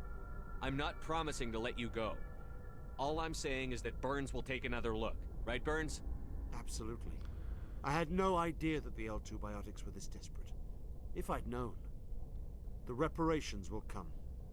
For whatever it's worth, I promise that.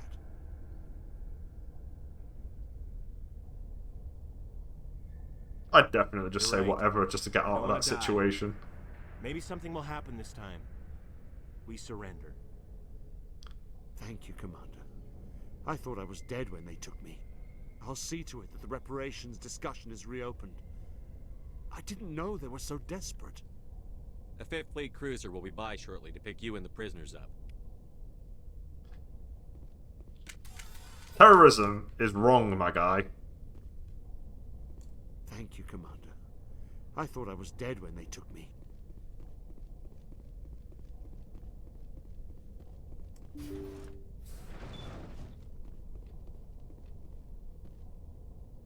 That Burns guy is a lot more forgiving than I would be.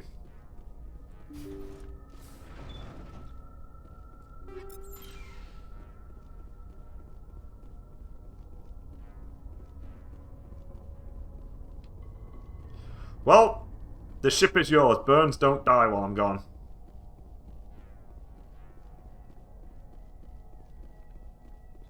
I like that wheel.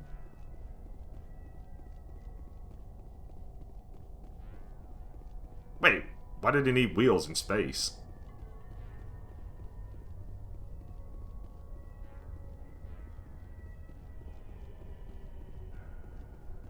Whatever, let's go. That's done. Easy. Actually, it wasn't easy. I nearly died. Patching it through. Thank you for dealing with the hostage situation, Commander. Chairman Burns was quite impressed by the way you resolved the situation peacefully. Your assistance above and beyond the formal duties has been noted, Commander. Fifth Fleet out. It wasn't intentional, I just kind of stumbled across it while I was exploring everywhere else. Okay, we're actually done with Hades Gamma. So next up is Maroon Sea. Oh, we've got how many? 3 areas. Let's start with Matano.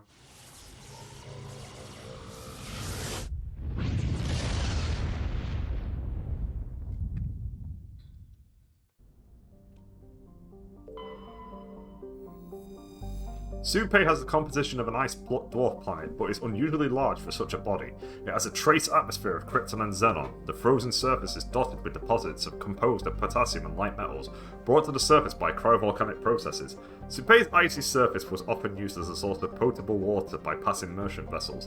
Since the Alliance claimed the inner system world of Chaska, satellites placed in orbit automatically bill any vessel landing on the world for the mass of water removed from the surface.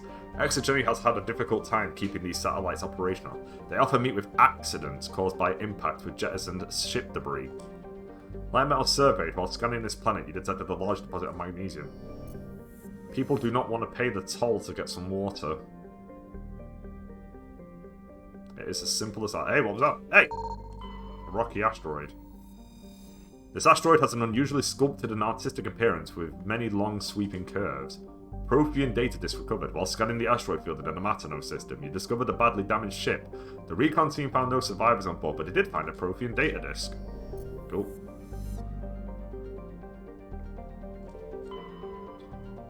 That's a cool world. Ilapa is a hydrogen-helium gas giant with an unusual ruby colour caused by contaminants in the atmosphere.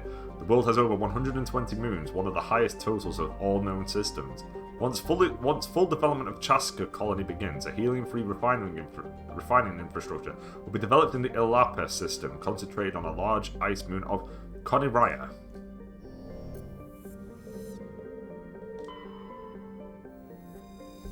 A craggy world of igneous, that's how you pronounce it, igneous and basaltic mountains. Apo is racked by constant geological activity. While volcanic hotspots are rare, continental plates are constantly piling up new mountains, subducting old ones, or causing slips along transformed faults. Apo has a dense atmosphere composed of nitrogen and carbon monoxide. Due to the constant earthquakes and the landslide activity, surface exploration is not advised. The rubble-covered wrecks of a half a dozen expeditionary ships stand in mute testament to the planet's instability. Thank fuck I'm not adding to it. Oh! A metallic asteroid. A metal-rich asteroid, heavy metal surveyed. While scanning this asteroid field, they discovered a large deposit of platinum.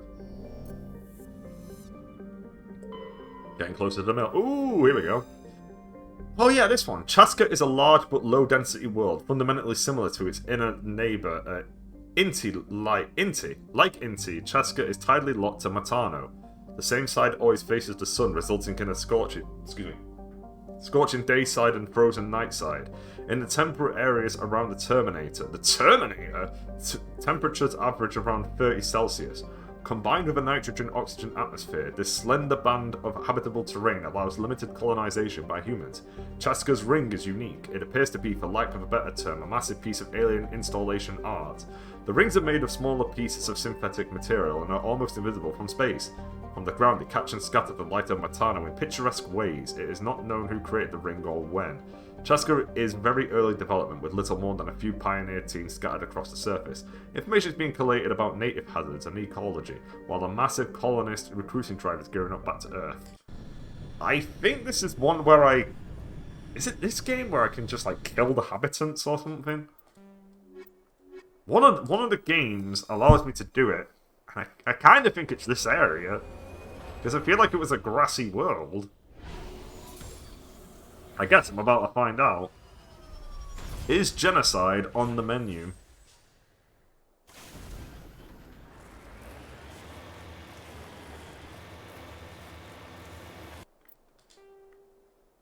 Civilian structure, science facilities, civilian structure, debris, and an anomaly. There's probably something up in that corner. But we'll just stick with what's on the map.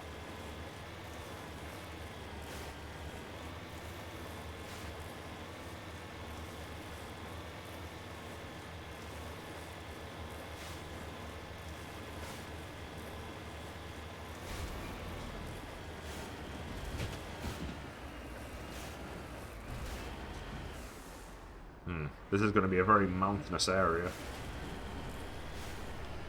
That's fine, because I have boosters, baby. Oh, shit! This ain't good.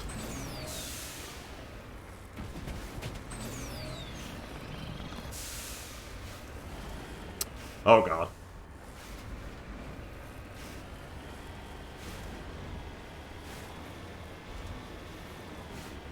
Oh, no. Help, I need to get up there.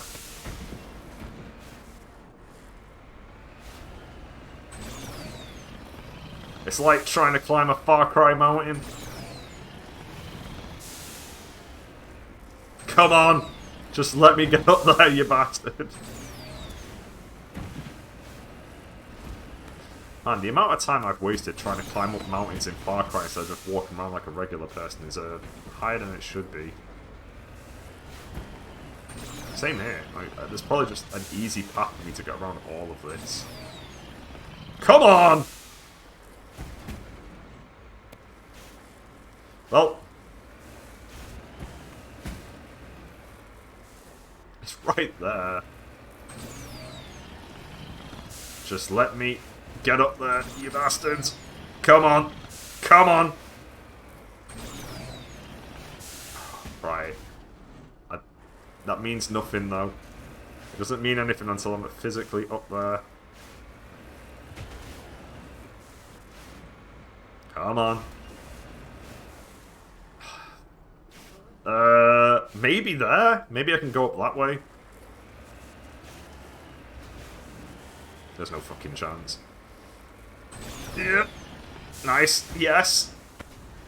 No. Wait. Don't do this to me. There we go. Never in doubt.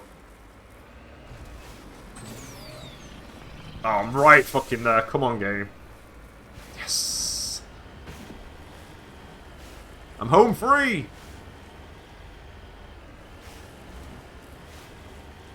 What a beautiful sunset. A pyramid?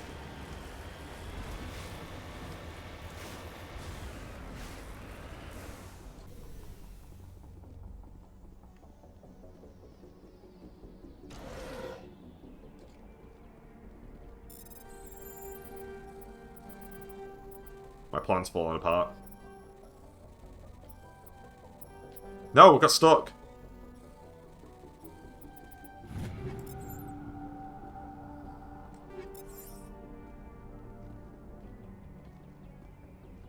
There's nothing here. There must be. There's a fucking pyramid.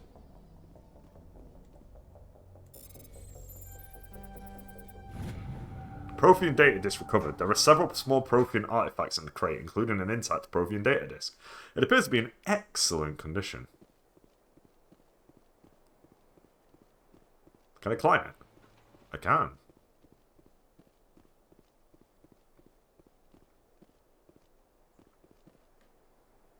What are your thoughts on this, Talia?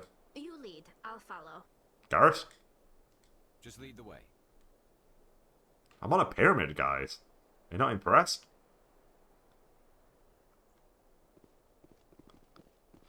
More evidence that the pyramids were created by aliens.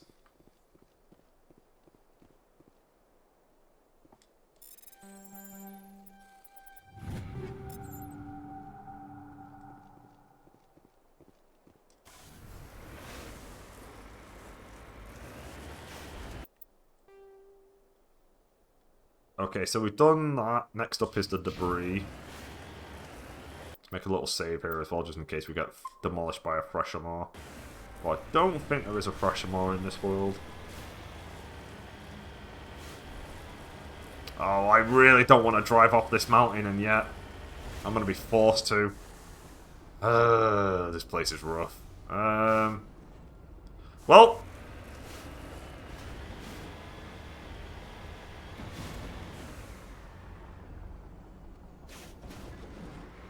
It's really surprising that doesn't do any damage. It could so easily be set up to do damage.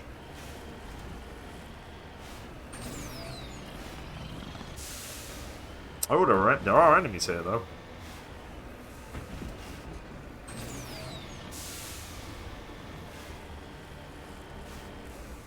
I am not going for minerals in this area. This area is way too mountainous for me to be bothered dealing with it. Looks deserted. I've got a bad feeling about this. Yeah, don't worry. We're not heading over there yet, you two. We're not heading over there, Bono.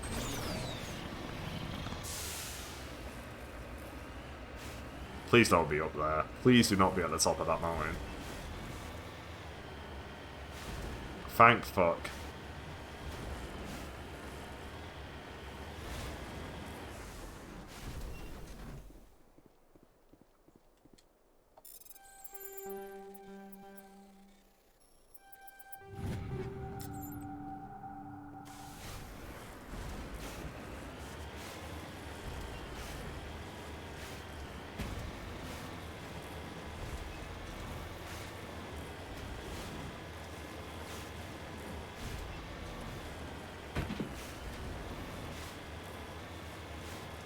Ah, husks. Zombies. How horrible. The entire colony must have been transformed. Oh, we're going in. Door number 1.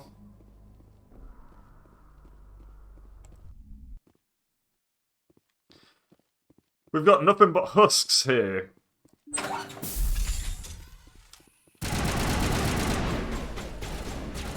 Open fire.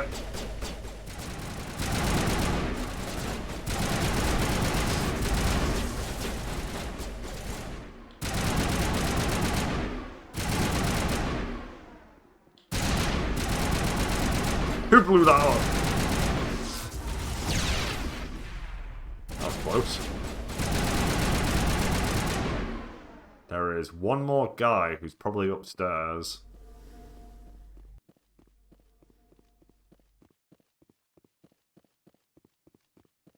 You upstairs, guy? Yeah.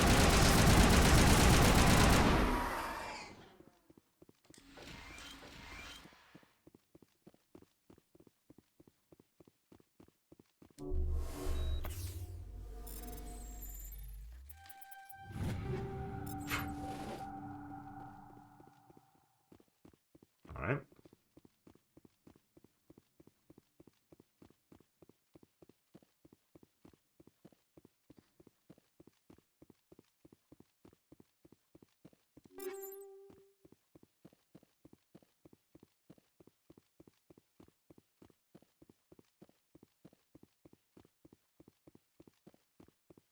A sludge canister.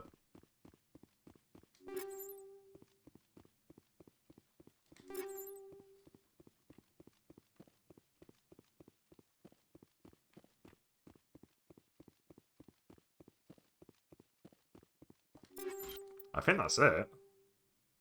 Because that's locked. I guess we'll just leave. Alright, that's one area down. What's the next building?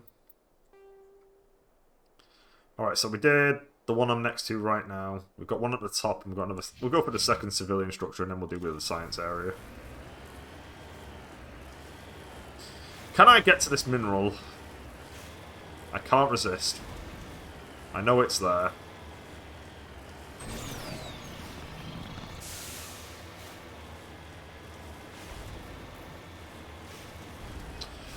Well, at the very least, it's up some mountains. But it could be in the hole in the middle of them all. And I think it is...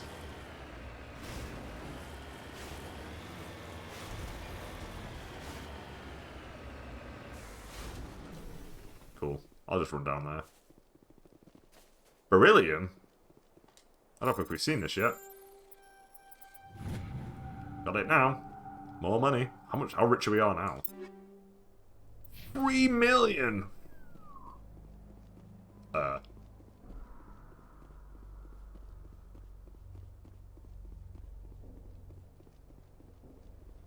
I was lucky, I thought I wasn't getting out of there.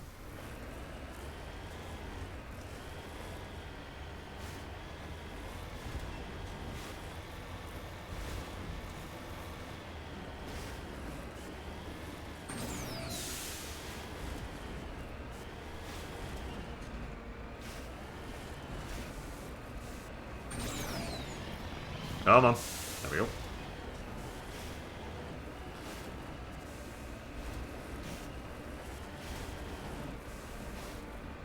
I'm pretty certain that in Mass Effect 2, Shepard gets mocked for his driving. I don't know why though, I'm a perfect driver.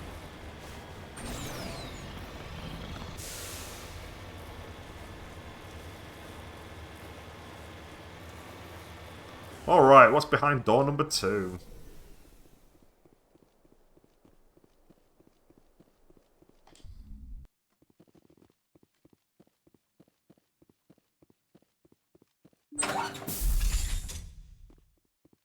More husks!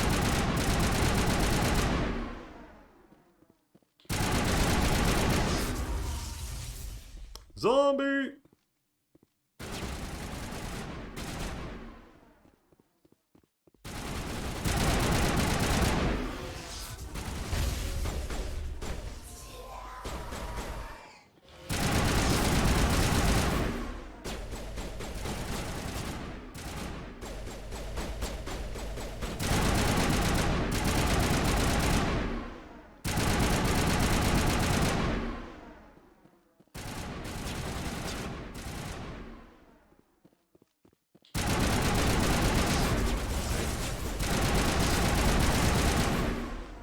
There we go.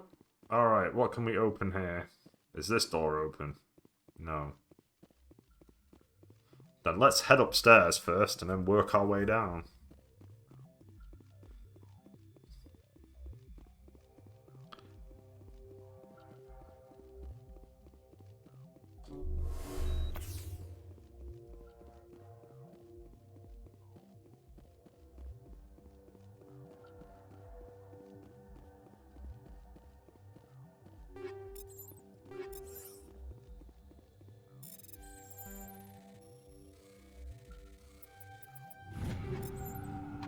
Oh, there's no one.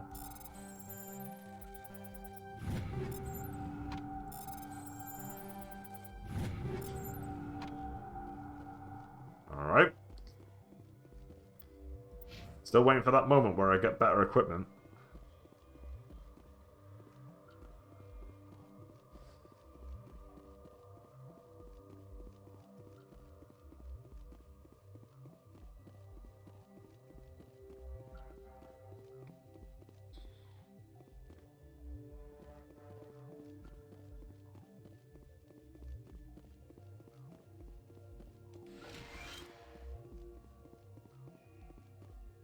That's a containment cell. I think we're done here. Wow, I already need to sell stuff again. Man, it is super easy to make money in this game. I'm clearly at that point. I'm clearly at that point where money means nothing. Do I really not have anything better than what I've currently got? Can I not upgrade at all? Oh, that one can upgrade. Nice. Ooh.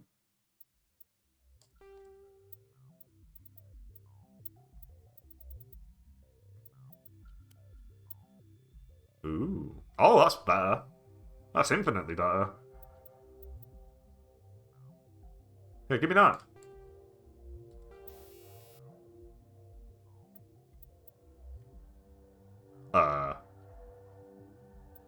Yeah, that.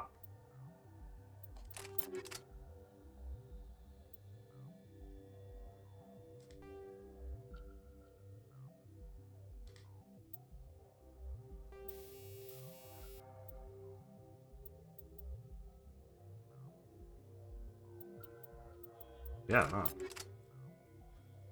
Holy shit, I think I've just gone insane.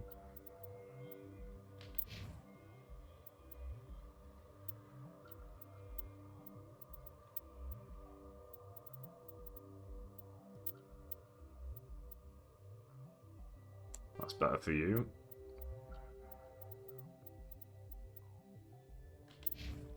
Alright, Tally, what about you? Do you need upgrades? That's better for you.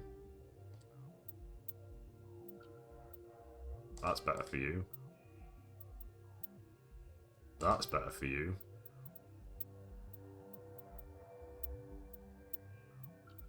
And I still don't have any Quarian armor for you.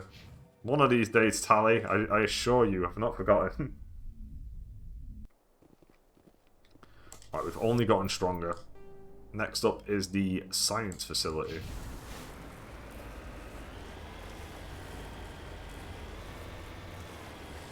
Which is probably up there.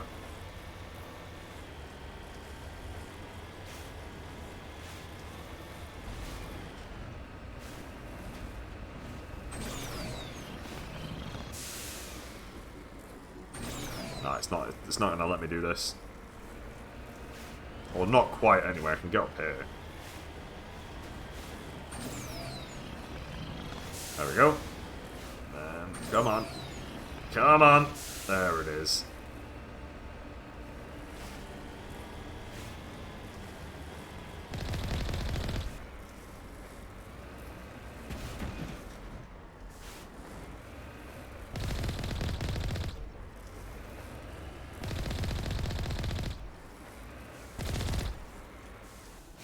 Just run him over. Right. Oh, one more area to check out. Presumably it's completely full of husks.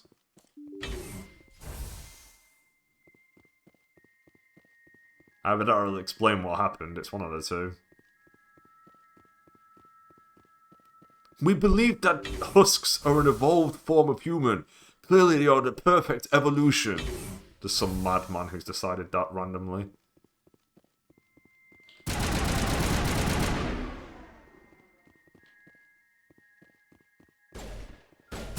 There's always that one character, that one scientist who's just lost his fucking mind in the name of evolution.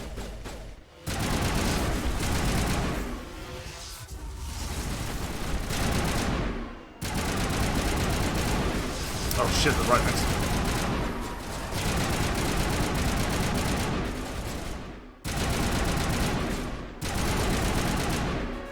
Oh, finally a level up. Been a while. I'm at level 24, so I'm nearly done. I think I'll just increase my health more.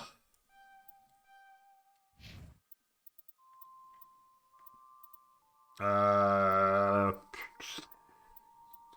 guess we'll just boost up decryption and electronics.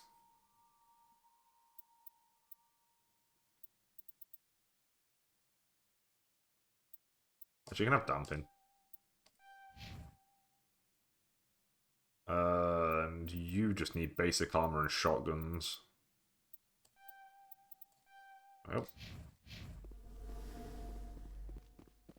I have a shotgun.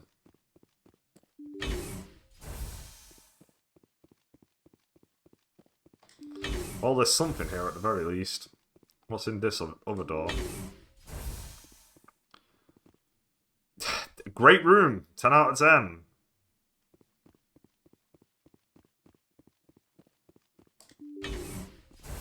Might as well just locked it. Easy decryption! Yes, I know I have a million items and I need to sell a bunch. I know. A colonial pioneer team rarely consists of more than a few dozen specialists. It's clear that none of them survive. The Cerberus group have a lot to answer for here. Oh, those pesky Cerberus people. I'm certain that in Mass Effect 2, I will get my revenge on the Cerberus group. Surely it can't be the opposite, where I join them instead.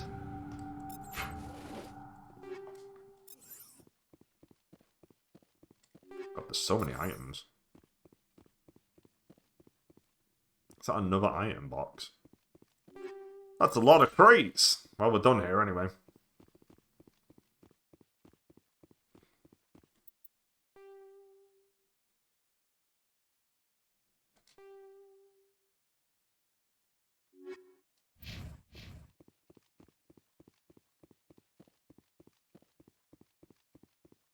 My armor looks pretty snug.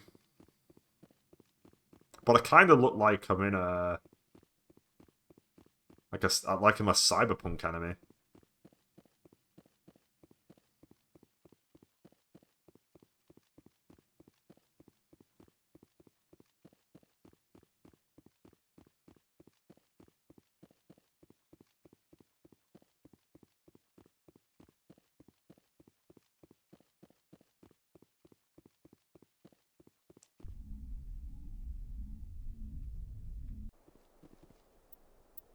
Okay. I guess we'll just leave.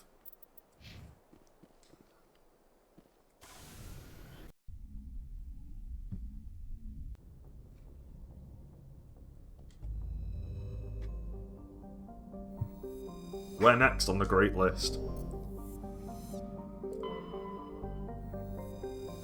Inti is a terrestrial planet with an atmosphere composed of ammonia and helium. Its surface is mainly composed of sodium oxide with deposits of magnesium. Its density is rather low, leaving the planet tide-locked to Matano. Inti is an unremarkable world, drawing little more than a cursory scan. The surface pirate anchorages when Alliance patrols enter the system. Okay, next up is Vostok. Is that in Overwatch? Vostok?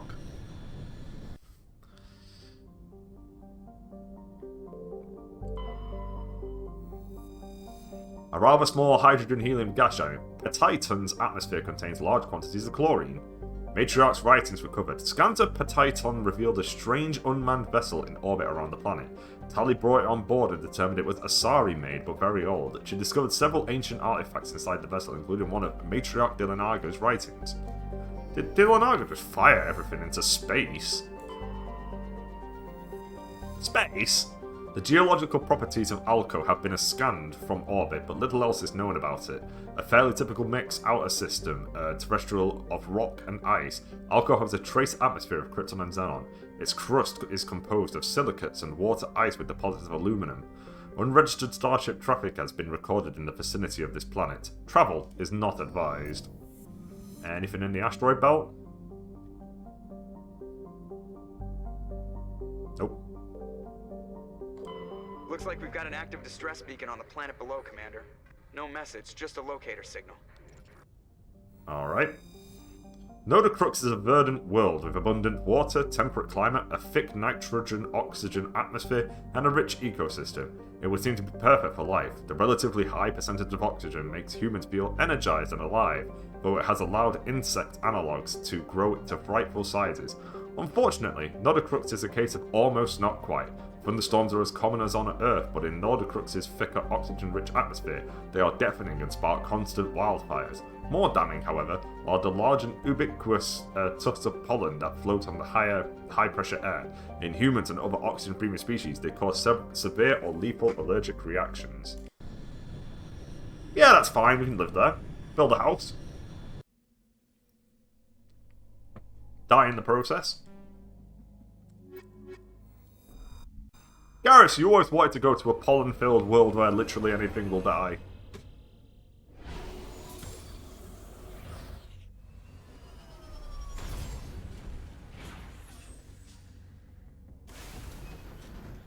Right, well, there's already enemies nearby. This might be the world with the genocide, where you genocide everything. Debris, science facility, and an anomaly. I guess I'll just head straight for the anomaly.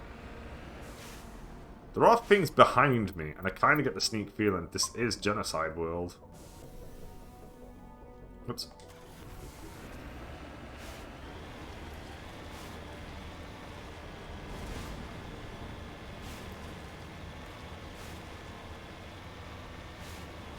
If it is, I'll go straight for the science place, because I think that's what the quest is.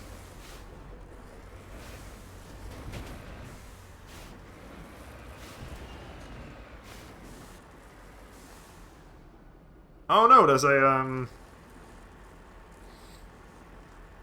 These are husks, I think.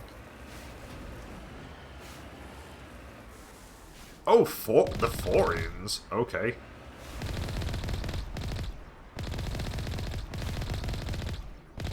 How are these guys still active? I killed the Thorian.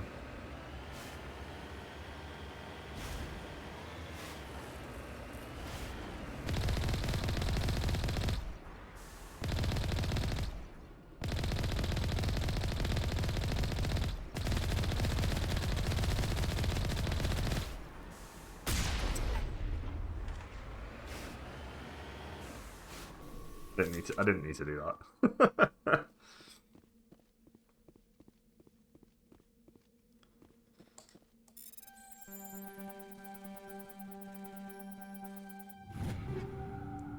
Oh, I should have sold everything before I came here.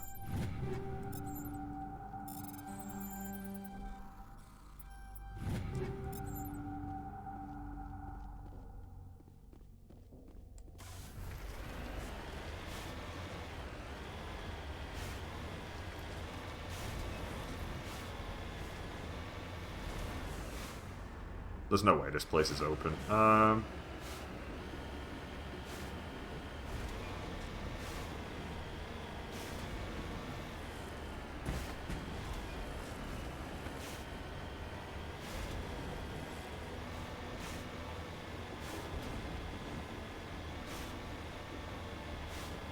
We're slowly getting there. We're slowly getting across the universe. I think we're definitely over halfway at this point.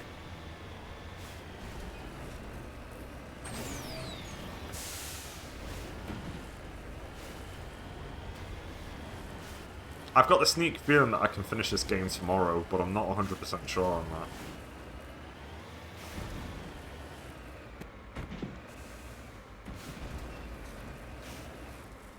that. I don't know what I'll play.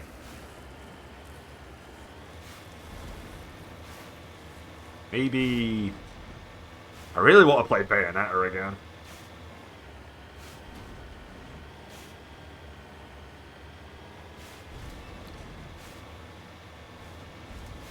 Might need to play some short games.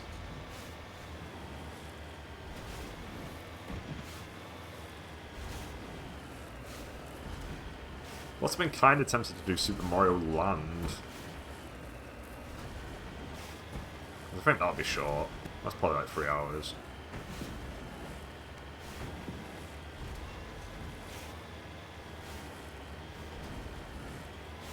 What is this?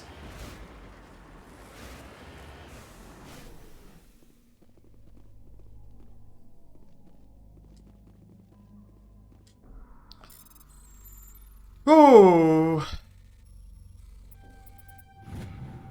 Torian insignia recovered. This escape pod is half buried in material that has washed down from the mountains. Though it has obviously been here for centuries, the computer still has power. Linking in with your hard suit, you recover a batch of files containing data on the Thracia colony. Cool. To the debris! Which I think I can go, if I go follow the path around, I might be able to get to it without having to climb over any mountains. Or at least, less mountains.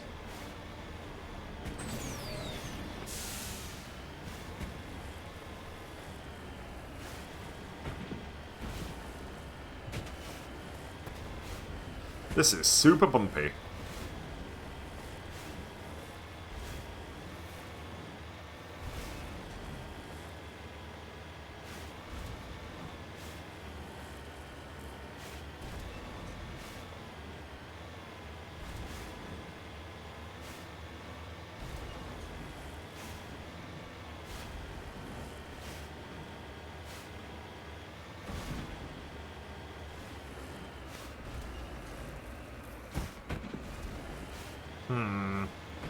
Kind of getting the sneak feeling that it's on that mountain, but it shouldn't be.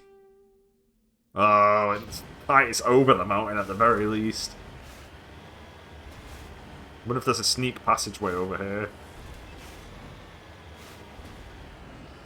Oh, kind of. I've got to get through here. I've got to get through one of these.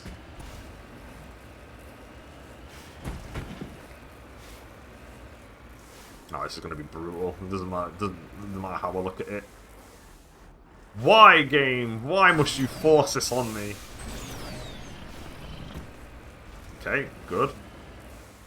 I think it can get up there, maybe. Okay, I'm not hopeful anymore.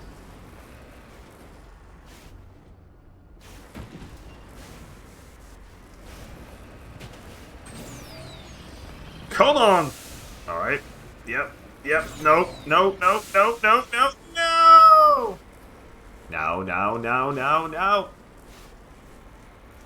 Sorry, Cleveland. Hey,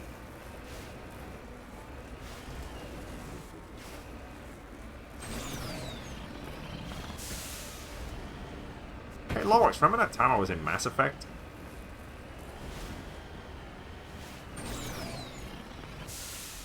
Hey now, you were never in Mass Effect. Holy crap.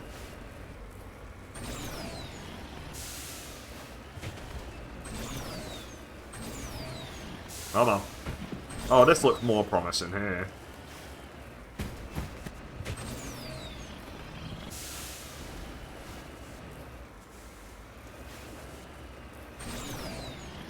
I say promising. There's clearly a better way for me to do this. And yet... No, that's not happening either. Fuck me! Maybe I should just jump up there at this point. Right there! Maybe I should do the opposite, where I go for this, and then drive down onto that.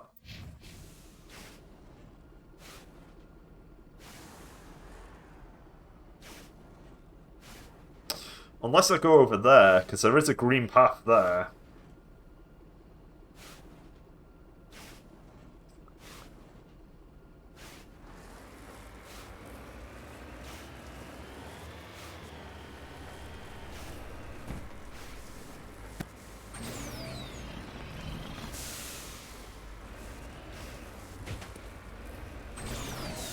Stop.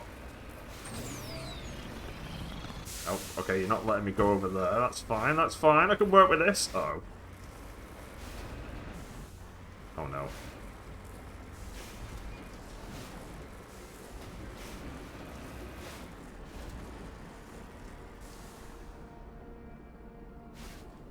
Return to the Normandy. Try again. I've got stuck in a hole. Damn you! Damn you, planet. Try again.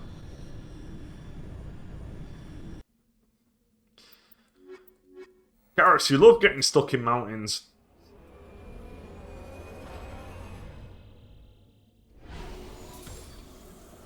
Stop saying these things about me, Shepard. Rumors stick after a while.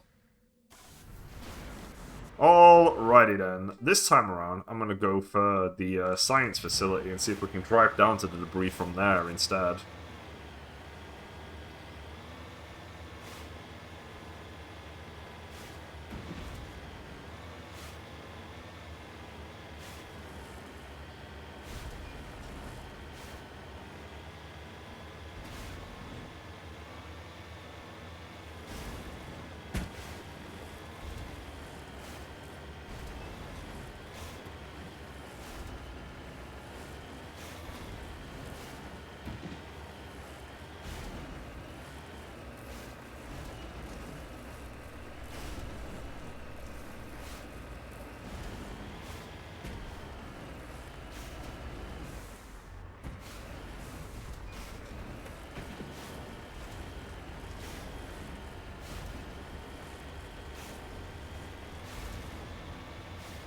I don't think that was smart of me driving down that mountain. Ooh, there's a clear path over here.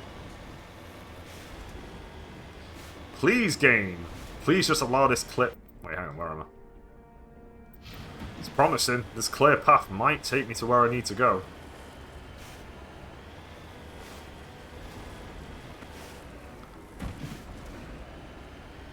Come on, guys. Don't put... I'm not going for that mineral.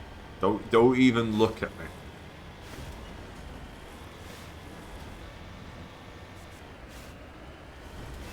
Well, I see it. And I can get up there with the Mako. Or the Mako. The Shinra HQ.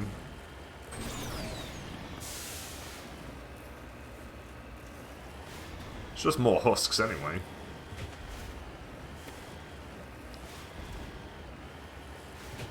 Or more Thorians even.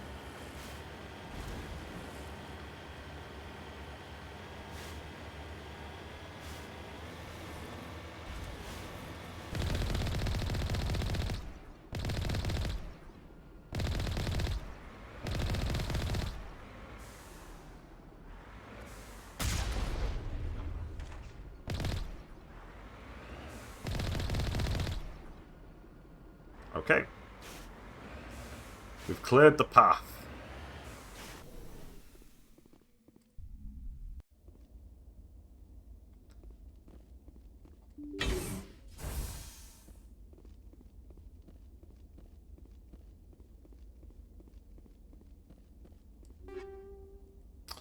I really need to sell some. That's got to be the next thing I do. I've got to get onto the. I've got to speak to that guy and sell everything.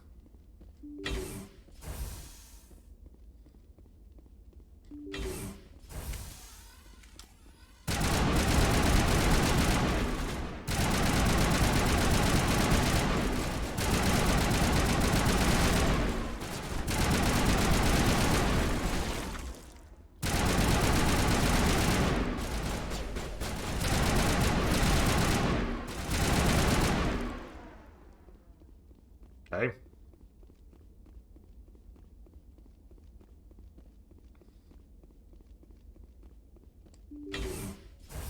Reaper down. Please don't just be another empty room. Good, there's actually things in here.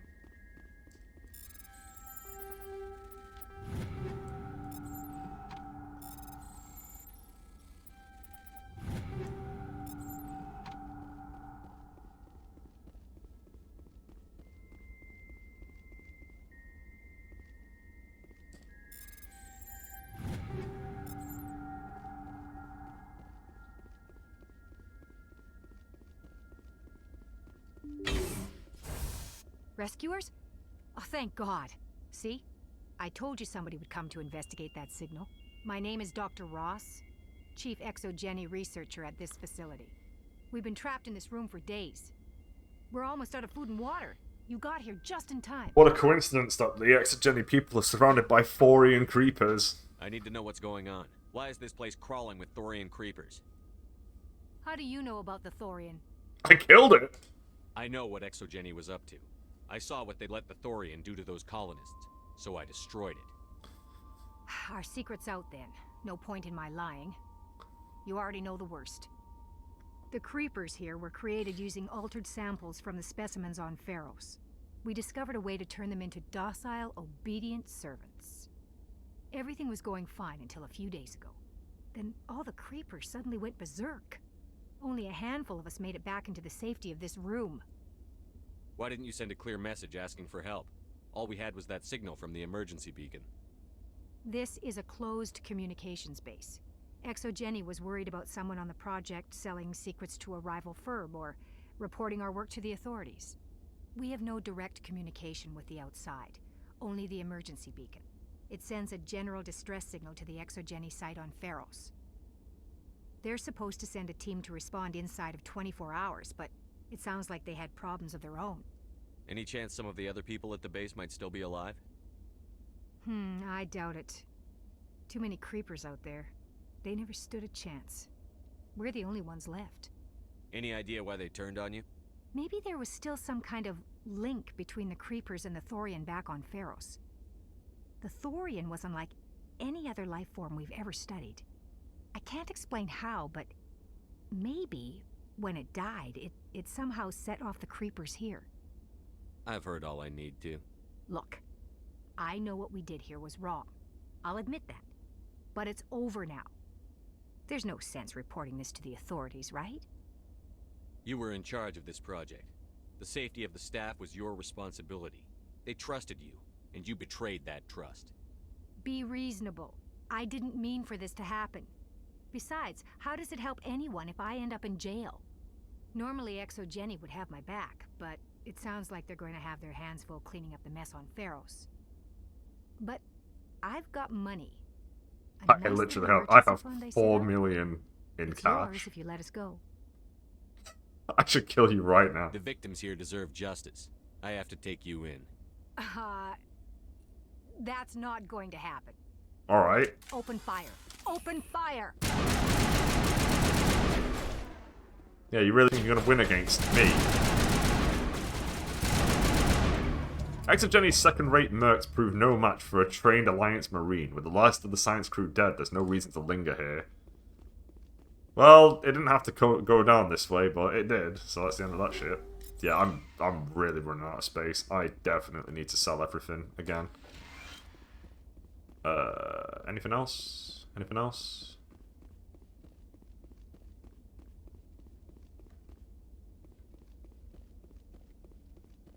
Wow, you killed the Thorian. I think I might be able to win this fight. Yes, of course, Miss Scientist. I'm sure you'll win it.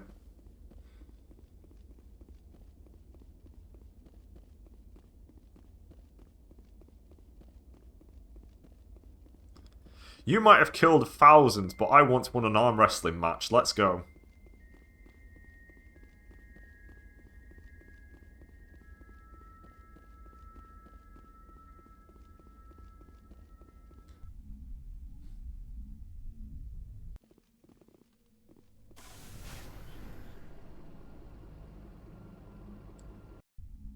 Oh, I didn't check out the debris after all that. Fuck! Oh well. It's because I was more focused on remembering to sell all my shit. How do I get downstairs?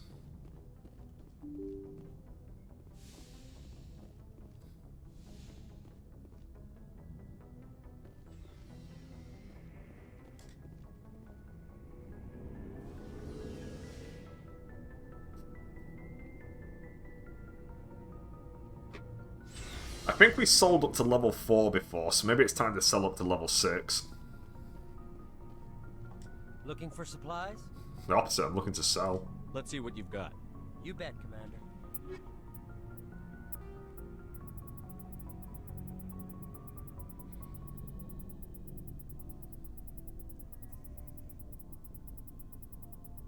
Jesus, I have a lot of level 8s.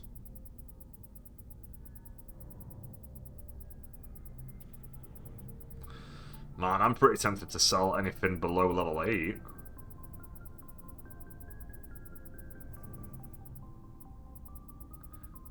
Yeah, I think I'm going to get rid of everything that's below level 8.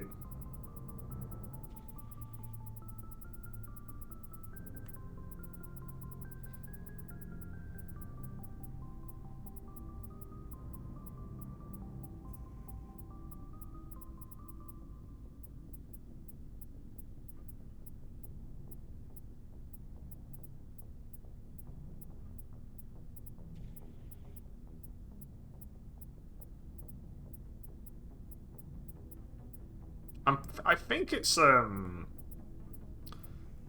I think it's either Mass Effect 1 to Mass Effect 2 or 2 to 3, but one of them allows you to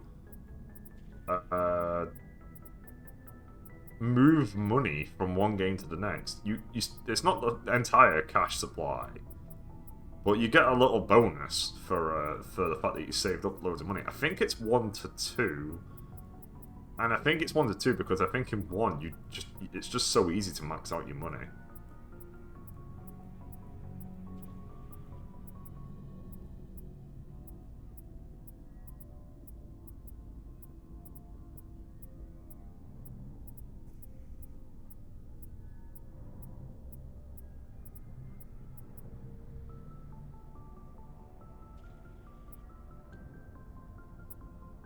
There we go.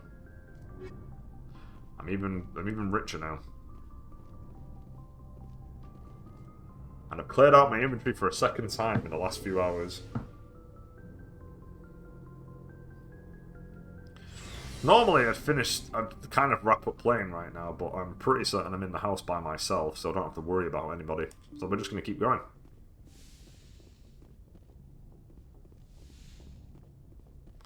Because I'm enjoying myself. Alright. We missed debris in this area, and I kind of want to know what it is. I can't resist. I need to know.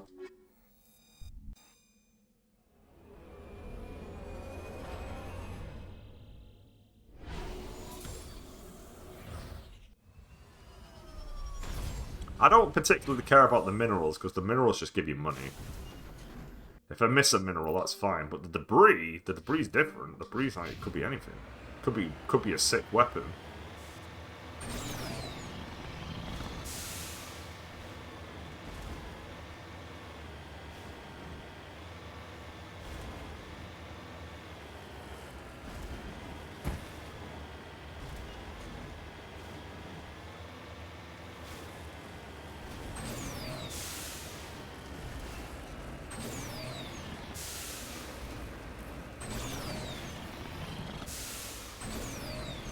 Come on. You're gonna let me up there. Oh, game, why do you insist on this?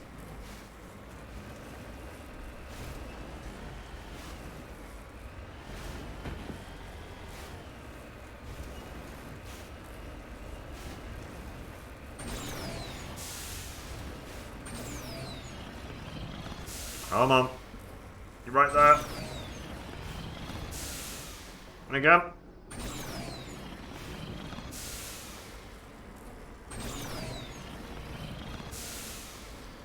Come on!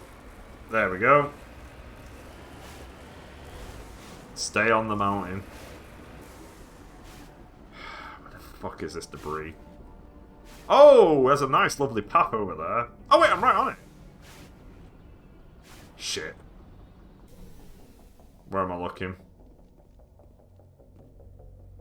Garrus, no!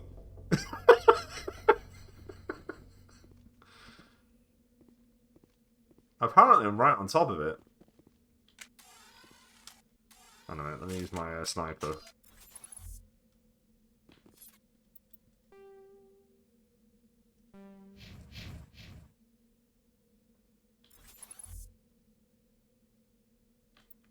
That's strange. It's saying that oh, I'm not right on top of it.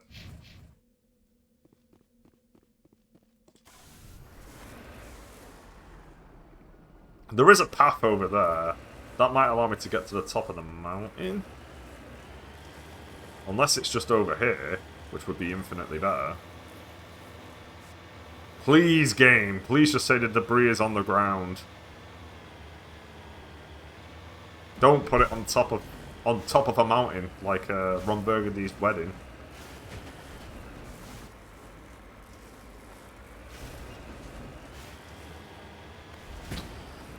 Don't do it, game.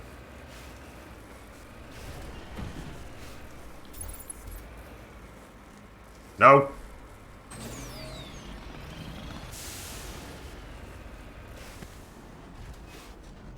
It's got to be up there.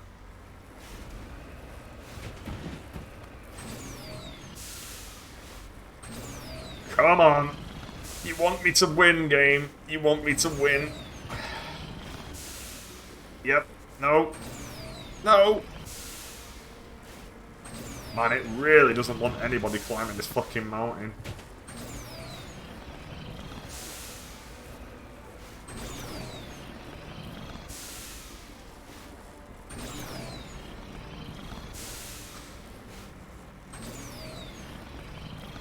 It's right there! Alright, fuck it. Can I climb out and just climb? I'll just physically climb it at this point.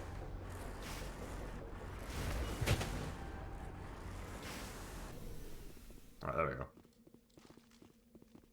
I can't climb it. Son of a bitch.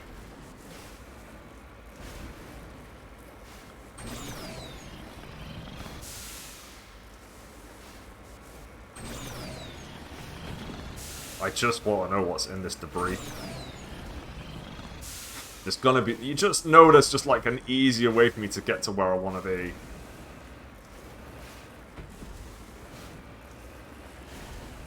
And yet it's like one of them, it's so close, and yet it just feels as if it's a fucking galaxy away.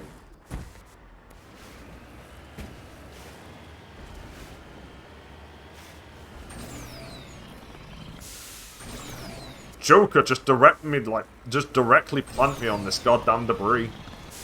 Can't do that, Captain. That would be too easy, and I laugh at your suffering.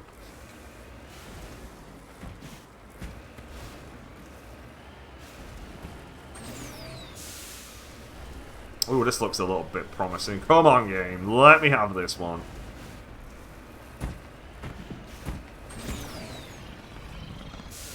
Come on. Just gotta get up this mountain.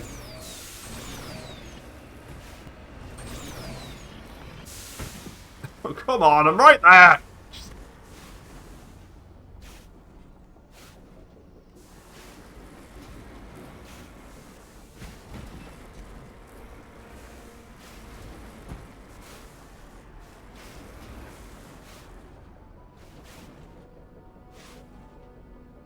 God, this place sucks.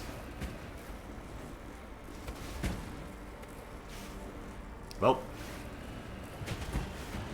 You win. I can't. I give up.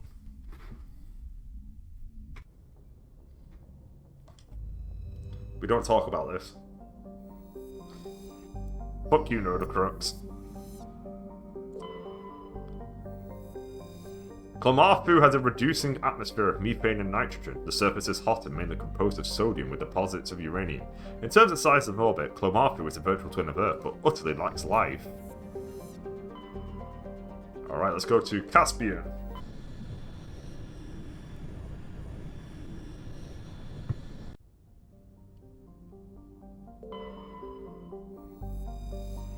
Antida is a standard hydrogen-helium gas giant. Its atmosphere is darkened by traces of sodium. It is one of relatively few planets known with an orbital period of more than a millennium. Taurian insignia recovered. Scans of Antida revealed a group of defunct turrets orbiting the planet. The recon team carefully retrieved one of the turrets and brought it on board. Tally dismantled the weapon and found it was marked with the Carthan Outpost insignia.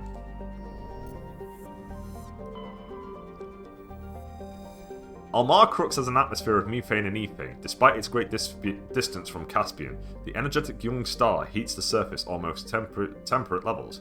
Thick ground fogs are common at the Terminator, where water ice frozen during the long dark side night meets the warm air masses from the day side. The crust is mainly composed of copper with deposits of sodium. Almar Crux's abundant water and relatively mild temperature and gravity have placed it on the shortlist of terraforming candidate worlds.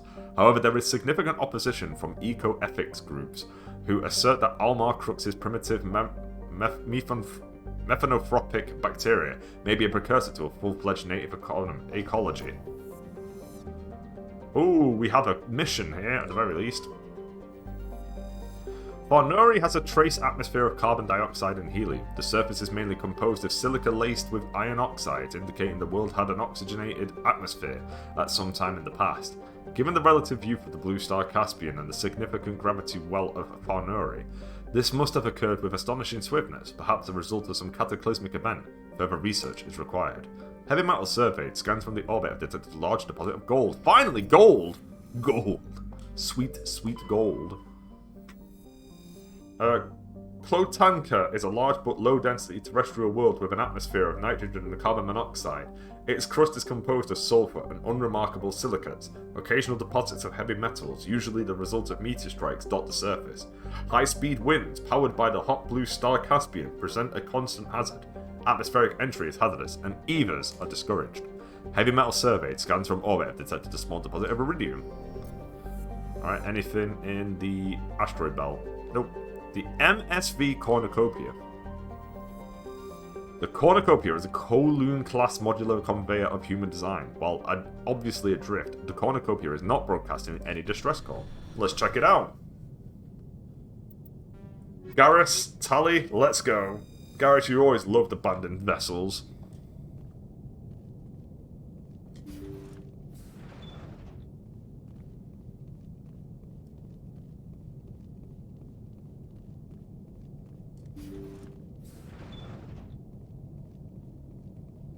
Anybody here? Hello? Hello? Oh! Zombies! The ship's probably crawling.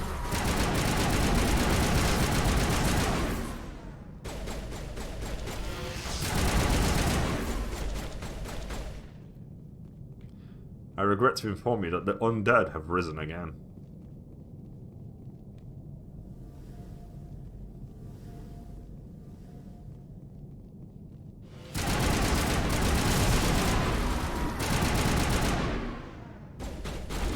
Oh, there's something on the hill on the floor. Is it light?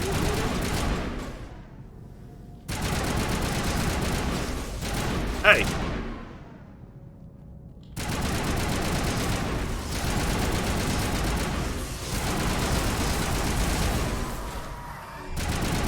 Garrus, watch out! Garrus!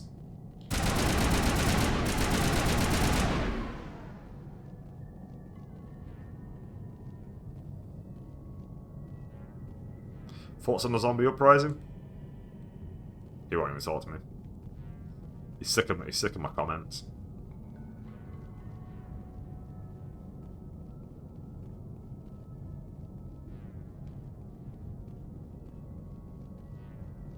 Right, but that's where we came from, so we've come back to the door.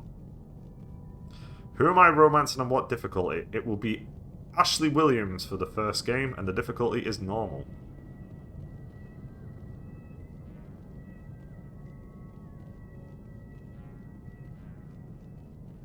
Welcome back, Jeff.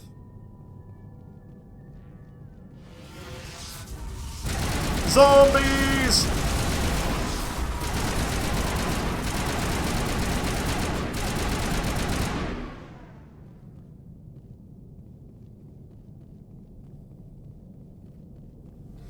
Yeah, it's gonna be Ashley, and then Mass Effect 2 and 3 will be Miranda. So I'm gonna go with 2 ladies. I'd stick with Ashley for all 3, but you essentially have to break up with her in the second game because she doesn't trust you. So we'll have to swap her out.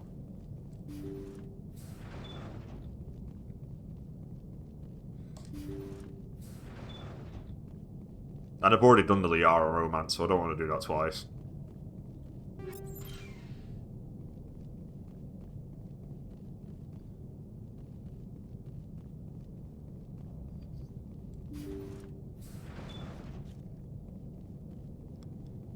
Alright, let's check this out.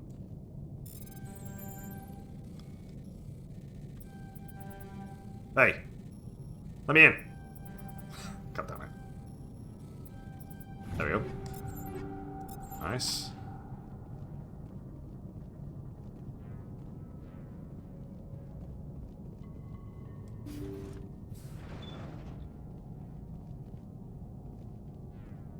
According to the log files, the ship was out near the Perseus Veil. Looks like they found some kind of alien artifact. They brought it on board, and then... This is really weird, Shepard. They plotted a course straight into the Perseus Veil, like they wanted the Geth to find them. What else do the logs say? The entries don't make a lot of sense after that. It's like the captain's mind was falling apart. I don't see anything about how they got back into human territory. The Geth turned them into husks and left the ship where someone would find it, trying to show us what happens to anyone who goes into the Veil.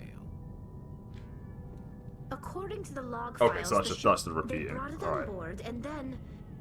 Okay, let's go. Turned them into husks and left the ship where someone would find it, trying to show us what happens to anyone who goes into the Veil. Alright, we've done this quest. We can just get off the ship now.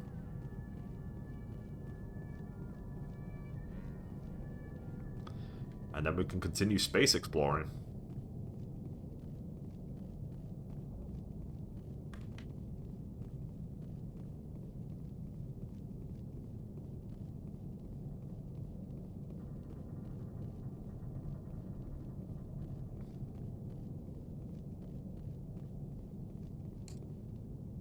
Yeah, nothing else to do.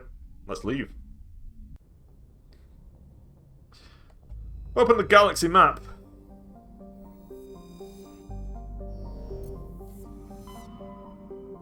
Alright, we're done with the Maroon Sea. The next one is the Attican Beta. Yeah, because we've done...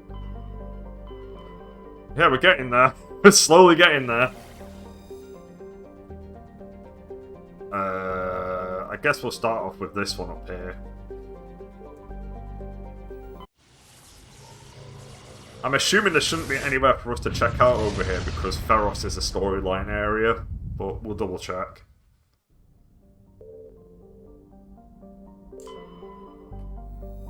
Logan? Logan is a standard hydrogen-helium gas giant. The survey team who charted the system 20 years ago reported many strange disturbances in Logan's cloud band, suggesting many remarkably large solid objects were present beneath the cloud tops. As the ship approached, however, they subsided one by one. These disturbances have not been reported again. Berserker Barrage.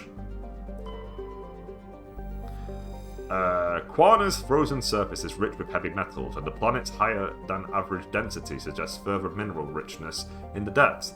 The atmosphere is composed of nitrogen and carbon monoxide. The remains of a well-developed Prothean mining infrastructure dot the planet. Abandoned mines are connected to dead cities by collapsed maglev lines. Unlike the crumbling skyscrapers of Feros, Quana's ruins are reasonably intact. Unfortunately, this only made it easier for looters to strip the silent necropoli of anything of value. Light metal surveyed, scans of the planet Quana have revealed deposits of cobalt.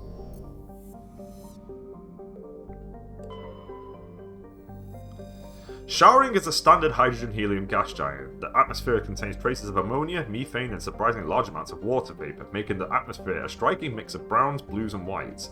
Of Showering's 60-odd moons, 2 have diameter of over 3,000 kilometers. Both have signs of former Prothean development, suggesting Showering may have been mined for helium-3. Prothean data disk recovered. The planet's Showering displayed some strange readings while being scanned. Chief Engineer Adams pinpointed the source and located a strange object. Tally and Adams brought it on board and spent hours taking it apart. The purpose of the object is still uncertain, but it was Prothean in nature and contained a Prothean data disk. We already know what Ferrous is, so we don't need to look at that twice.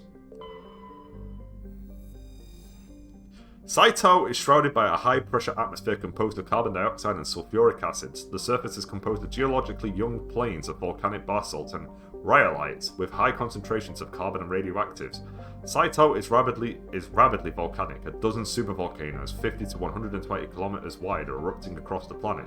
Saito's carbon content and constant volcanism make natural diamonds plentiful, if extremely costly and dangerous to recover.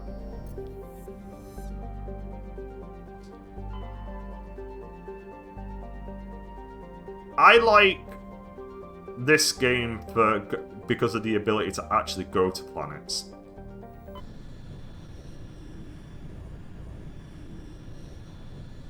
Message coming in. Ooh. Patching it through. Normandy, this is Alliance Command. We're detecting your presence in the Attican Beta Cluster. One of our surveillance drones was gathering intel on Geth activities in the region when it was spotted and shot down. You need to go groundside and recover the drone's data module before the Geth find it. Yeah, that doesn't matter to me. I'm a simplistic guy when it comes to this. No other game allows me to like truly explore space like this. I feel like a space traveler, so I'm fine with it. So Taurus is a hydrogen and helium gas giant with high-level depths of sulfur clouds. A layer of hydrocarbons has formed deeper in the atmosphere. Vast electrical storm fronts can be seen flickering across the dark side. Heavy metal surveyed. While scanning this planet, you detected a large deposit of gold on a nearby moon.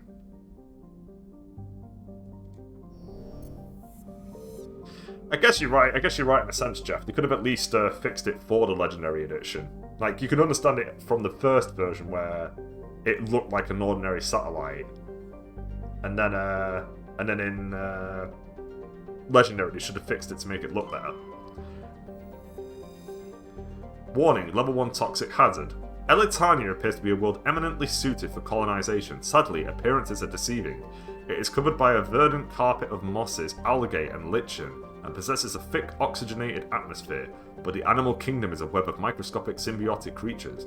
These are impossible to filter from the air and necessary for the native life to thrive. Unfortunately, they also cause anaphylactic shock when inhaled by non-native life. In short, settlement requires either fully sealed environment suits or replacement of the entire world's ecosystem.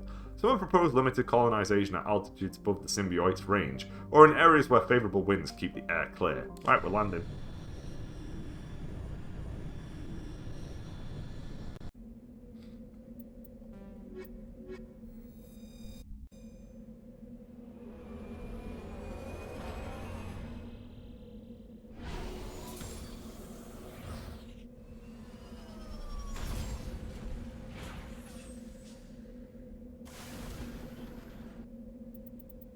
Yeah, because in what's the best way of putting it? In Mass Effect 1, the planet scanning is not important. It's only important so you can go onto certain planets to do certain quests. It's like you know what you're going for. Whereas in Mass Effect 2, you have to do planet scanning to get like the elements and stuff. There's a big difference between the two of them. One of them is side quest related and only side quest related, and maybe money. The other one, you have to get the element 0. I can't remember why, but you have to get that shit in Mass Effect 2. Right, what we've got here, we have an anomaly. Let's go over there first.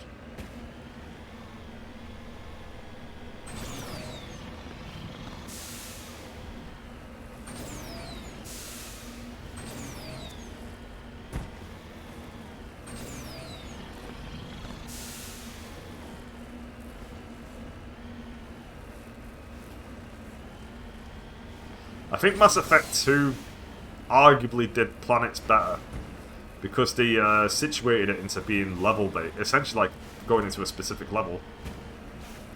I've completed Andromeda. Andromeda was bang average and very buggy.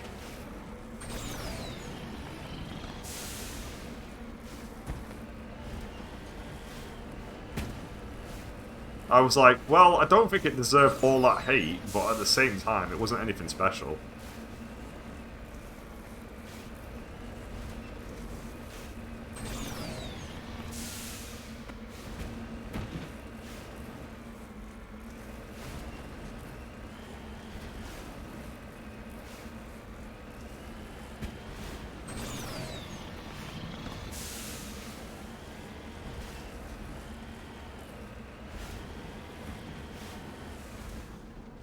It's not. Mass Effect 1, 2, and 3 are better than Andromeda. Without question. Andromeda is way too long for such an average game. Andromeda should have been the length of Mass Effect 1. And it probably would have been better if it had, like, stayed focused. But it wanted to be like Mass Effect 3 in terms of size, and it just doesn't work.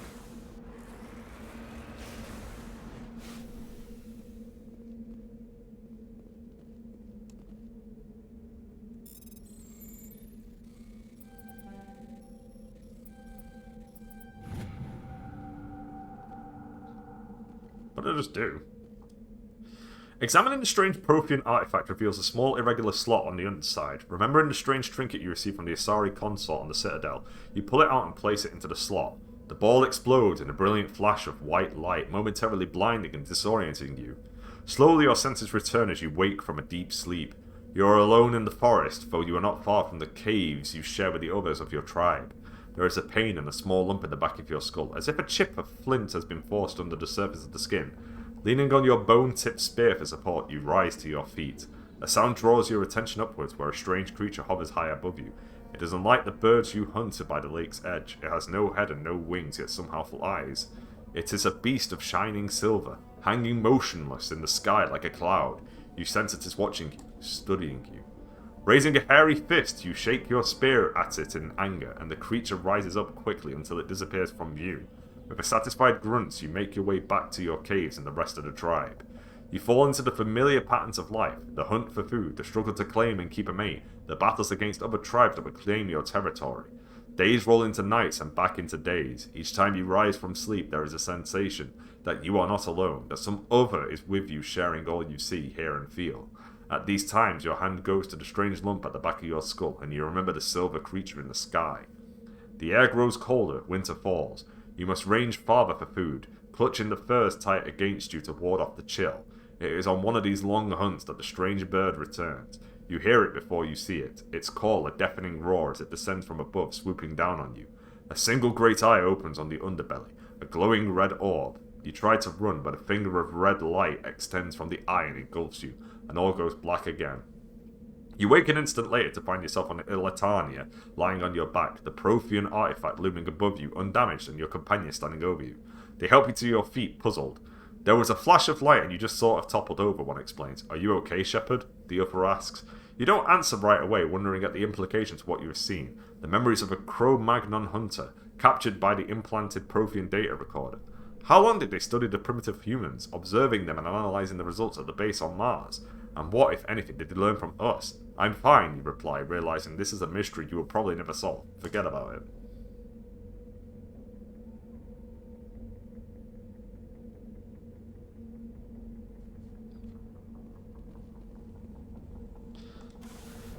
Jeff, I've played a lot of shit games. This is definitely not one of them. I've read crazier documents than that. What was that?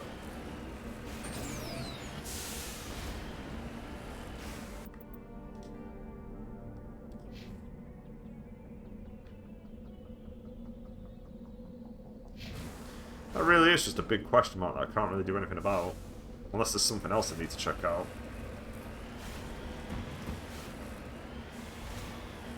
I'll just double check the area before I leave.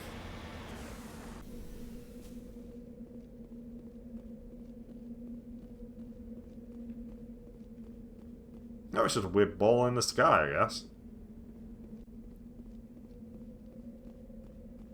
It's called world building. And I'm a big fan of it.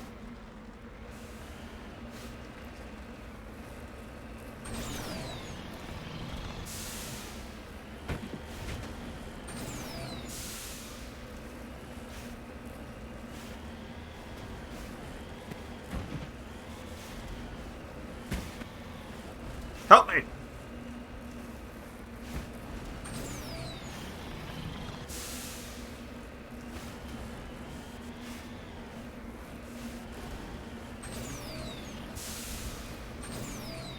Help!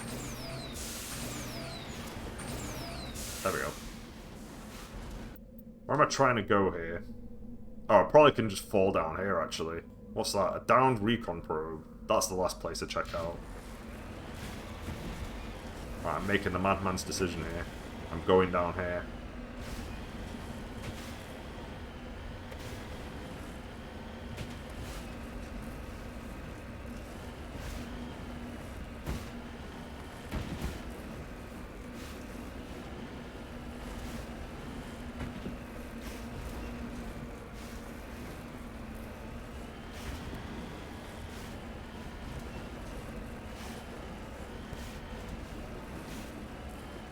Which DLC?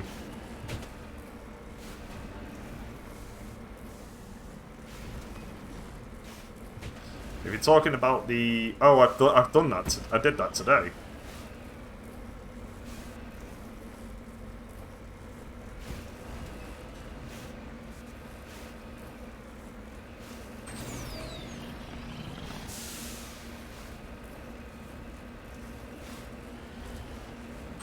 The DLC is fine.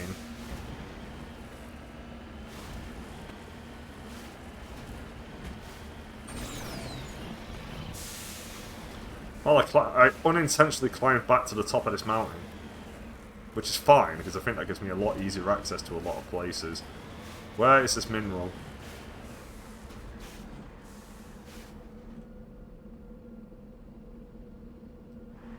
Yeah, I mean, I don't think the Mass Effect games are, like, amazing.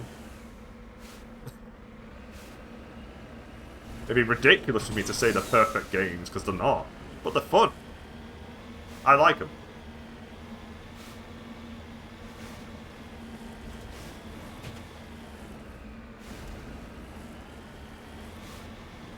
I like driving on planets and checking them out, even if...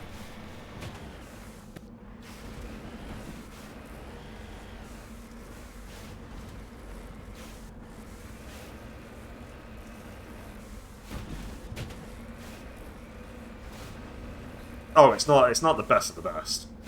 The story's a mess.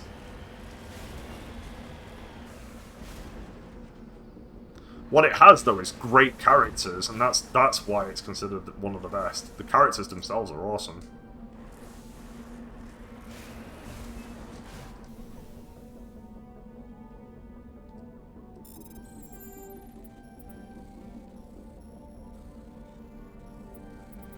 What?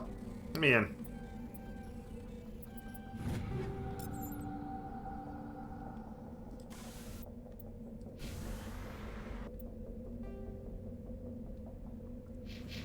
Right, let's go to the downed recon probe.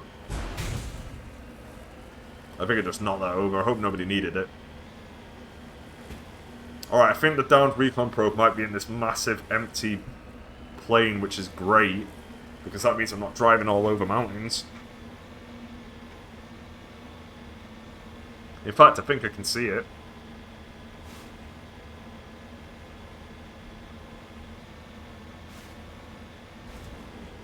The best character is Garrus. Well, after Shepard. Shepard's the best character.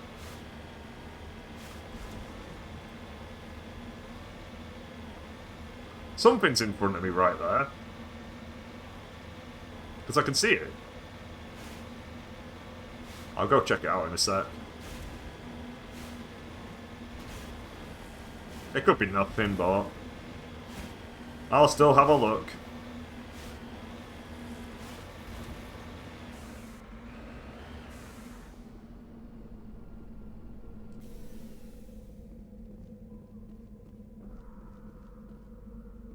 This is the surveillance drone. But where's the data module? A monkey... Oh, here we go. This is it. This is the genocide planet. A monkey-like creature seems to have made off with the data module. Oh, this will be fun.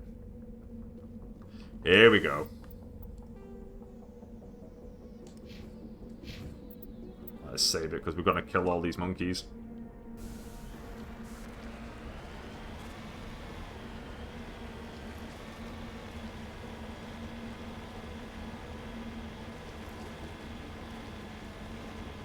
Hey, there's only some games which have like 1 billion minigames. Look at the Yakuza series now. That shit is wild for minigames. You love minigames? Yakuza.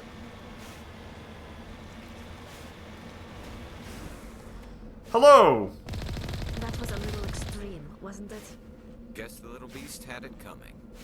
Hmm. How am I meant to do this then, without gunning them down?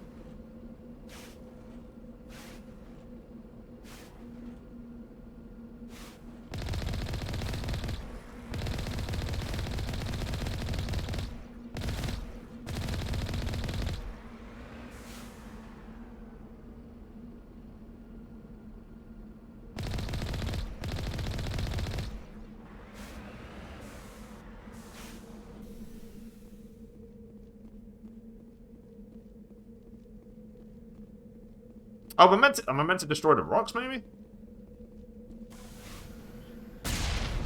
No.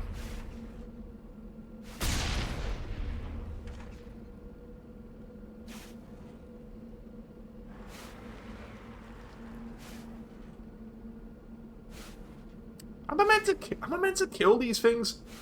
What am I doing here?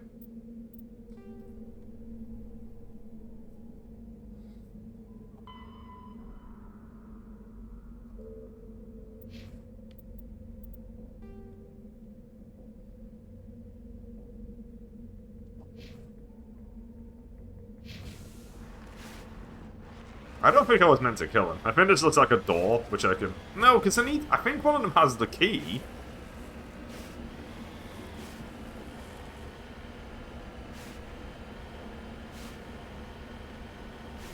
There's got to be a Paragon way of doing this mission. I have no idea what it is.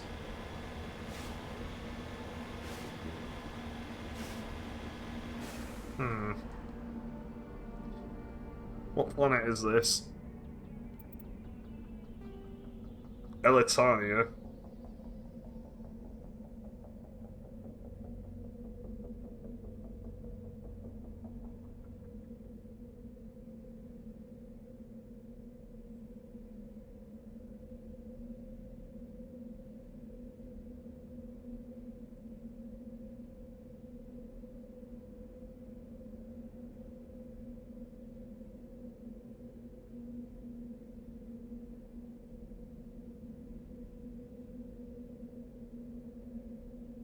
Okay, right, yeah. There is a way of me doing this without getting renegade points and killing all the monkeys. Well, I already have some renegade points, I guess, so I will just head. I think it's here. No point in me checking all this out if I don't have to. Yakuza is much better than Mass Effect.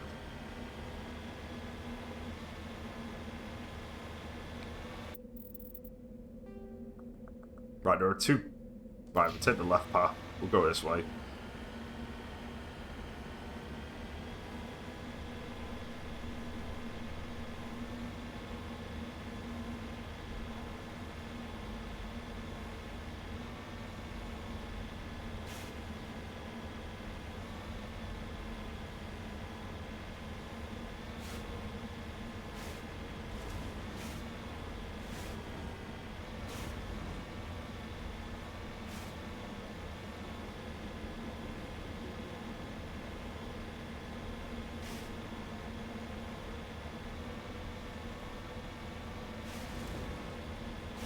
Anything that prevents me from having to drive over a mountain.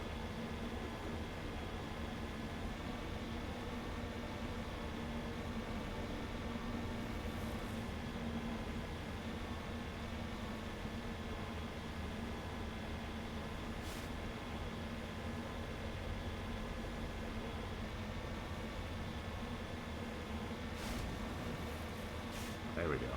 Now we're talking.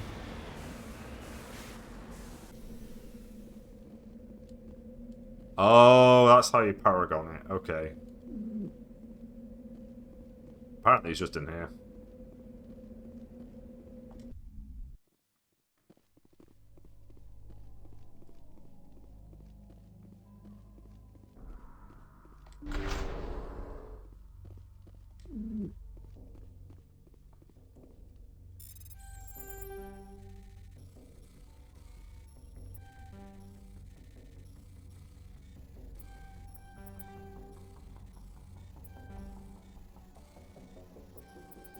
Yes! I shouldn't have got away with that, but I did.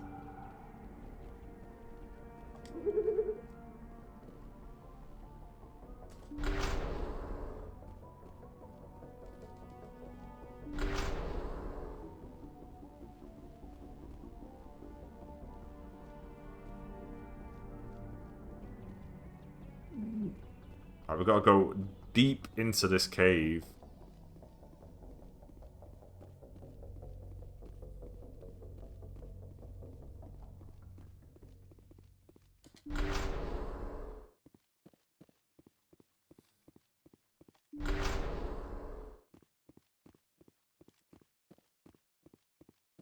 He dropped the data module.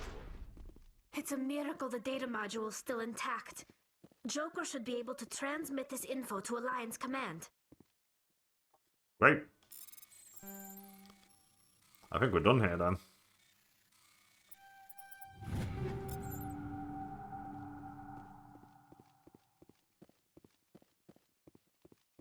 Let's get out of here. Whew. Do? Somebody wants me.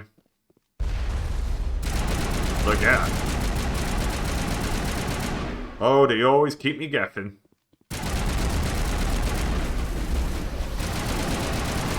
Calm the fuck down, sir.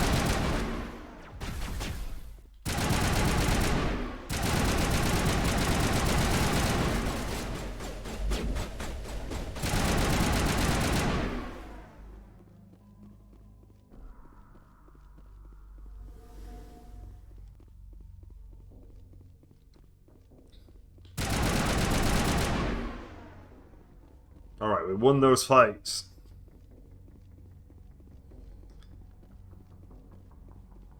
This is another victory for the good guys.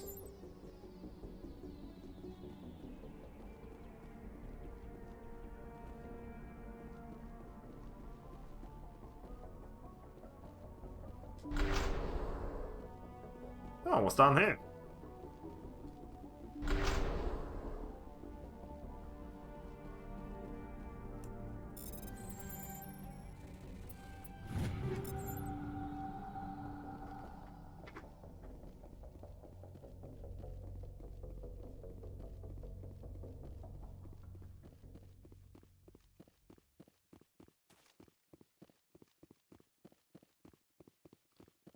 Okay, that's another mission done. It is getting pretty late, though. I might do one more galaxy. I'll make a decision once I get back to the ship.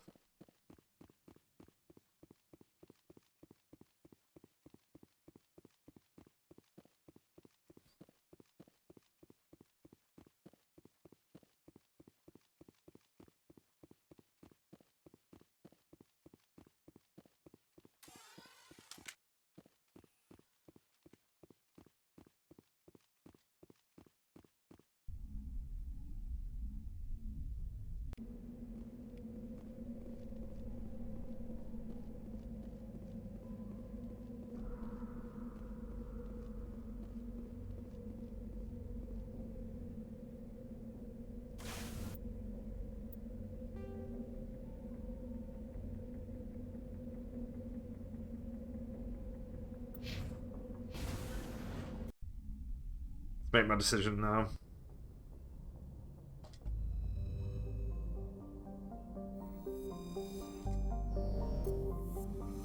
I'll read these out, at the very least. The proximity of the energetic star Hercules causes constant blue and violet aurorae in Sided's nitrogen-argon atmosphere. During periods of increased solar flares, the aurorae are bright enough to read by on the surface, and can be seen with an off-the-shelf optics from a distance of several AU. Sided's scorching hot surface is mainly composed of magnesium with deposits of iron. A surprising variety of simple carbon-based life flourishes in a complex network of cave systems that wind through the crust, protected from Hercules' heat and radiation. Medallion recovered. While scanning Sided, you discovered a large debris field in geosynchronous orbit. Chief Engineer Adams conducted several detailed sweeps of the area and detected a few items of interest, including a League of One medallion encased in lead molding.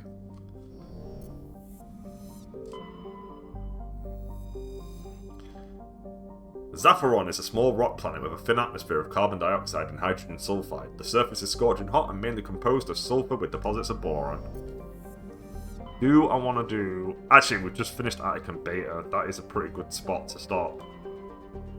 So what we've got next, we've got the Voyager Cluster, so we've got one, the Armstrong Nebula, Kepler Verge, Styx Theta, and Hawking Eta.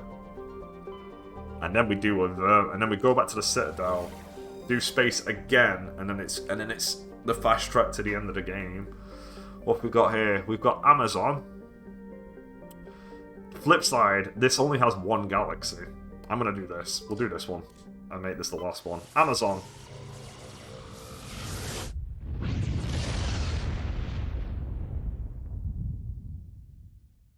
Commander, incoming signal from 5th Fleet HQ on the Citadel.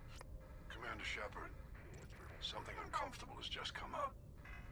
In the First Contact War, we fired a lot of espionage probes into Turian space. We just received a mission complete burst from one of them. Where's it been in the meantime? No idea. Lost in transit. These probes were built in a hurry after First Contact. What makes this uncomfortable? When these probes were launched, we didn't have any idea who we were fighting. We didn't want to risk aliens examining our technology. The probe has a demo nuke built in. A 20-kiloton tactical fusion warhead. About equal to the bomb dropped on Hiroshima back in the 20th. If somebody finds that probe, tampers with it, you don't need me to finish, Commander. I understand this must be handled, but I don't have anyone trained to deal with this sort of thing, sir. I know. I wouldn't ask if it wasn't important. These probes have been classified for 26 years. The Council will call fusion bomb booby traps dangerous and irresponsible. The Alliance would face censure if they find this probe. I'm asking you because the Normandy can get on site quickly and quietly. It's in the Voyager cluster. It's in the Voyager cluster. That's the opposite side of the Alliance from Turian space. How did it get there? I don't know. It's possible someone recovered it safely and brought it there. It's also possible it got very badly lost. It could have been wandering the relay network since the war. We'll get on it immediately, Admiral. And we'll be discreet. I appreciate that, Commander. Good luck. Fifth Fleet out.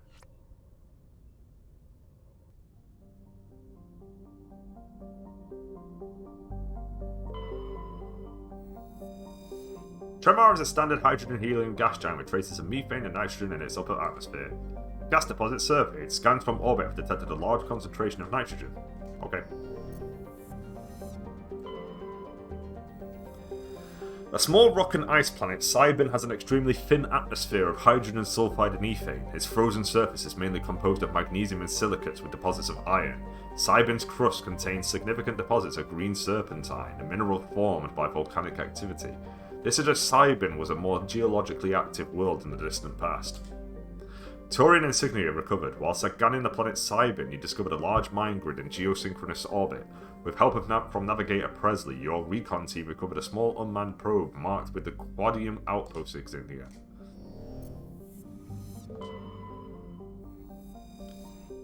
Sonedma is the second of the Amazon system's arid superterrestrial worlds. It is considerably less dense than its neighbour Derniusa and has an atmosphere of carbon dioxide and ethane. Its frozen surface is mainly composed of iron-laced silicates with deposits of sulfur. Rare elements surveyed. While scanning this planet, you detected a small deposit of polonium.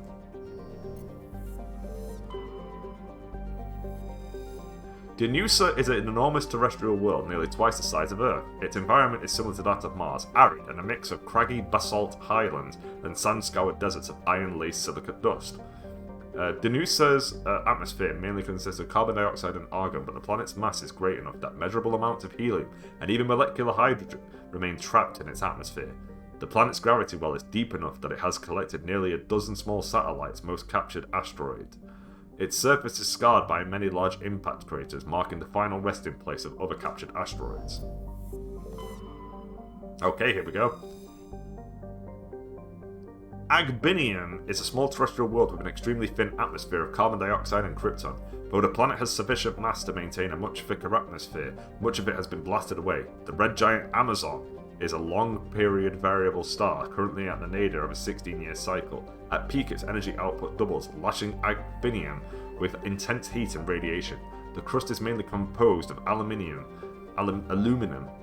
It says aluminum, well, aluminium with deposits of tin. Much of the surface is coated with fine silicate dust, which it easily penetrates the smallest cracks of found machinery. Right, we'll make this the final place for tonight. Garrus, you love places that are going to explode.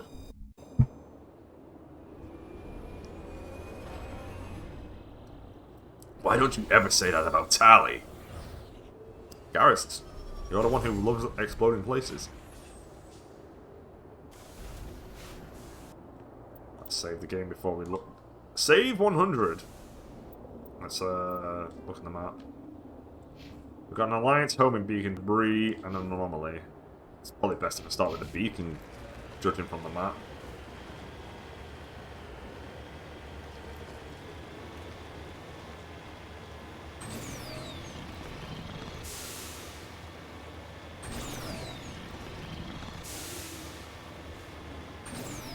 That's a great... That just looks great.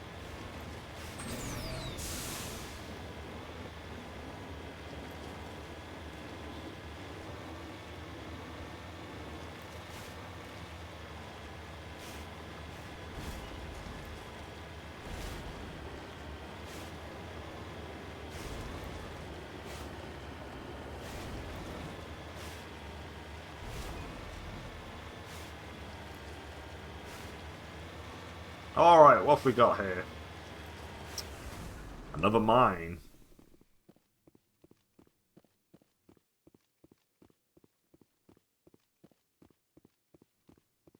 Let's split up and search for clues. Signals coming from a mine?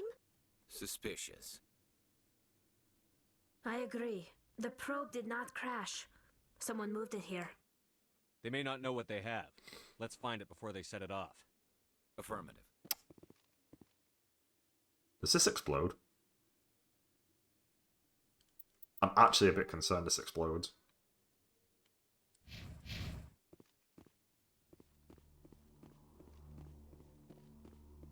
I'm actually super concerned about that. Let me go check out the other areas first before we even remotely do that mine.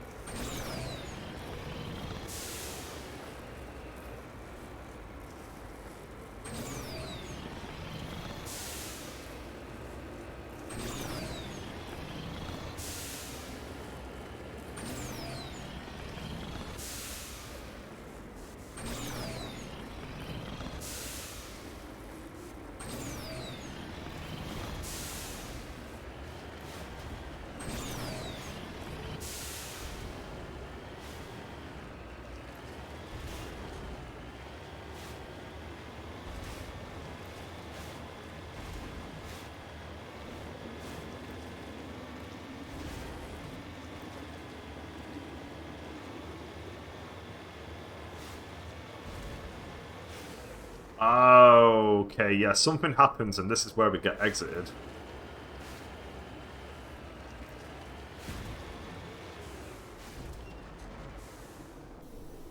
Something does happen in this little area.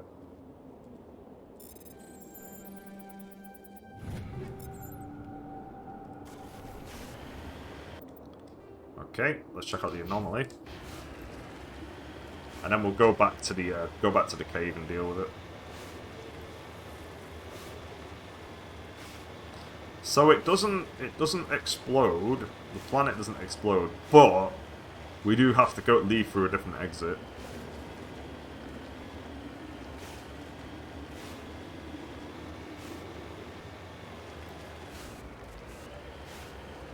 Oh, it's a dead body.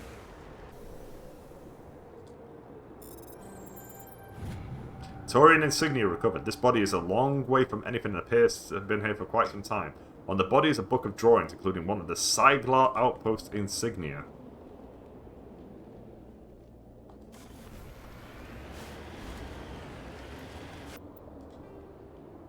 Alright, let's go back over here.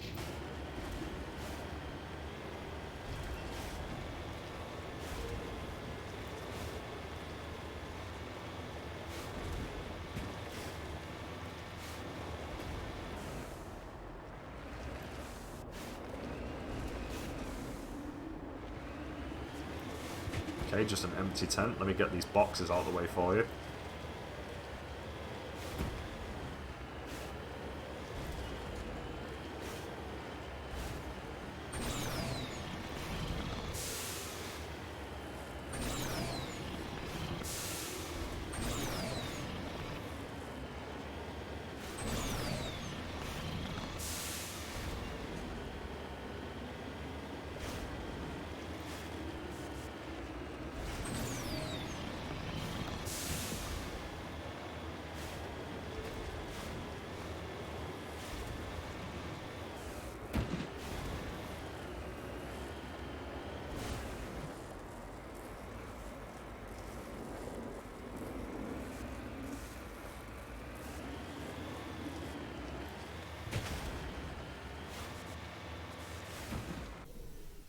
Right, anything can happen here, and I just checked out all those places, so let's save it again.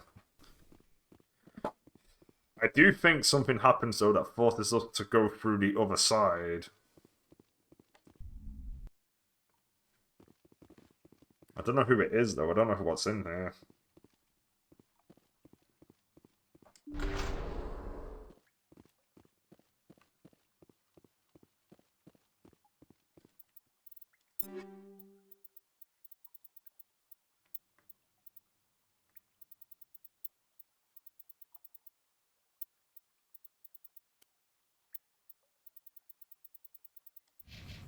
Okay, nothing better. I've not got any equipment upgrades yet.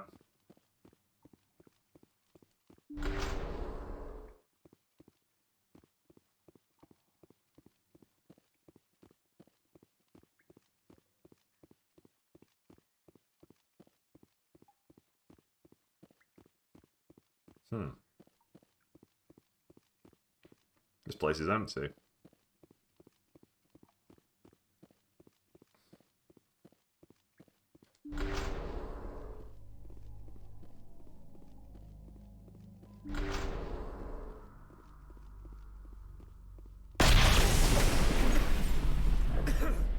That was a detonator, Commander. Shepard, at last. You have me at a disadvantage. You don't remember me. No matter. I remember you. I never forget anyone I've fought. My name is Ilanos Heliot. I doubt you know it. Who do you think runs the Terminus clan, Shepard, huh? Thousands of pirates, slavers, criminals of every stripe? In most criminal organizations, it's the one who's recognized as the most successful. That's correct. The one who kills the most men, seizes the most ships, pillages the most colonies. 3 years ago, I was the strongest. I used my influence to assemble a fleet. We would drive your kind out of the Verge. You're the one behind the attack on Elysium. I was the motivator, the instigator, the one who promised glory and riches for sacking the largest human colony in the cluster. The one blamed when it failed. Failed because of you. Your damnable holding action.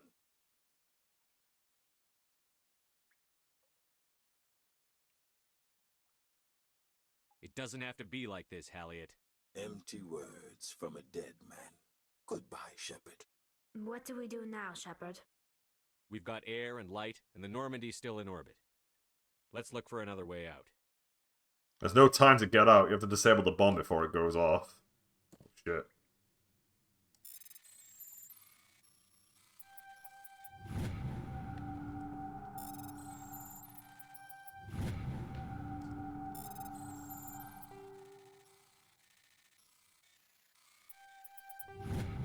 I've disabled the bomb. Right, see you later. I did it! I'm the best! Is he going to attack me? I feel like he doesn't return until 2. Oh, is it blocked? That makes sense.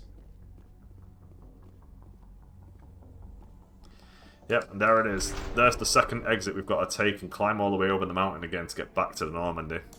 Unless we get picked up automatically.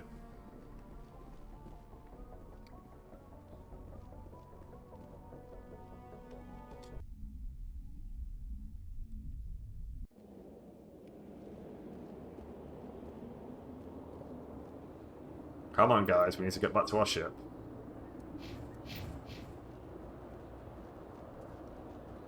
Really? Oh, yeah, I guess it's not that far.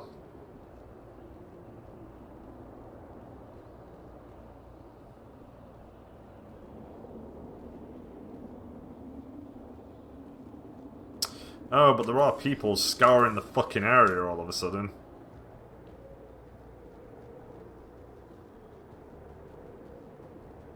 Come on, let's get into the vehicle and then we'll kill them.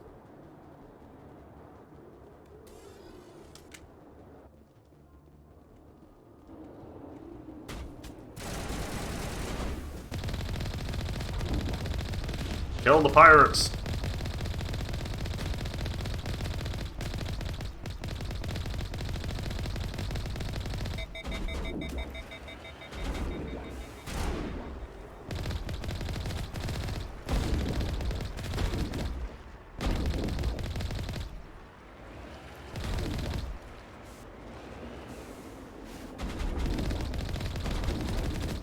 Oh no, Ilanos, no!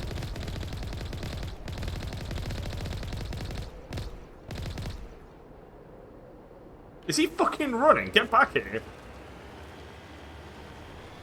Hey!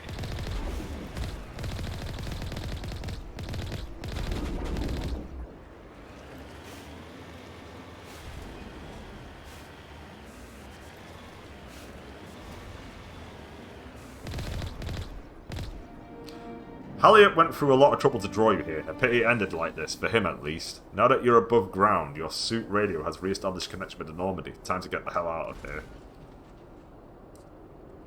Yes, we will. And that's it. We've done quite a lot of the area that we're in. Take a look at our journal and see how we're doing. What have we got left? Man, we actually still have quite a lot going. Oh, one of the quests is for hunting materials. Oh, bitch.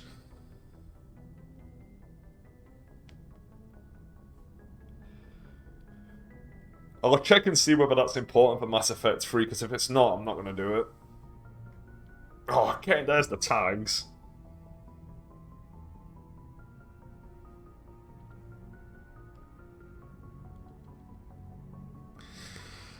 Torians.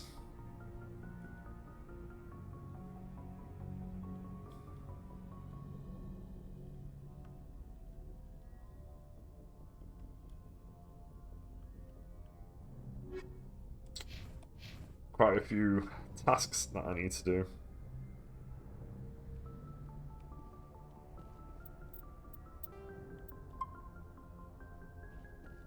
But that's it for me tonight. So if you've been watching, thanks for watching. More Mass Effect 1 tomorrow, where I'm going to try and complete the game. Because I think we're near the end of doing all the side quest related stuff, but the side quest related stuff might take a few more hours. And then it might be Sunday. We're finishing it this weekend anyway. But yeah, have a good evening, and hopefully I'll see you then. See you later.